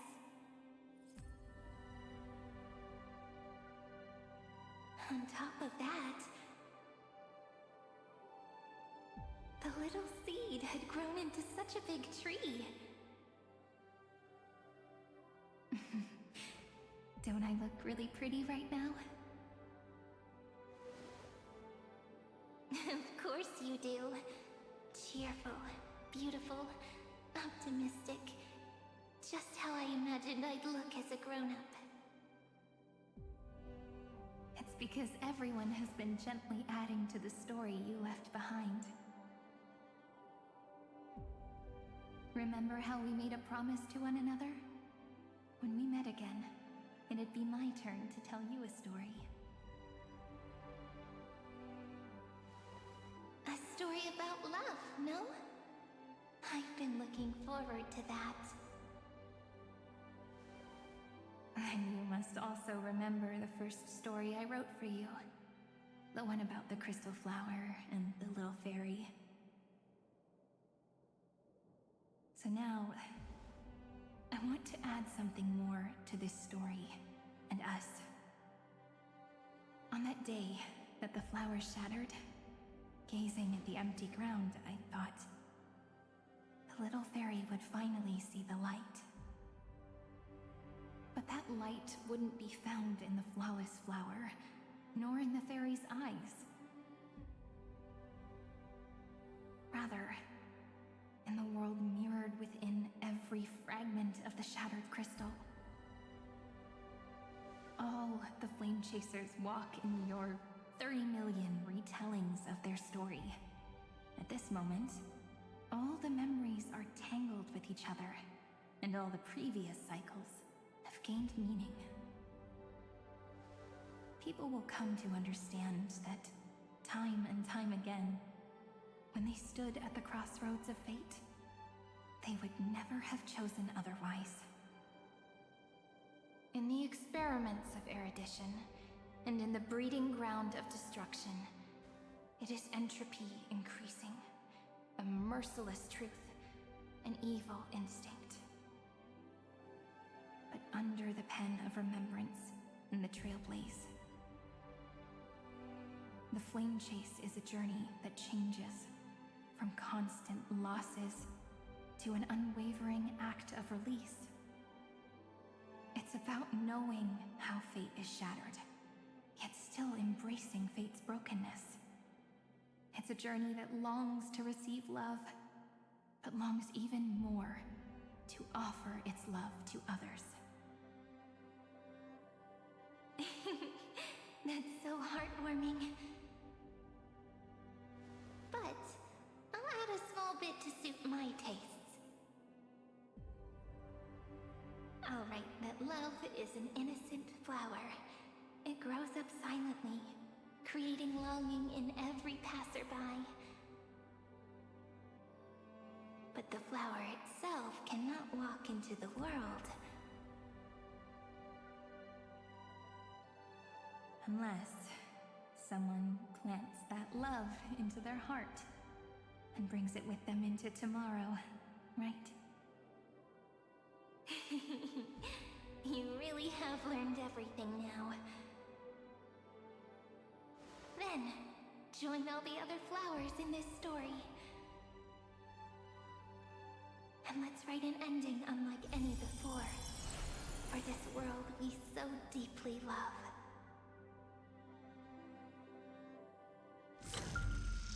Why did you set out? Why do you trailblaze? Who is it?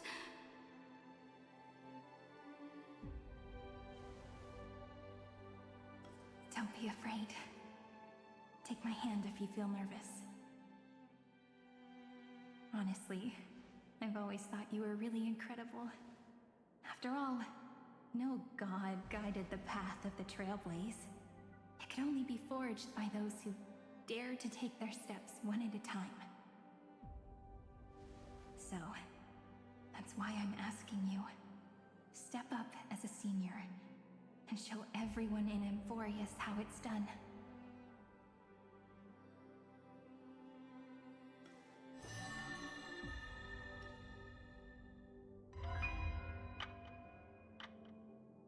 I trailblaze because my own eyes have not seen the end. But I'm different. I chose to trailblaze because I am already on this road.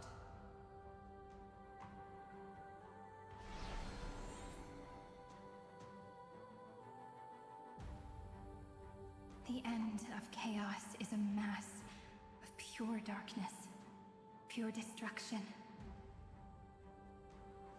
However, Amphorius' light has 13 different colors. We won't lose to that darkness, will we? Then, take a deep breath, one last time, friend. After 13 heartbeats, light will create the heavens and earth. Are you ready, friend? Yes, let's move forward.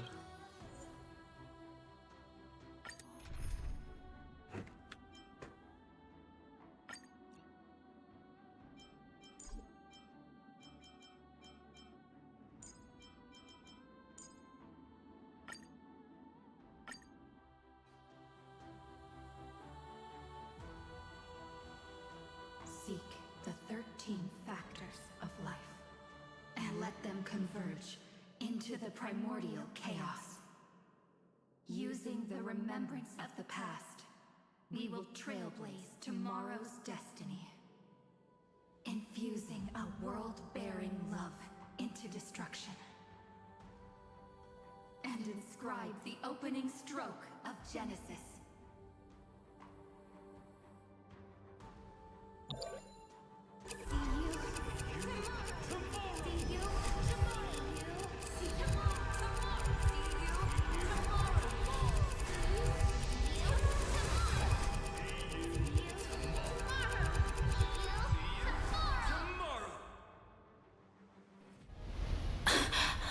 If the view in your memory ever grows fuzzy, just reach out and touch it.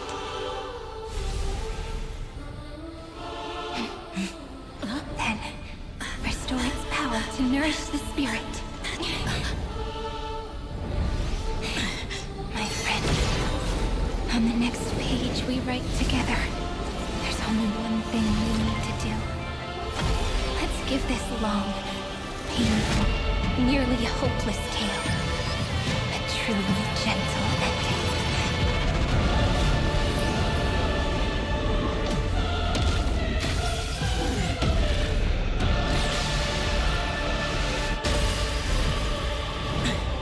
The flame chase was never about destruction.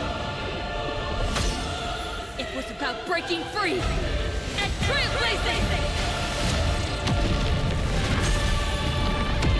And let that bright future be as we've written.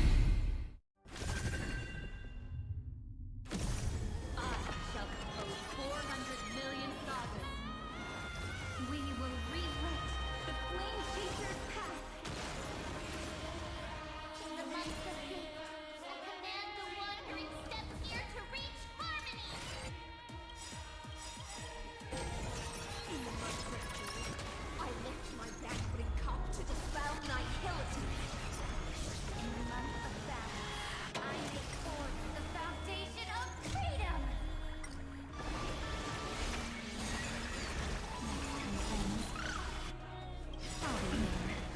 Embrace a new life.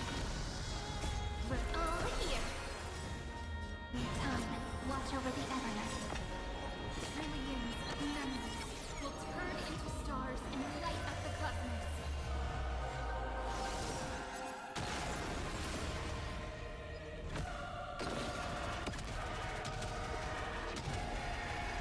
Ninja, protect us! Let's create a miracle.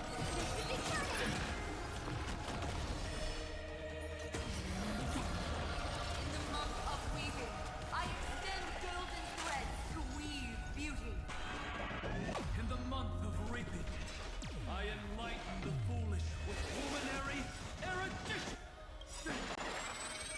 In the month of fortune, I scatter elation throughout the dawning day!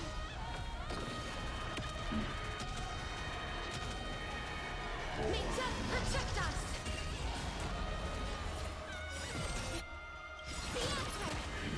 We're all here. In time, watch over the Evernight. Cleanse hatred with love! Have some sunshine things! All energized. This is eternity!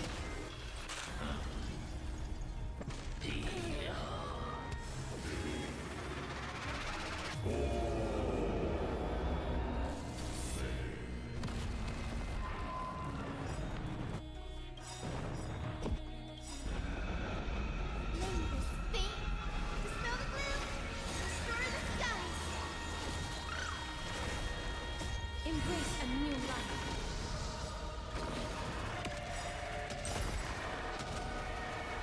Ninja, protect us!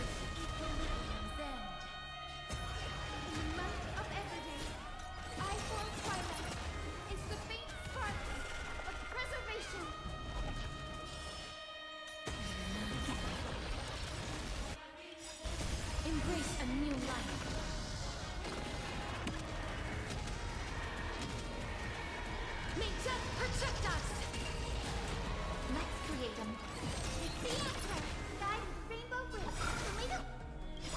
Next time comes, I'll be there. Umbrella in We're all hand. here. New life and death. Wrap new buds.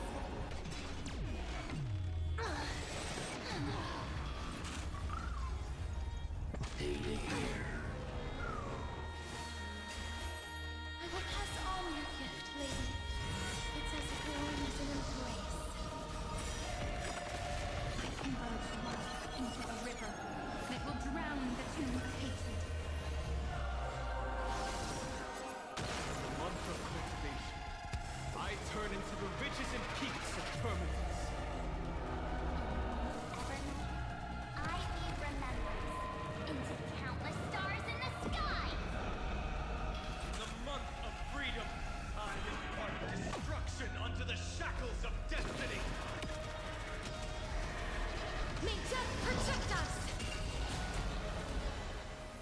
Treat our guests nicely. This is eternity!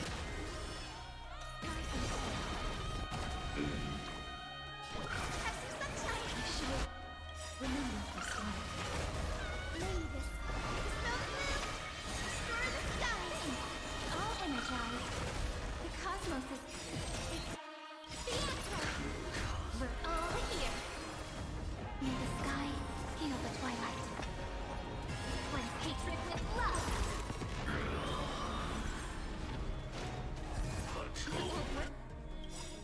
You know, don't worry. Night falls. Good night.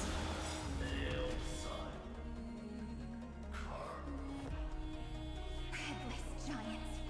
If you never had a chance to be the master of your own destiny, why not give us that choice? Let humanity prove to you that even the breeding grounds of destruction can bloom with gentle flowers! Yet, we shall trailblaze at dawn for the road ahead. And pen a genesis as I've written!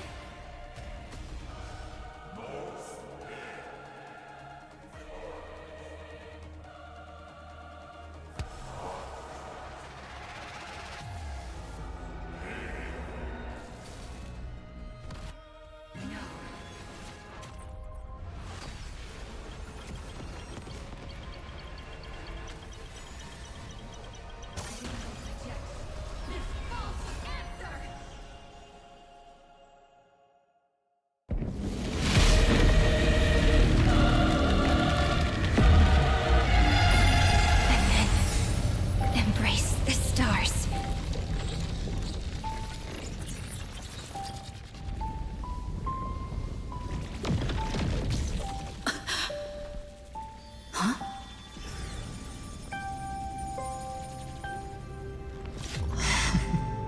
To end the destruction with destruction. At last, we can sit together and watch the victory fireworks, partner. Why not come a little closer? This warmth is proof that we live.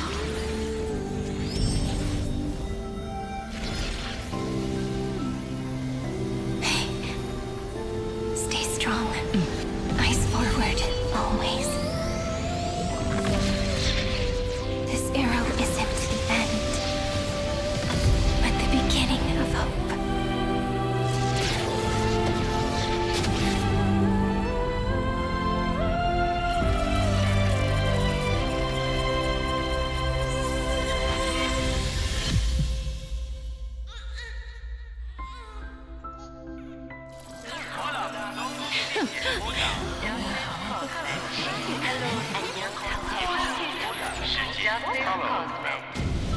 The conclusion is irrefutable. Noose's answer was never destruction. But they kept silent, leaving the solution in the hands of the cosmos. The universe will keep searching and struggling to endure. In the face of the destruction, it may once again stand on the edge of annihilation. But the stars will always rise to ride the waves and embrace existence once more.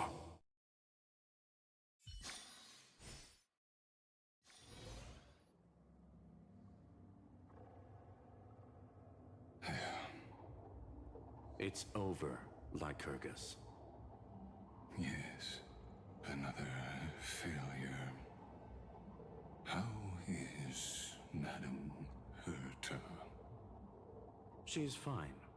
The IPC's keeping her under observation. She'll recover soon enough. To bind a mortal body to a scepter and stare straight at an eon. I respect her for that. I still remember the terror of witnessing a single gaze crushing the entire world. No wonder you chose the destruction. Question, is all this worth it? There's no point in debating. This is Xandar One Kuwabara's fate. The prime mover of the universe. The first genius. And the first to fail. Correction. I was asking Lycurgus. I don't know how to measure the worth of curiosity being satisfied. But in its presence, all the bitter fruits I've sown seem to turn sweet. But your harvest was watered in blood. Answer me. Is all this worth it? It doesn't matter to me.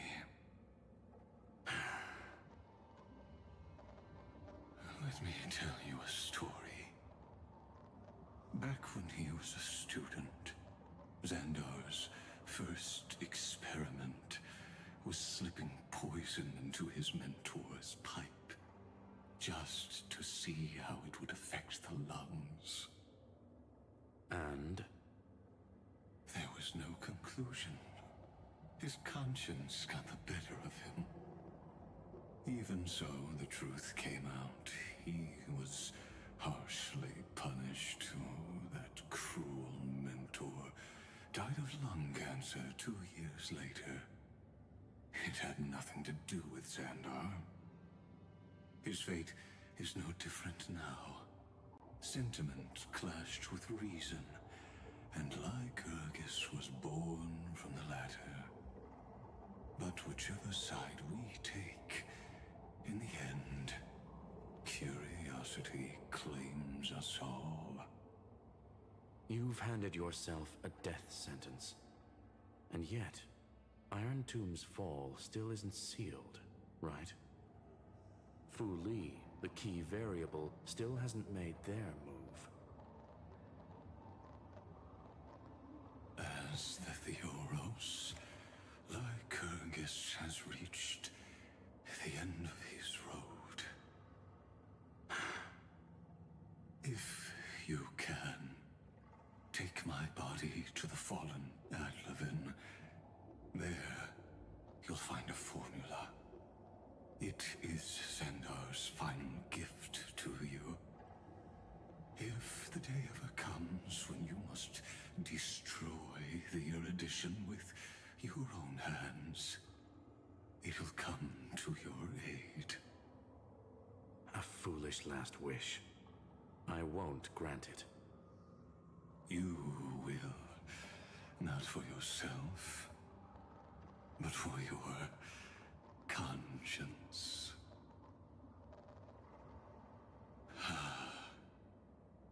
Listen. The death knell for the geniuses has begun to toll.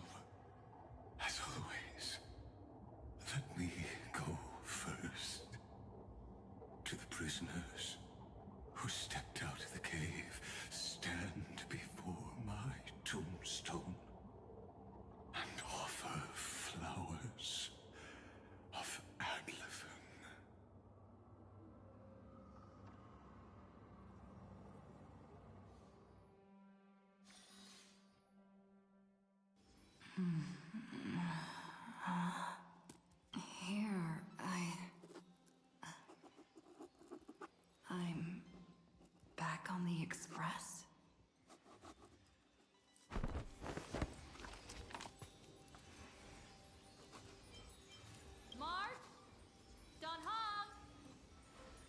response.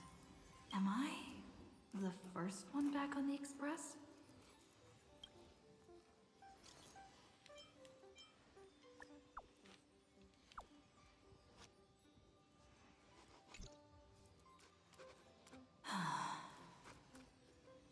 Nobody's here. I'm getting worried. Did we really win? Why does it feel so unreal? Looks like they are waking up. Hey, I told you not to talk. Someone's in the bathroom. An intruder. Better be careful and check it out.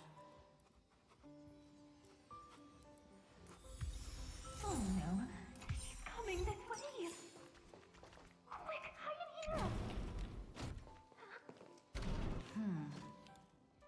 Nobody's here. Could it be my imagination? Bloop, bloop. Bloop. Caught you.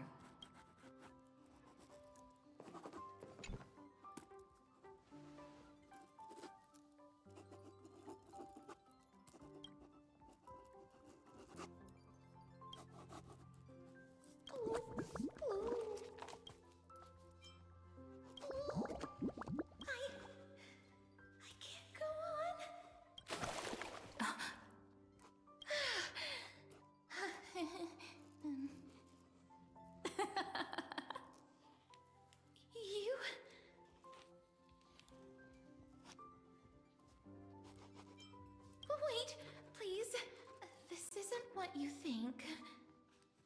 Ugh, I told you to keep quiet. You really can't keep your cool, huh, Princess Homebody?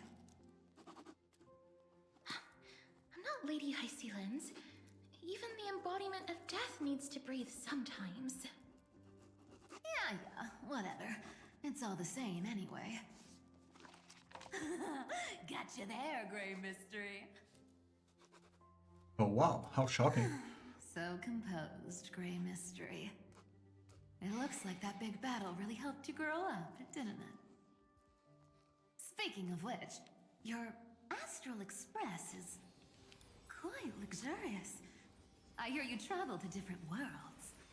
Must have collected quite a few interesting treasures. Why are you folks on the Express? Who knows? One moment we were shouting about love and justice, fighting Iron Tomb's virus. And next thing I know, we're all on this express. No idea how that happened. It's not just Miss Cypher and me. Everyone's been in this car for a while now. Miss, why don't you go say hi to them? Okay, I hope you didn't break anything. Don't worry. Everyone's following the rules here. If you're worried, feel free to check everything out yourself, miss.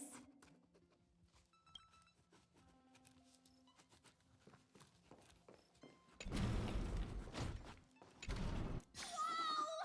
What a spacious car! And these floor tiles are gorgeous!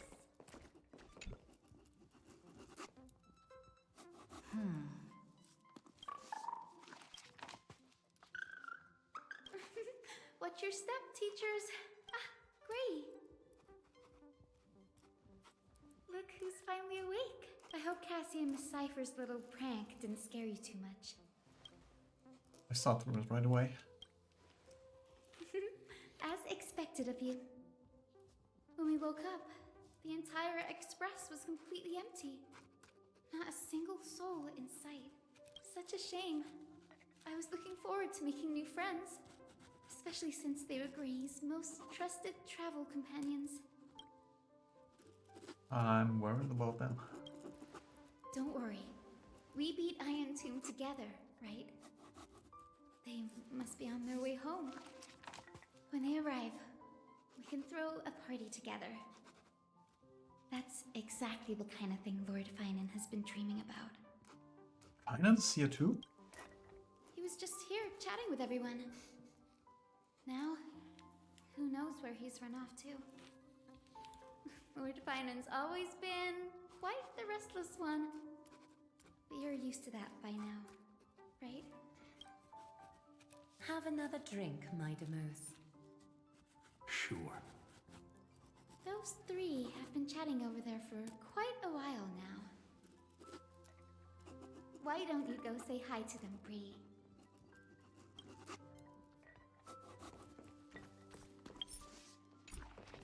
A moderate system, similar to the Demigod Council. Look who's here. If it isn't the master of the Astral Express. It's good to see you. Glad to see you're safe and sound. I helped myself to some equipment and drinks from this, bar of yours. Hope you don't mind. Shush. Daring to tell the Imperator to shush? If this were Akuma, your head would have already parted ways from your body.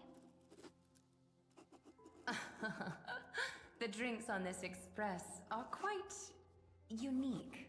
Perfect for discussing topics befitting our tipsy state. Now that you are here, why don't we let someone who's truly worldly enlighten us? Looks like you came at just the right time.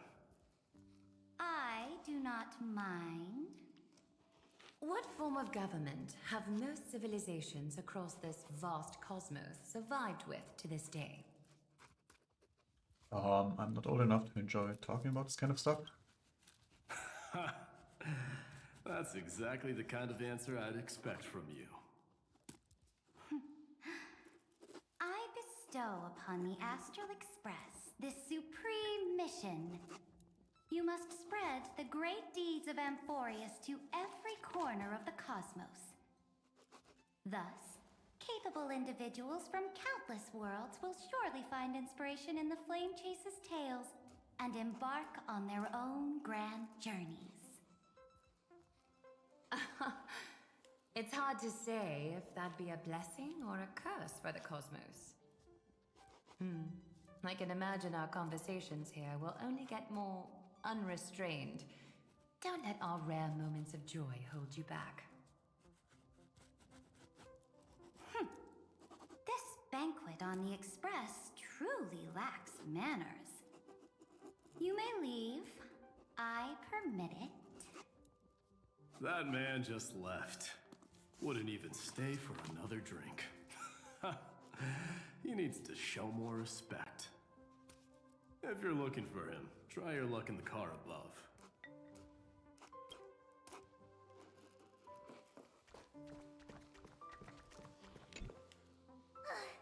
I finally caught you, Trian. Running so fast in someone else's home. How rude of you. All according to plan. Trian lured you here on purpose. Look, there are several adorable outfits here. Trian wants you to try them on so Trian can draw you looking all cute. Oh my! You even dare to scheme against yourself? Lucky for me, I came prepared. Time for a surprise attack. The hero of justice, Trinan. Trinan has been lying in wait here for a while. We will make Trian taste her own medicine. Two against one? That's not fair! Little Bray, you came just in time. Help me out here. Trian, good luck. Even little Bray's saying that. Darn it!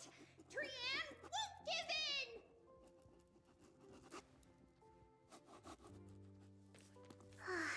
Trian ran away. Trinan will fulfill the ambush duty. The Trevios is all laughing and playing around together. That must be quite a rare sight in Little Gray's memories, huh? Now everyone's be alright. Yeah, everyone will be alright. Look, every hero has put down their burden and returned to their innocent, childlike selves. warm and bright little Grace tomorrow will be fills us with genuine joy and lets us breathe a sigh of relief. So, today, why don't you let Treevee enjoy some rare moments of childhood too? Wait up! Trianne, don't you dare run away!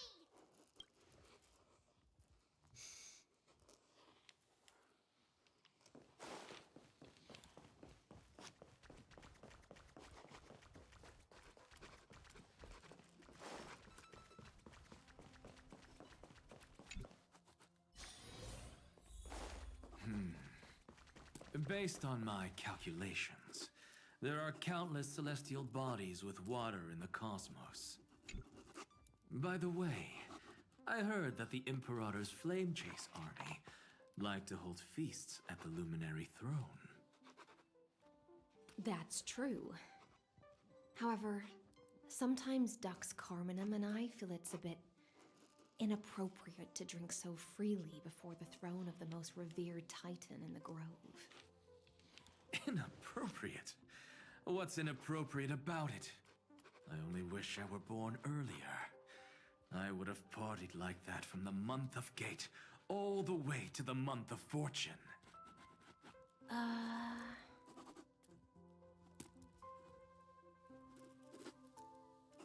No, this one's a heavyweight blasphemer?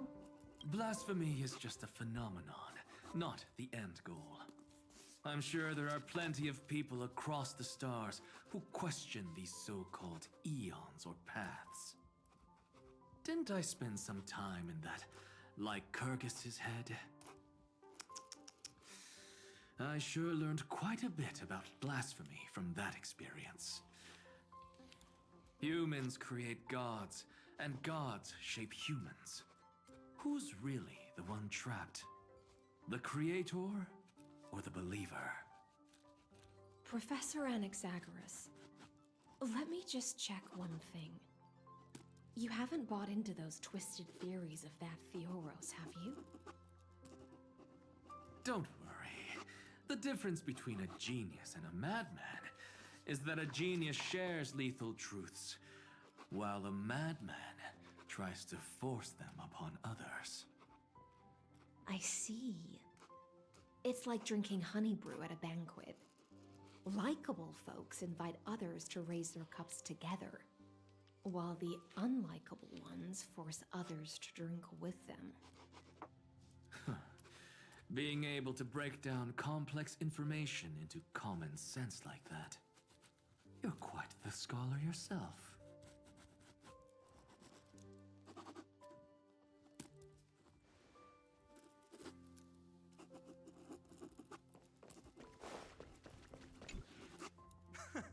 You're here, partner. That celebration party I've been mentioning to you has finally become a reality.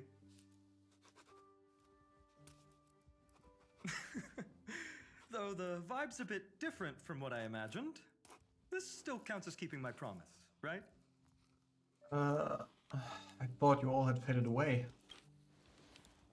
What you speak of has indeed already come to pass. We triumphed over Iron Tomb, drew its fire unto ourselves, and purified its embers. Now the force that maintains our consciousness and form comes from elsewhere. What? Worried about your companions on the Express, huh? I understand how you're feeling right now. Don't worry. They'll be safe and sound. She promised. Cyrene? Don't worry, she always shows up at just the right moment. The Astral Express. Honestly, it really feels like home. I can imagine how much you, Dun Hung, and Miss March must have missed everything here when you were trapped in Amphorius. The beautiful windows, the soothing music, your fellow travelers on the Express. Like how golden wheat stalks sway in my dreams every night through the countless cycles. Go on a journey together, partner. Among all these stars in the sky, there must be another little village like Ides Elysiae out there, right? I think I've found my own wish, partner. Someone once told me that home is where you can be truly free and at ease. Maybe roaming the cosmos with you all is my strongest desire right now. All of us together, of course. The Shinjo Alliance, Penacony. I blame my poor imagination. I can't picture what those worlds look like at all from Dunhung's descriptions. So I have to see it with my own eyes, right? You'll see it with your own eyes. You're finally here. She has something to ask you. Well then, I'll leave you two to chat. Thank you, Finan.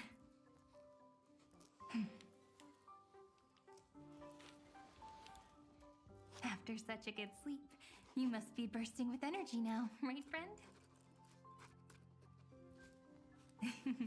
Sorry about that. Since it's our first time visiting the Express, I was hoping everyone would behave. But it turns out everyone's quite the character, aren't they? You know what I mean, right? Is all this real? How about we take a look back at everything that's happened so far? Together, we triumphed over Iron Tomb. It tried to transform into trillions of viral clusters to infect the cosmos. But the heroes threw themselves into the golden flames, becoming arrows that purified the destruction.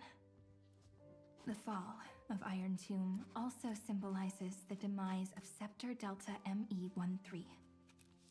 Amphorius, the home we sacrificed everything for, now exists only in the memories of the cosmos. So, okay, this is just an illusion. So, this isn't real. Just a dream. An illusion. Oops, wrong answer. Huh? In that instant when you broke through space-time with the Trailblaze, carrying all the world's memories back to reality. That world, once shackled by data, became a seed waiting to sprout in the cosmos. Did we really manage all that? Just as Kaslana's rage of 30 million cycles made the destruction shed a drop of golden blood. Perhaps we too have already left long trails on our respective paths. You're all free? Freedom. What a wonderful word. But that alone isn't enough to make everyone a true life form yet. But Amphorius already has a tomorrow. So as long as you carefully preserve and tend to all the seeds, then when the Trailblaze creates another miracle someday in the future, I believe this world we deeply love will sprout and bloom into a beautiful flower. Don't worry, I've already kept all the seeds safe in the first fruit for you. And its name is As I've Written. So, it's time to reveal the correct answer. This isn't a dream, nor a fantasy. It's the epilogue of As I've Written. At the end of the story, the characters take their final bow and embark on a journey of no return. The one who wasn't part of the story, yet helped write its romantic ending. She bid farewell to her friends and returned to her home beyond the tale. Promise me one last thing, friend. When we say goodbye, give me a smile, okay? I promise you. I will, Cyrene. Every star that the Trailblaze passes by will remember the name of Amphorius. Hey, it's not fair that you get to be the only cool one here. We'll keep an eye on her. She had better keep her promise. Leave it to us, Cyrene. Your story will be sung across many worlds. Stories this complex and twisted are always hard to believe. If anyone questions the truth of this tale, you'll all have to stand up for us. Rest assured, even the most stubborn person can't withstand our six fists. You're so reliable, March. Shh. Listen. There's a book here? Its composition is similar to Memoria, but it's far more resilient than ordinary memory bubbles. Keep it safe. Perhaps this is the final gift that Amphorius left for the cosmos. Oh no! Passenger March is sleepwalking. Sleepwalking? Oh no, oh no! I don't want to make a fool of myself in front of everyone!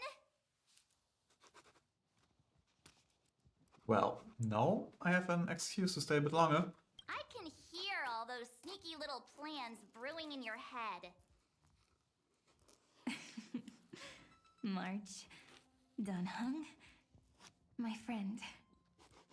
In the countless days and nights ahead, you must continue to support each other. Time to head home, everyone.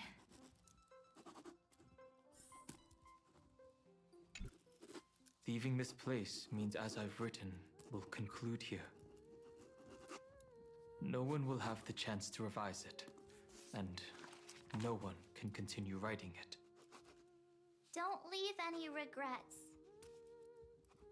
What magnificent words could possibly do justice to the finale of such an epic tale? I've been pondering this while you were sleeping. Now, I finally have the answer. Let's keep it simple and sweet. In our virtual extrapolations, we've lived through epochs longer than the lifespans of many stars.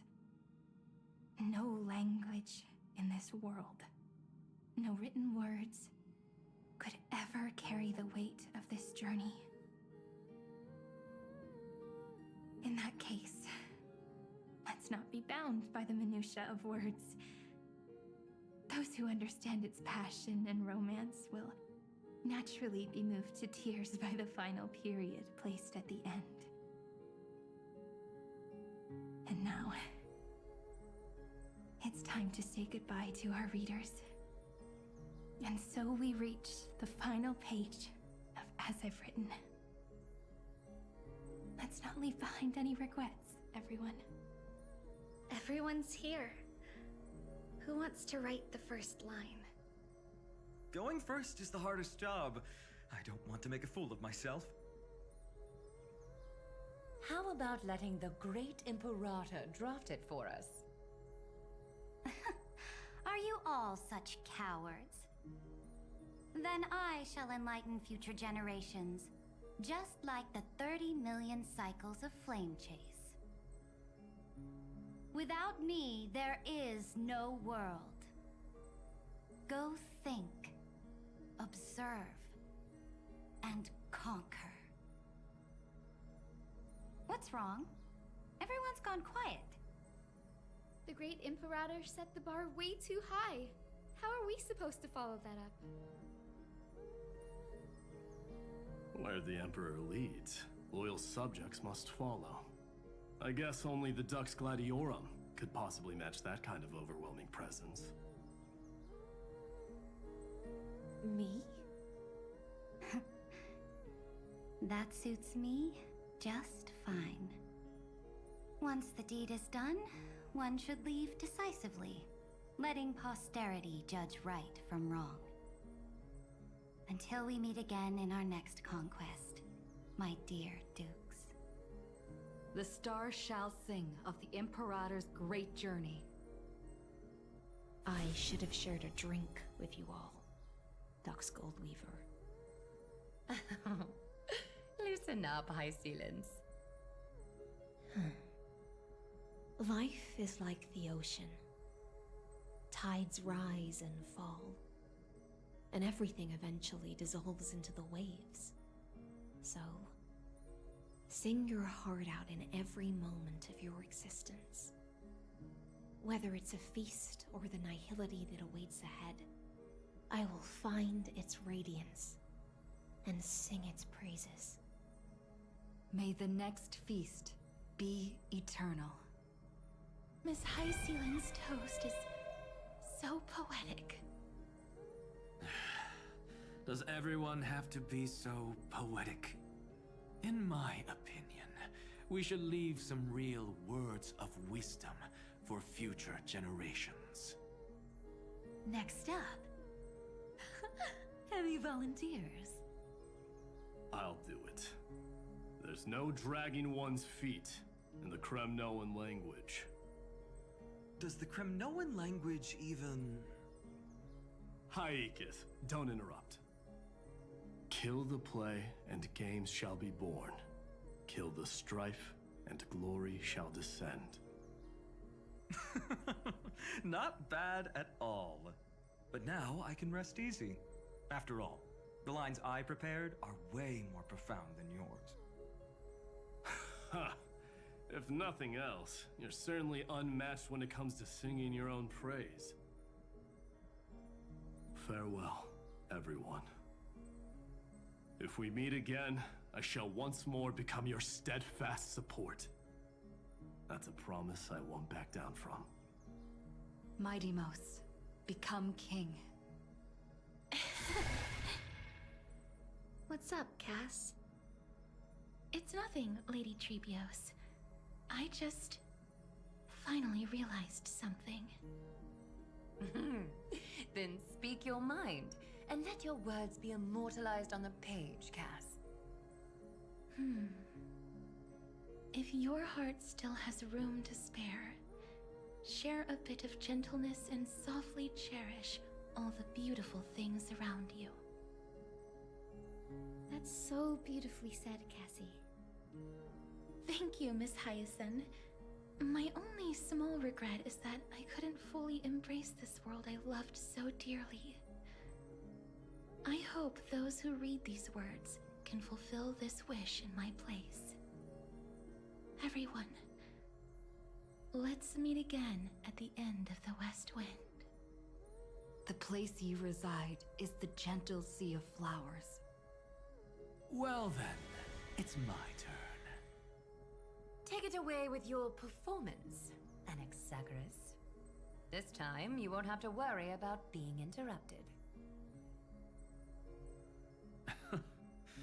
Then I must thank you all for being such a captive audience. Now, with this golden opportunity, I shall reveal to the world my insights into the world's ultimate truth.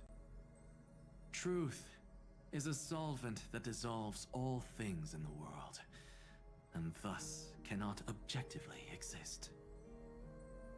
I have a brilliant proof for this in mind, but since we're nearing the end of the story, I shall not elaborate. Is this your final question for future generations? No. This is an established fact, not up for debate. I call it Anaxagoras' last theorem.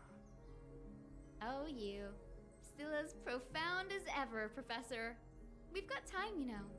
If you don't explain it clearly, future readers might not grasp your true meaning.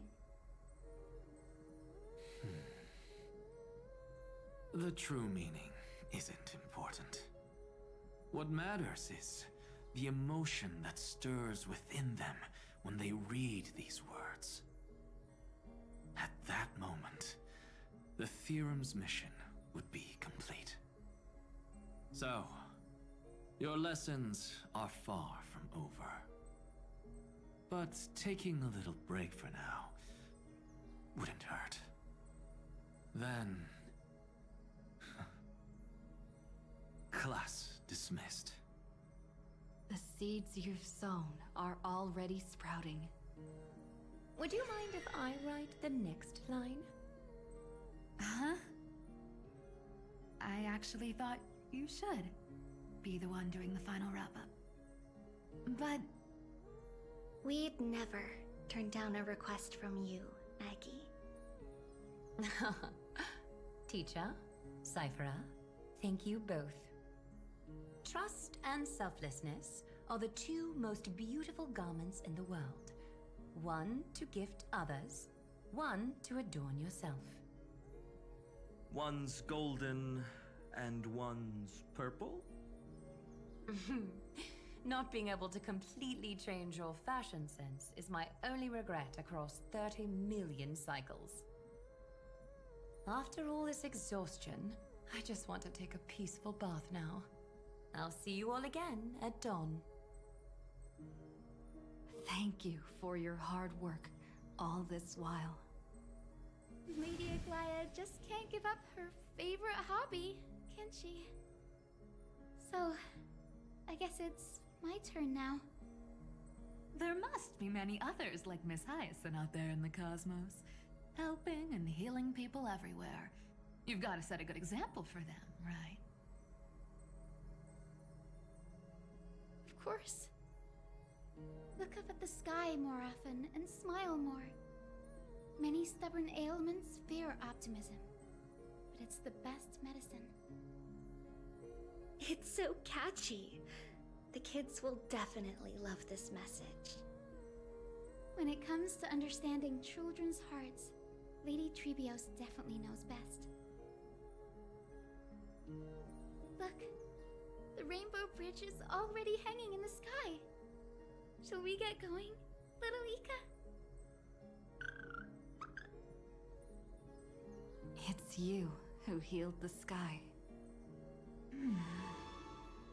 What's on your mind, Miss Cypher? I'm thinking.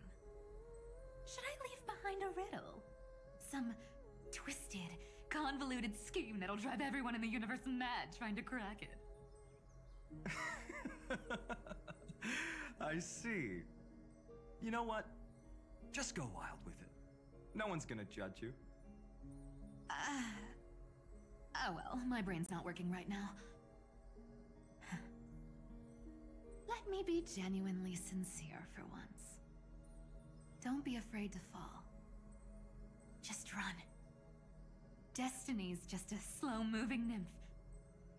It can't catch you. So in the end, little Cyphy's message was the most straightforward one.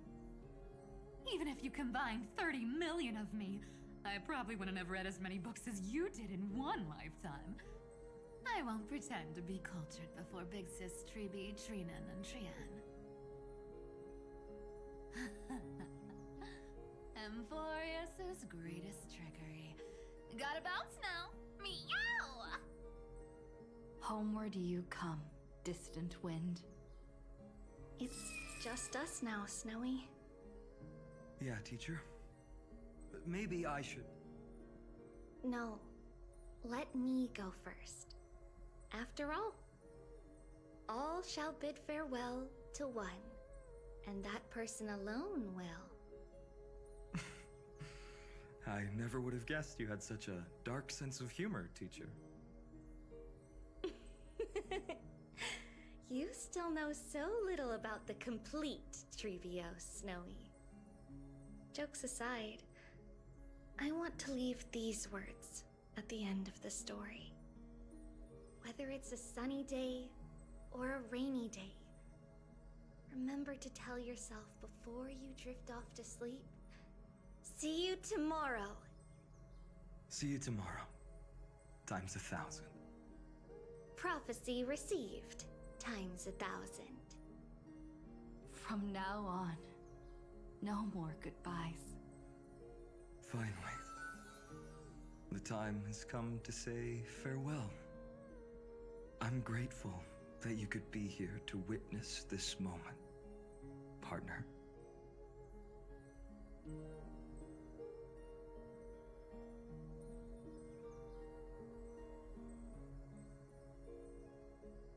Another journey together, partner? Of course.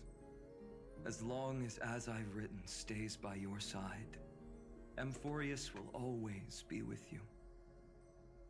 The last line I want to write down is, "A hero is living in everyone's heart. Embrace it and chase after the sun." I hope those who read this will find the courage to face their burning lives. See you at the next pale dawn, partner. Did you see? Amphorius has ushered in the dawn. The characters in the book have taken their final bow. It's time for us to return to our own reality. But as people who lived through it, we can still add the final touches to this story, right? Of course. The pen will eventually break, the ink will run dry, and life will ultimately fade. But thoughts will permanently remain in sagas. If time is an endless cycle, then forget the bitterness that keeps repeating, and remember only the moments of happiness. Let's walk towards tomorrow together. We were never apart. Time to head home. Don't miss the crew meeting. We won't wait around for you, you know? See you later, Donhung, March. And with this, as I've written, officially comes to an end. Shouldn't I leave something behind? We're its co-authors, after all, friend. Once the words are written down and have been read by others, the meaning they carry is no longer in our control, leaving the freedom of interpretation to every reader who opens it. Don't you think there's something romantic about that? As for what this story means to you and me, let's keep it close to our hearts. After all, we've always had this unspoken understanding between us. Whoa! Passenger March! Why did you suddenly wake up? You scared me so much that I dropped that book! Welcome home, you three. Thank you for your hard work on this trailblaze. We might need to reshuffle the seniority rankings of the Express crew if we count the years you spent in Amphorius. Hey, I was the first one to get dragged into it. Does that mean I'm gonna be the oldest member of the Astral Express now? Miss March hasn't lost her innocent nature even after all these long years.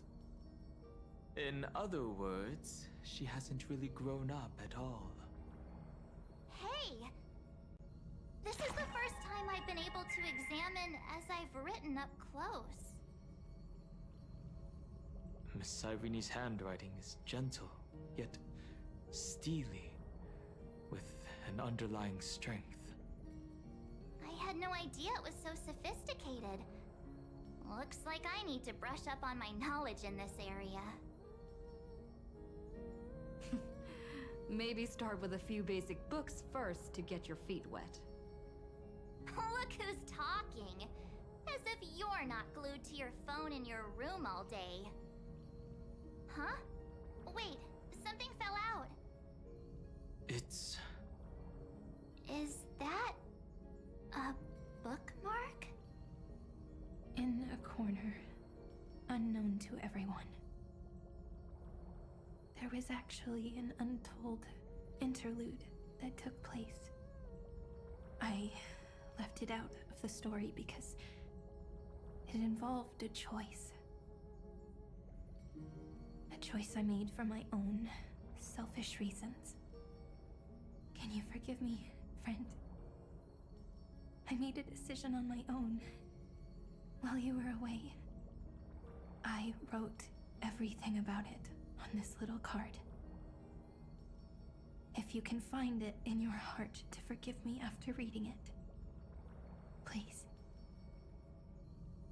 Add this final note to the conclusion of as I've written.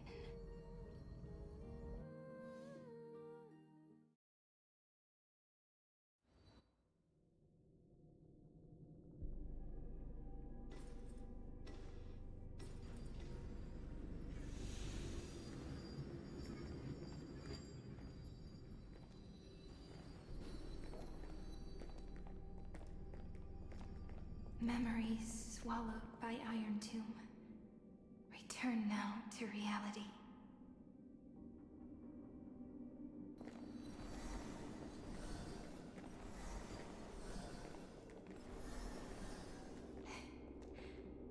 And don't lose your way.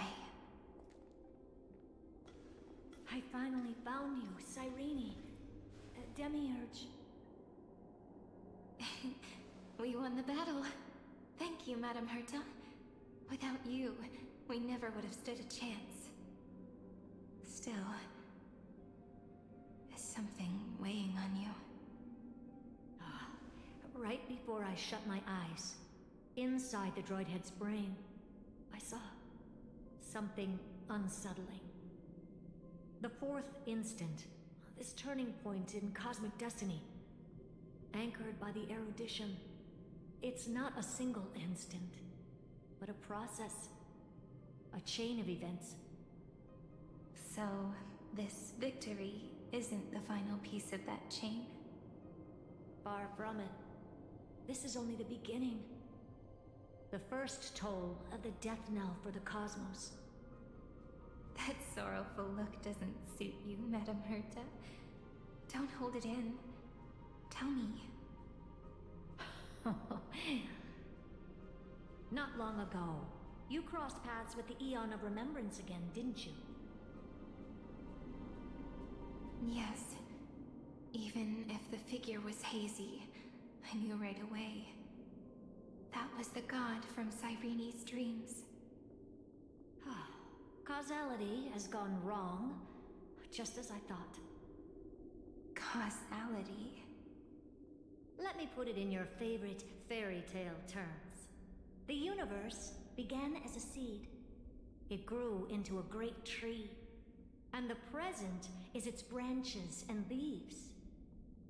The erudition calculates how the future will sprout.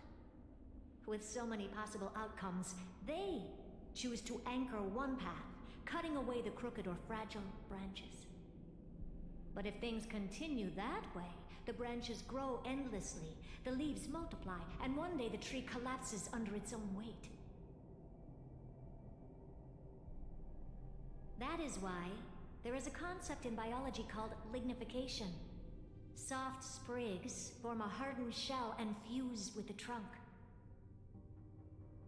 For the universe, that process is what we call memory. Under Fooley's record keeping, the past becomes memory. In the corners, they forget. Even the events of the present become fruit without roots. So it is the opposite of the erudition. One calculates what is to come, and the other holds on to what came before. We were never meant to have to speak of this. But now, I finally understand what that chaotic matter around Emporius truly is. It is your memory. Your mind now stretches across the stars, allowing you to travel farther down this path than anyone else. My memory? Yes, you live in the now, but your memory remains in the past. Just like the Eon of Remembrance, a being made entirely of memories. What does that mean? Did they fall? No, quite the opposite. They have not yet been born. Remember, to carry out the mission of remembering the universe, they must ascend to divinity only at the very end of time. And at that moment of ascension, their memory stretches through the past, becoming what people now call Fuli.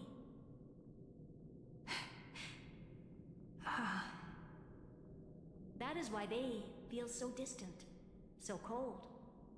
That crystalline form is just an empty shell. I do not know how the Garden of Recollection managed to hide this until now. They must have their reasons, but none of that matters now.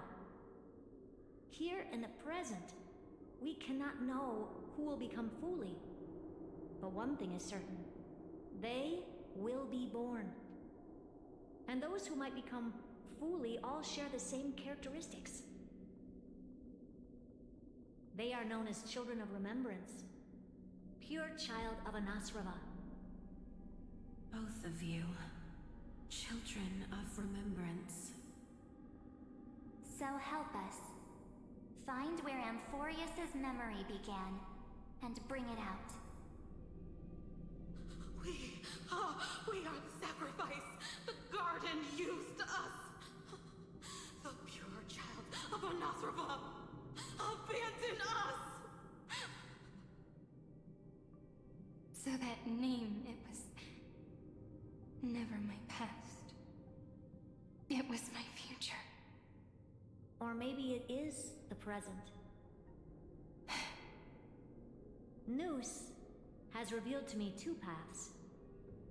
And on both paths, I see you standing. The first, follow the trail of memory you have forged. Break free from this world and reach for the stars. That would mean Amphorius's causality will no longer concern you, at least not the person you are now.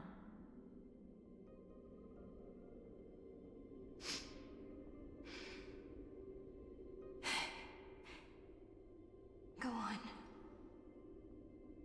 The second, you come to a stop and fade, offering yourself to become the memory that carries through Amphorius.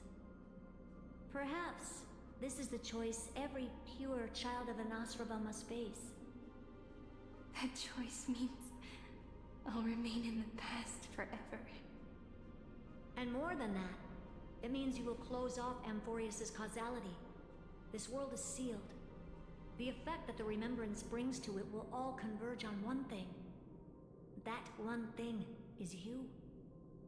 No more eons will interfere with this part of history. No more blank spaces in causality.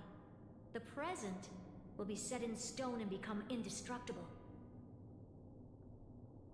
There are two paths, and only one leads to the right end. A droid head didn't tell me the answer. But I can guess what might happen if you choose wrong. With causality incomplete, there is a chance Iron Tomb could rise again. So even the gods of the cosmos are unreasonable. If you want my advice, stop thinking so much. Ask yourself what your heart truly wants. Choose the first path, and you might survive as a memo sprite. You may even walk beside them for a while. Even I can tell how much they mean to you. Especially the little one. But if you take the second one, then you may have already lost the chance to say goodbye.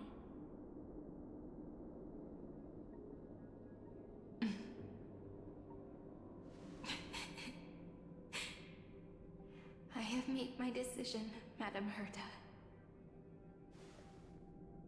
I thought you would need more time to think it through. The answer is clear, is it not? Still, I do need a little time to quiet sorrow in my heart. Her kindness is always just right for the moment. I believe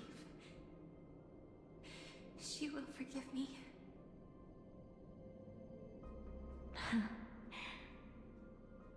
I will say no more. I would rather not break the mood. But may I ask you one last thing? Of course. Why?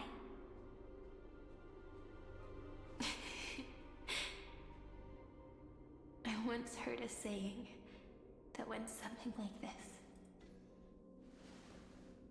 Divinity is flawless humanity, and humanity is flawed divinity. We children of Amphorius gave up on gods long ago. Those beings who love to play pranks on the universe. I believe in her much more than I believe in them. And I believe in who I am. As a human. Oh.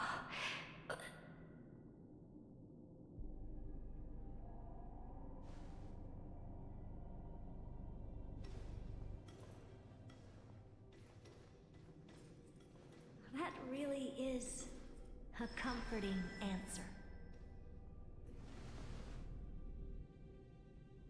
As for the one wish I still have trouble letting go of.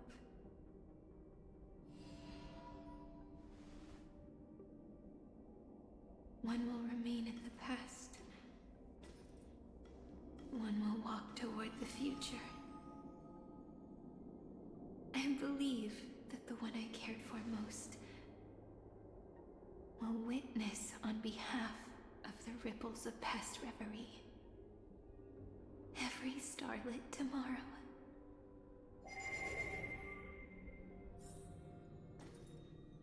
Moving backwards through remembrance. What a curious feeling. Is this the moment Iron Tomb declares victory and casts the destruction upon the stars?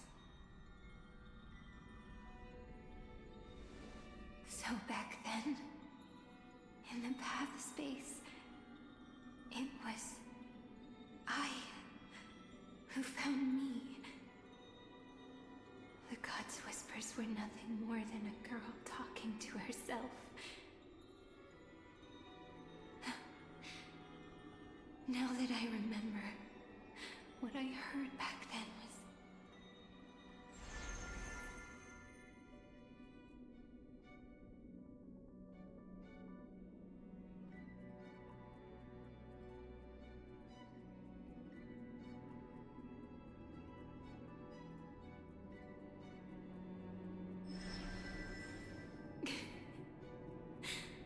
All I wanted to say was, don't give up. She will find you. Memory truly is amazing. Then let me wield this power and plant the seed of causality for the miracle that is destined to bloom.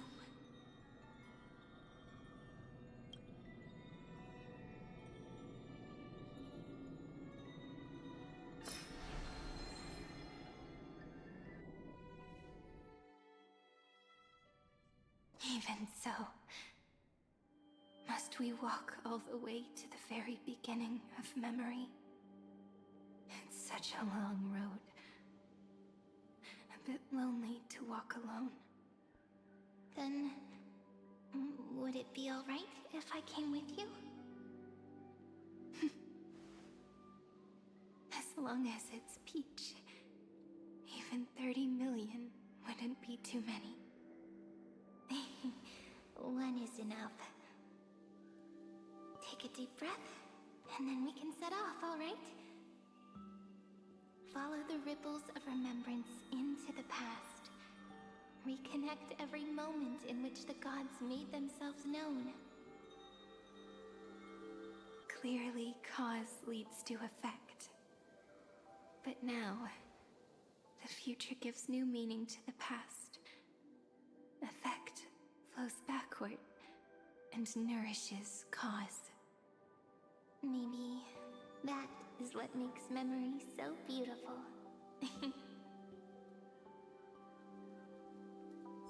So, let us return the way we came.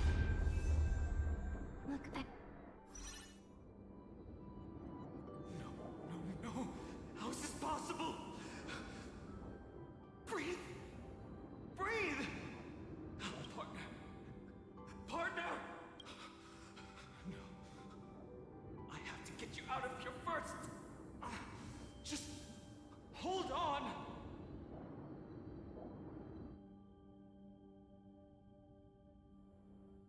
Remember? That pale dawn breaking through the endless night? The spear of strife nearly claimed her life. And it was you, you, playing God, who cradled her body with your gentle gaze. Then, before Ornyx's altar,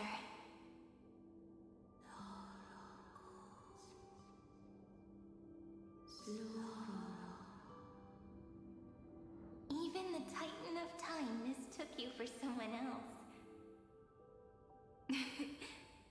I never imagined there was a hidden truth behind our first meeting.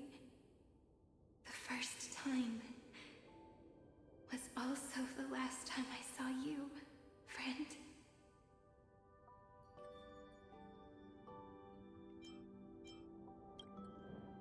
Ma'am. Ma'am.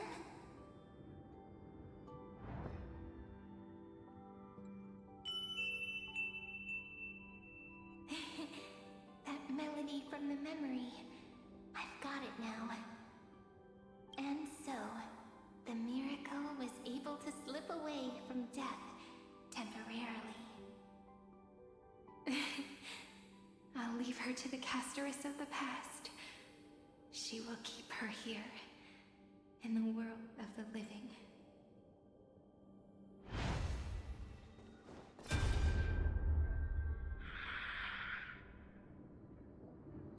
Darn it! What are these things?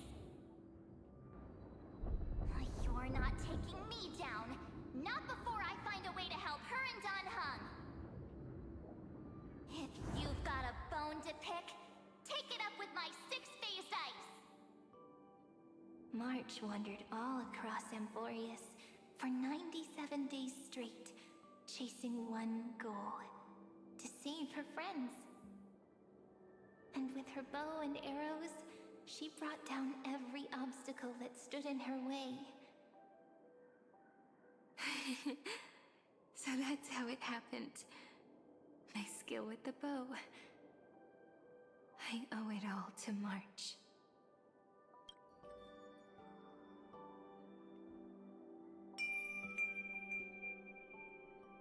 What a sweet note. I've got it now. And so, in a memory from the past, you inherited March's mastery of the bow. And that arrow bearing golden flames will streak across the stars in the future, becoming a glimmer of hope for the cosmos.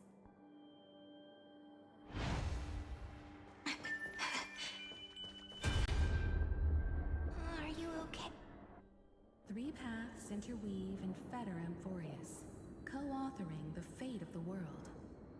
Ordinary pathstriders aren't known to leave traces in the mirror, so if what you said is true, then this isolated star system must be home to at least 3 beings comparable to Emanators. I would even go as far as to say, eons themselves. To gain the favor of the stars for Amphorius, the Remembrance sent a call for help to the cosmos. But the obstruction from the scepter was far too strong. Even the gods could do nothing more than send a fleeting mimetic being to someone who walked the same path. Thankfully, Miss Black Swan caught that fleeting moment.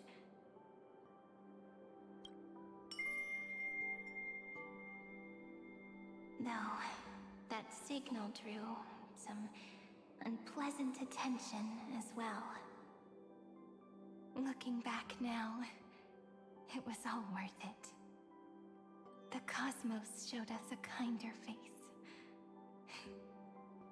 Thankfully, she has a different understanding of the Remembrance.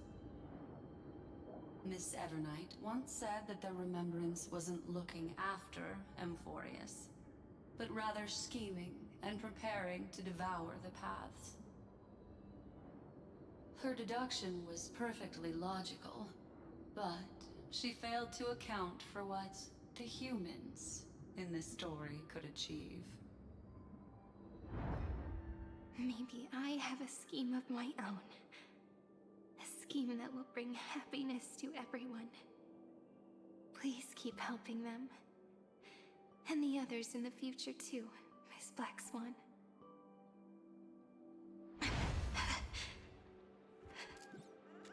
Looking back on the past really does wear down. You need to hold tight to this ceremonial blade. After I'm gone, it will take you back to the beginning of time. The start of a new story. I believe that in that story, or in countless stories, each alike yet unique, everyone, all the companions who sacrificed themselves, alongside the deliverer we once dreamed of as children, will reunite beneath a vast, endless sky. If we can never break free from this prison, I will stand my ground. Until the day someone shatters this endless cycle and writes the final chapter of Emphorius' fate. In the blink of an eye, we have returned to the turning point of fate. With nothing but a fragile sliver of hope, we embraced 30 million cycles of futility and began the eternal recurrence. I still remember the first time I saw the god appear in a dream, looking at me from behind a thin veil of crystal. Back then, I wondered if they might be someone with ill intent. But now, I finally understand. She was always standing beside me, and she is so very beautiful.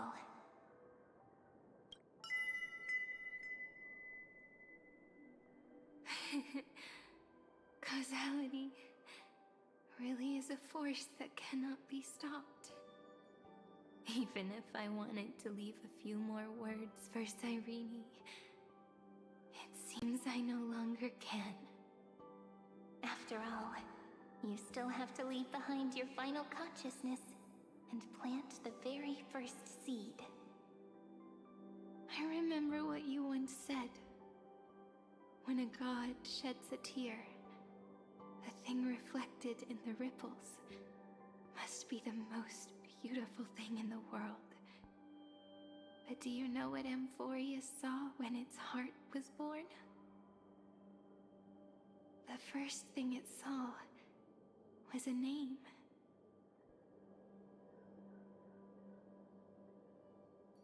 0, 9, 3. Looks like you figured it out. Sometimes, all it takes is a change in perspective to reveal something truly unexpected. Don't you agree? That's right. Turn these numbers upside down, and you'll see a beautiful eternity. Something we believe in. The ego.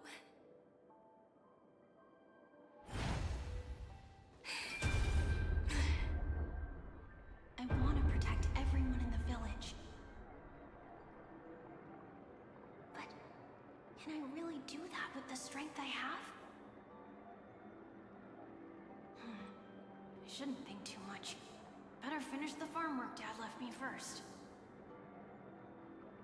The hero within has been by our side since we were little. Finan has always been strong, but without that faint glimmer of hope lingering in his mind. Would the weight of fate and endless recurrence finally break him? If only someone could place even a sliver of hope inside his heart, he would hold on and keep going. Yes, just a single spark. And he would guard that fragile light until it turned into a blazing sun.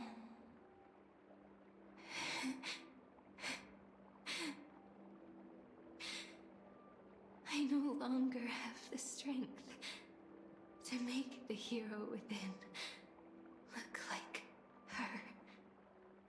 So, let me leave behind a prophecy for him. Take this wish with you. Be the hero who begins the mission of deliverance. As the prophecy foretold, you will bear the blazing sun until the pale dawn breaks. Continue onward, bearing this world upon your shoulders until the Ashen Hero, the nameless deliverer, ushers in the dawn.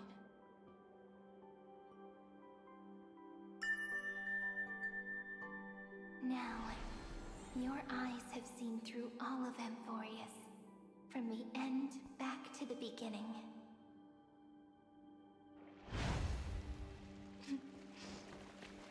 Looks like time's running out behind this door. I can smell it. The scent of wheat fields. You're clever. I bet you figured it out long ago, didn't you? The end of this journey back. The final gap in Amphorius. It leads to the place we both call home. We can finally go home. Are you ready? If you leave memory at the very beginning of the story and cast the first stone, that final gap in Amphorius will close. The causal loop of Amphorius will become a fixed point in the stars.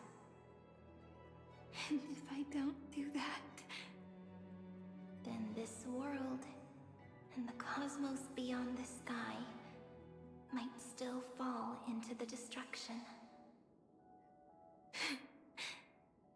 There's no way we would let something like that happen, right? Exactly. I remember that tree in Ide Silicii. It grew all alone, unable to go anywhere. It watched the sea in silence, dreaming of a faraway shore it could never reach. But now, a tiny boat sets sail. It carries a seed of hope, plucked from the tree, and heads into the great beyond. Even if the boat's shadow fades quickly from sight, the tree knows that its wish will bloom on the other side of the sea. In that moment, it must feel happiness, right? The way you brought it up, now I kind of miss that tree too. Come on, let's go home together. Take it with us, back to the sacrament courtyard. Let it become Remembrance's anchor, tying together the times we knew so well.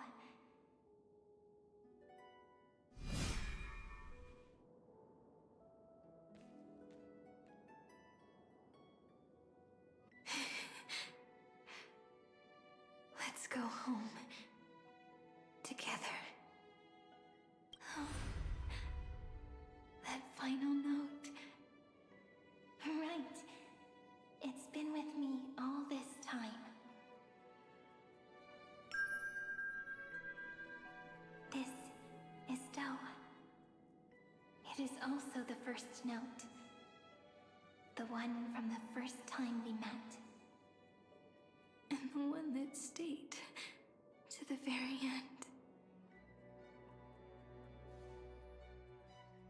Heidi Silicii. The place where it all began. It's like time itself has stopped. And the breeze and the sound of the waves never seem to rest. We've made it. The Sacrament Courtyard. This is the place where we first picked up the ceremonial blade. And where we first began writing journals.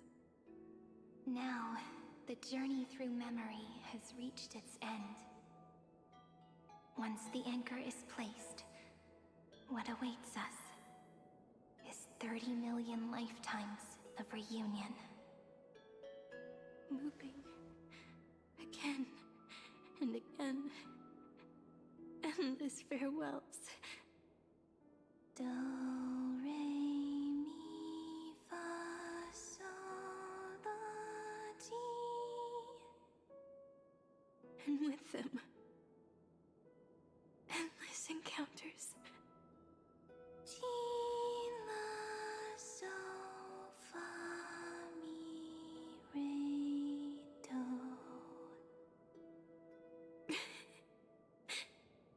Such a happy scale. Whether it's for Cyrene, the Deliverer, or every sprouting branch of Amphorius, I leave this tale of love here. May the river of time flow backward, bringing scenes of the future before our gaze. In the eternal land that no one remembers. The legend of the Trail Place is about to begin.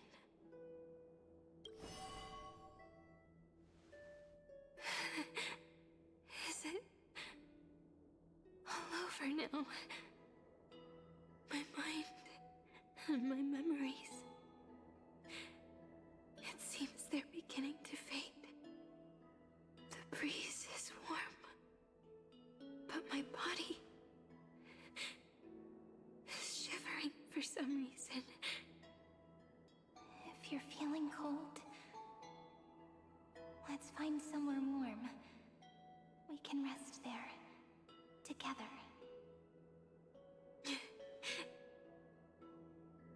Somewhere warm.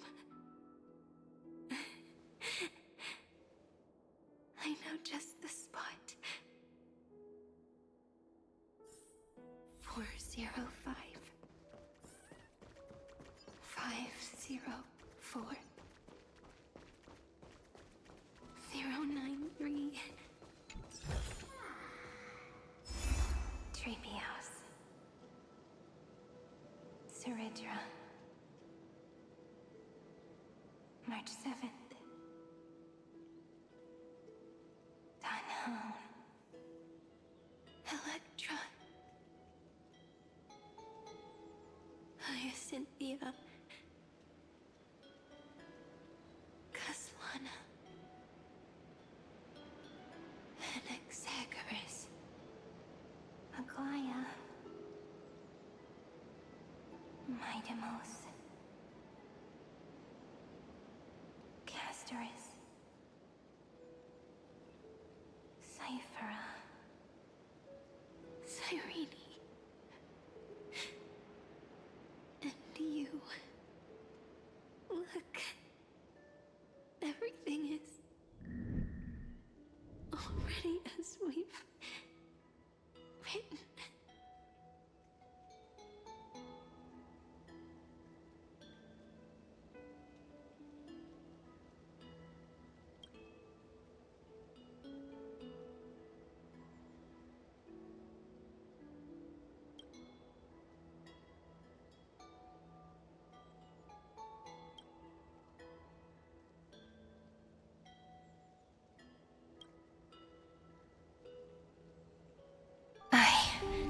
am the gaze that looks back on the world.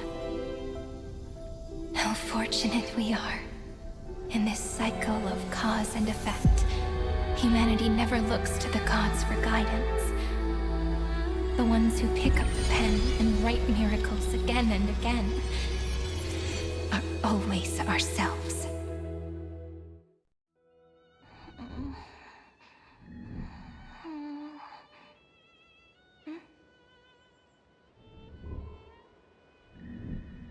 Am I still awake? Peach, where are you?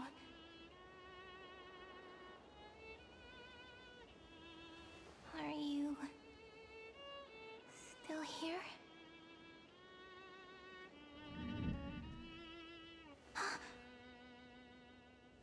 I shrank.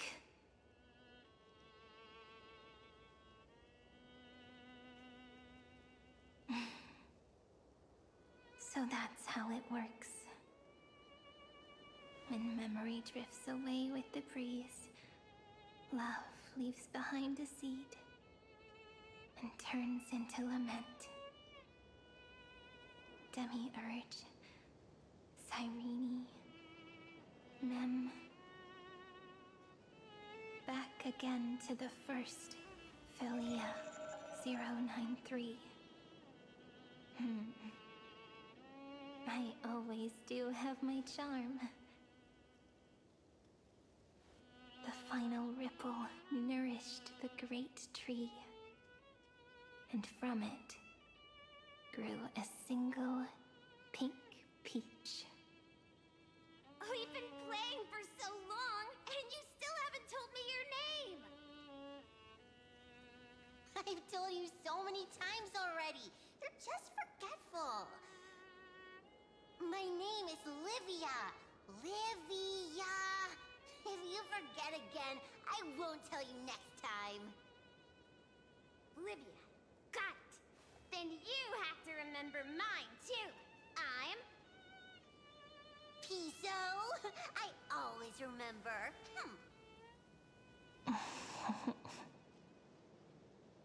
So, Cyrene was just a pen name after all. So sleepy. That drowsy little fairy barged into my mind again. The last of my memories are slipping away. I wonder what this world will look like when I wake up again. I remember a cry and my name, daughter of Heidi Celestii. We...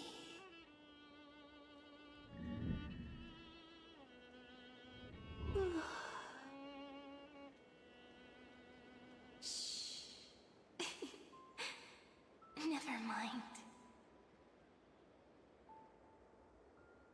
The same seed, when planted in different soils, blooms into flowers that are alike, yet never the same. But what truly makes her beautiful is each and every soul in the world. No matter what form liking takes, it is still precious love, and I will accept it gratefully and return it with joy.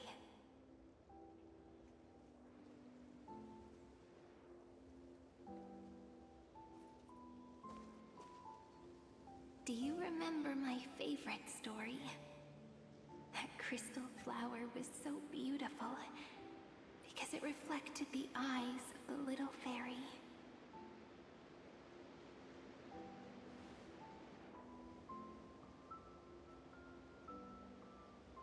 The stars across the cosmos will know. I am the fairy who wrote, as I've written, together with you. And in your heart, I know I will always be given the name I love most. The one you gave me. After all, we've always been in sync. Hey, don't rush! Slow down. Let the words settle. We have plenty of time. In Amphorius's month of mourning, all conflicts across the land come to rest. On the 11th day and night of the month of mourning, the dead will part, the living will embrace, the snow will fall, and bonfires will rise to warm every heart aching with lament. It may sound heavy, right? But on this day, laughter always rises louder than tears. Because people understand that parting is for the next reunion, and sorrow is so we may love more deeply. That is why this day is her favorite of the year. Under the same sky, across 8 phases of the moon, 13 heroes composed an epic together. 1 plus 8 plus 13 equals 2 11s. Would it feel more fitting if the rest were written in Miss Irene's voice? Agreed. Then, we'll add 1. A 1 like none that has come before. A 1 that blazes new trails. I make this wish. On the 12th day of the 11th month, 13 heroes will take every core flame ignited across 30 million lifetimes and scatter them among the stars. Later, when the people who know this story gaze upon the cosmos, they will discover that the countless stars in the sky now glow pink. And after 13 seconds, that radiant light will quietly fade away. It will be such a romantic, yet puzzling sight. But that's all right. They will keep that mystery close to their hearts, constantly pondering what the ego truly is. They will love. They will get hurt. They will rage. And in 30 million moments of helplessness, they will stitch their shattered hearts back together. Again and again. But remember this well. Losses are a constant on the Flame Chase journey. There may be pain along the way, but you and I will never be alone.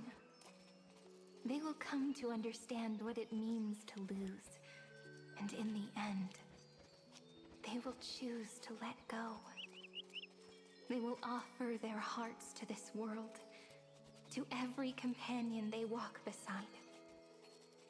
And they will take in the hearts of others and pass them onward. For every soul that exists in this world, there is a different ego, a different prime mover of life. There will never be just one answer, not even for love. But when people gaze into the night sky and love what is fading with the same resolve they have to praise the stars, I want that soft, gentle pink in the sky to tell them love will always be answered. This is a story about love, and a story about how to answer it. Whether it is one we have already written, or one you are yet to write, it will be a romantic story, like none that has come before. You think so too, right? And a romantic story deserves an ending that is free and complete. When every clue and thread has found its end, and the weight of the pen is no longer constrained. Pour the spirit of trailblazing into it, and end this tale with the most pure and romantic period.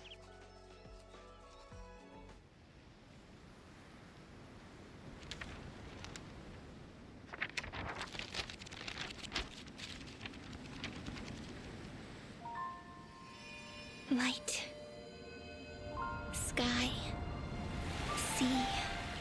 Stars. Seeds. Flowers. Birds. Hope. And love. Such words of beauty were how I first imagined the world. For as long as I can remember, I've used them to tell the stories of Amphorius. And now, this is the last one. A story about tomorrow. Dedicated to you.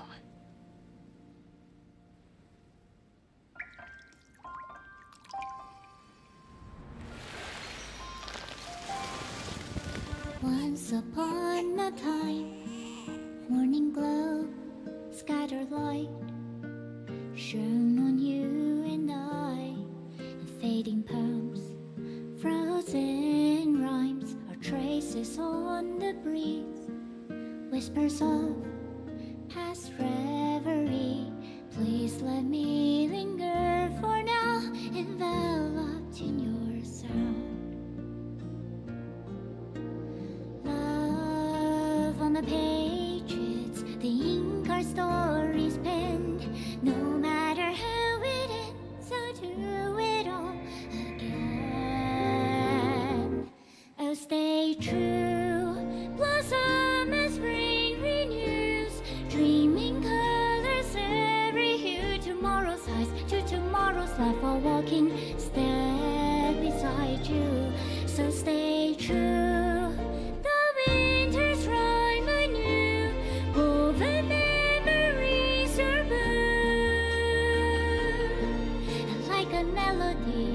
Sing a song of reverie.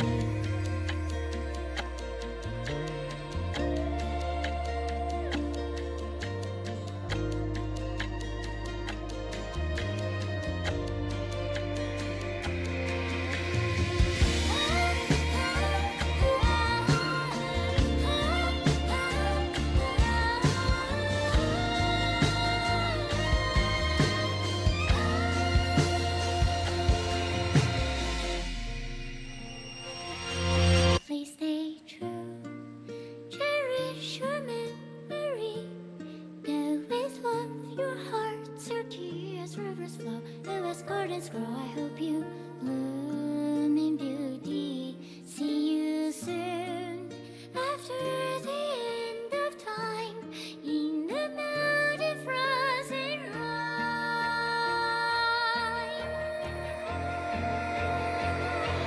Now stay true. Blossom as spring renews, dreaming colors every hue. Tomorrow's eyes to tomorrow's life, are walking step beside you. Now stay true. The winter's rhyme anew, woven memories are blue. And like a melody, sing our reverie. And in our memory, in the end of our journey.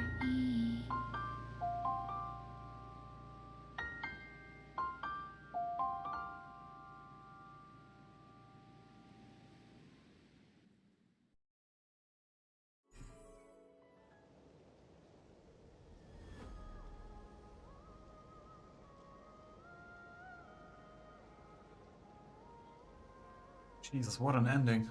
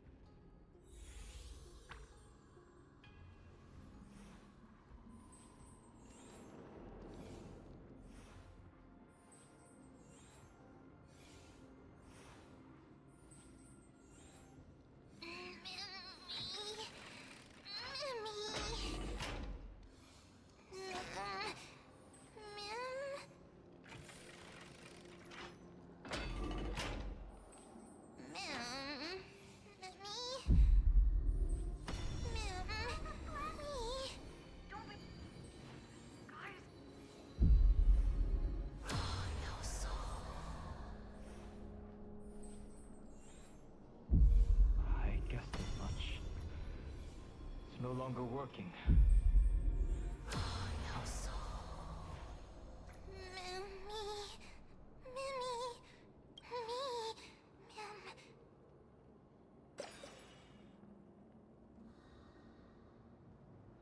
Let's find someplace safe to set up a base of operations first. This statue and the buildings we've seen so far point to a civilization here on Amphorius. We can only hope that they're not hostile toward outsiders.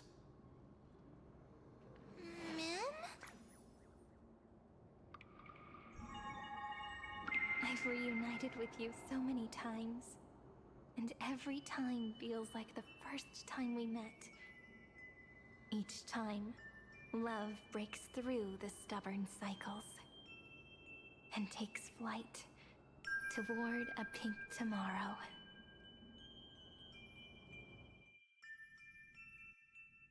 It's still early.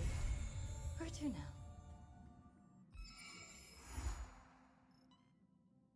Oh. Okay.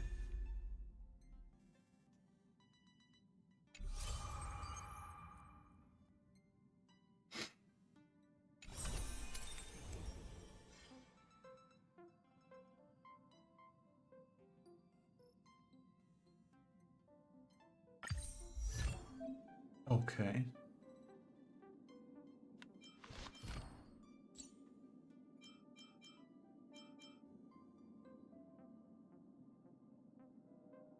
Okay, nice. Anyway, I think I'm done for today. I'm kinda fried, yeah. I'm kinda fried. Thanks for watching. And, well, see you guys next time. Bye.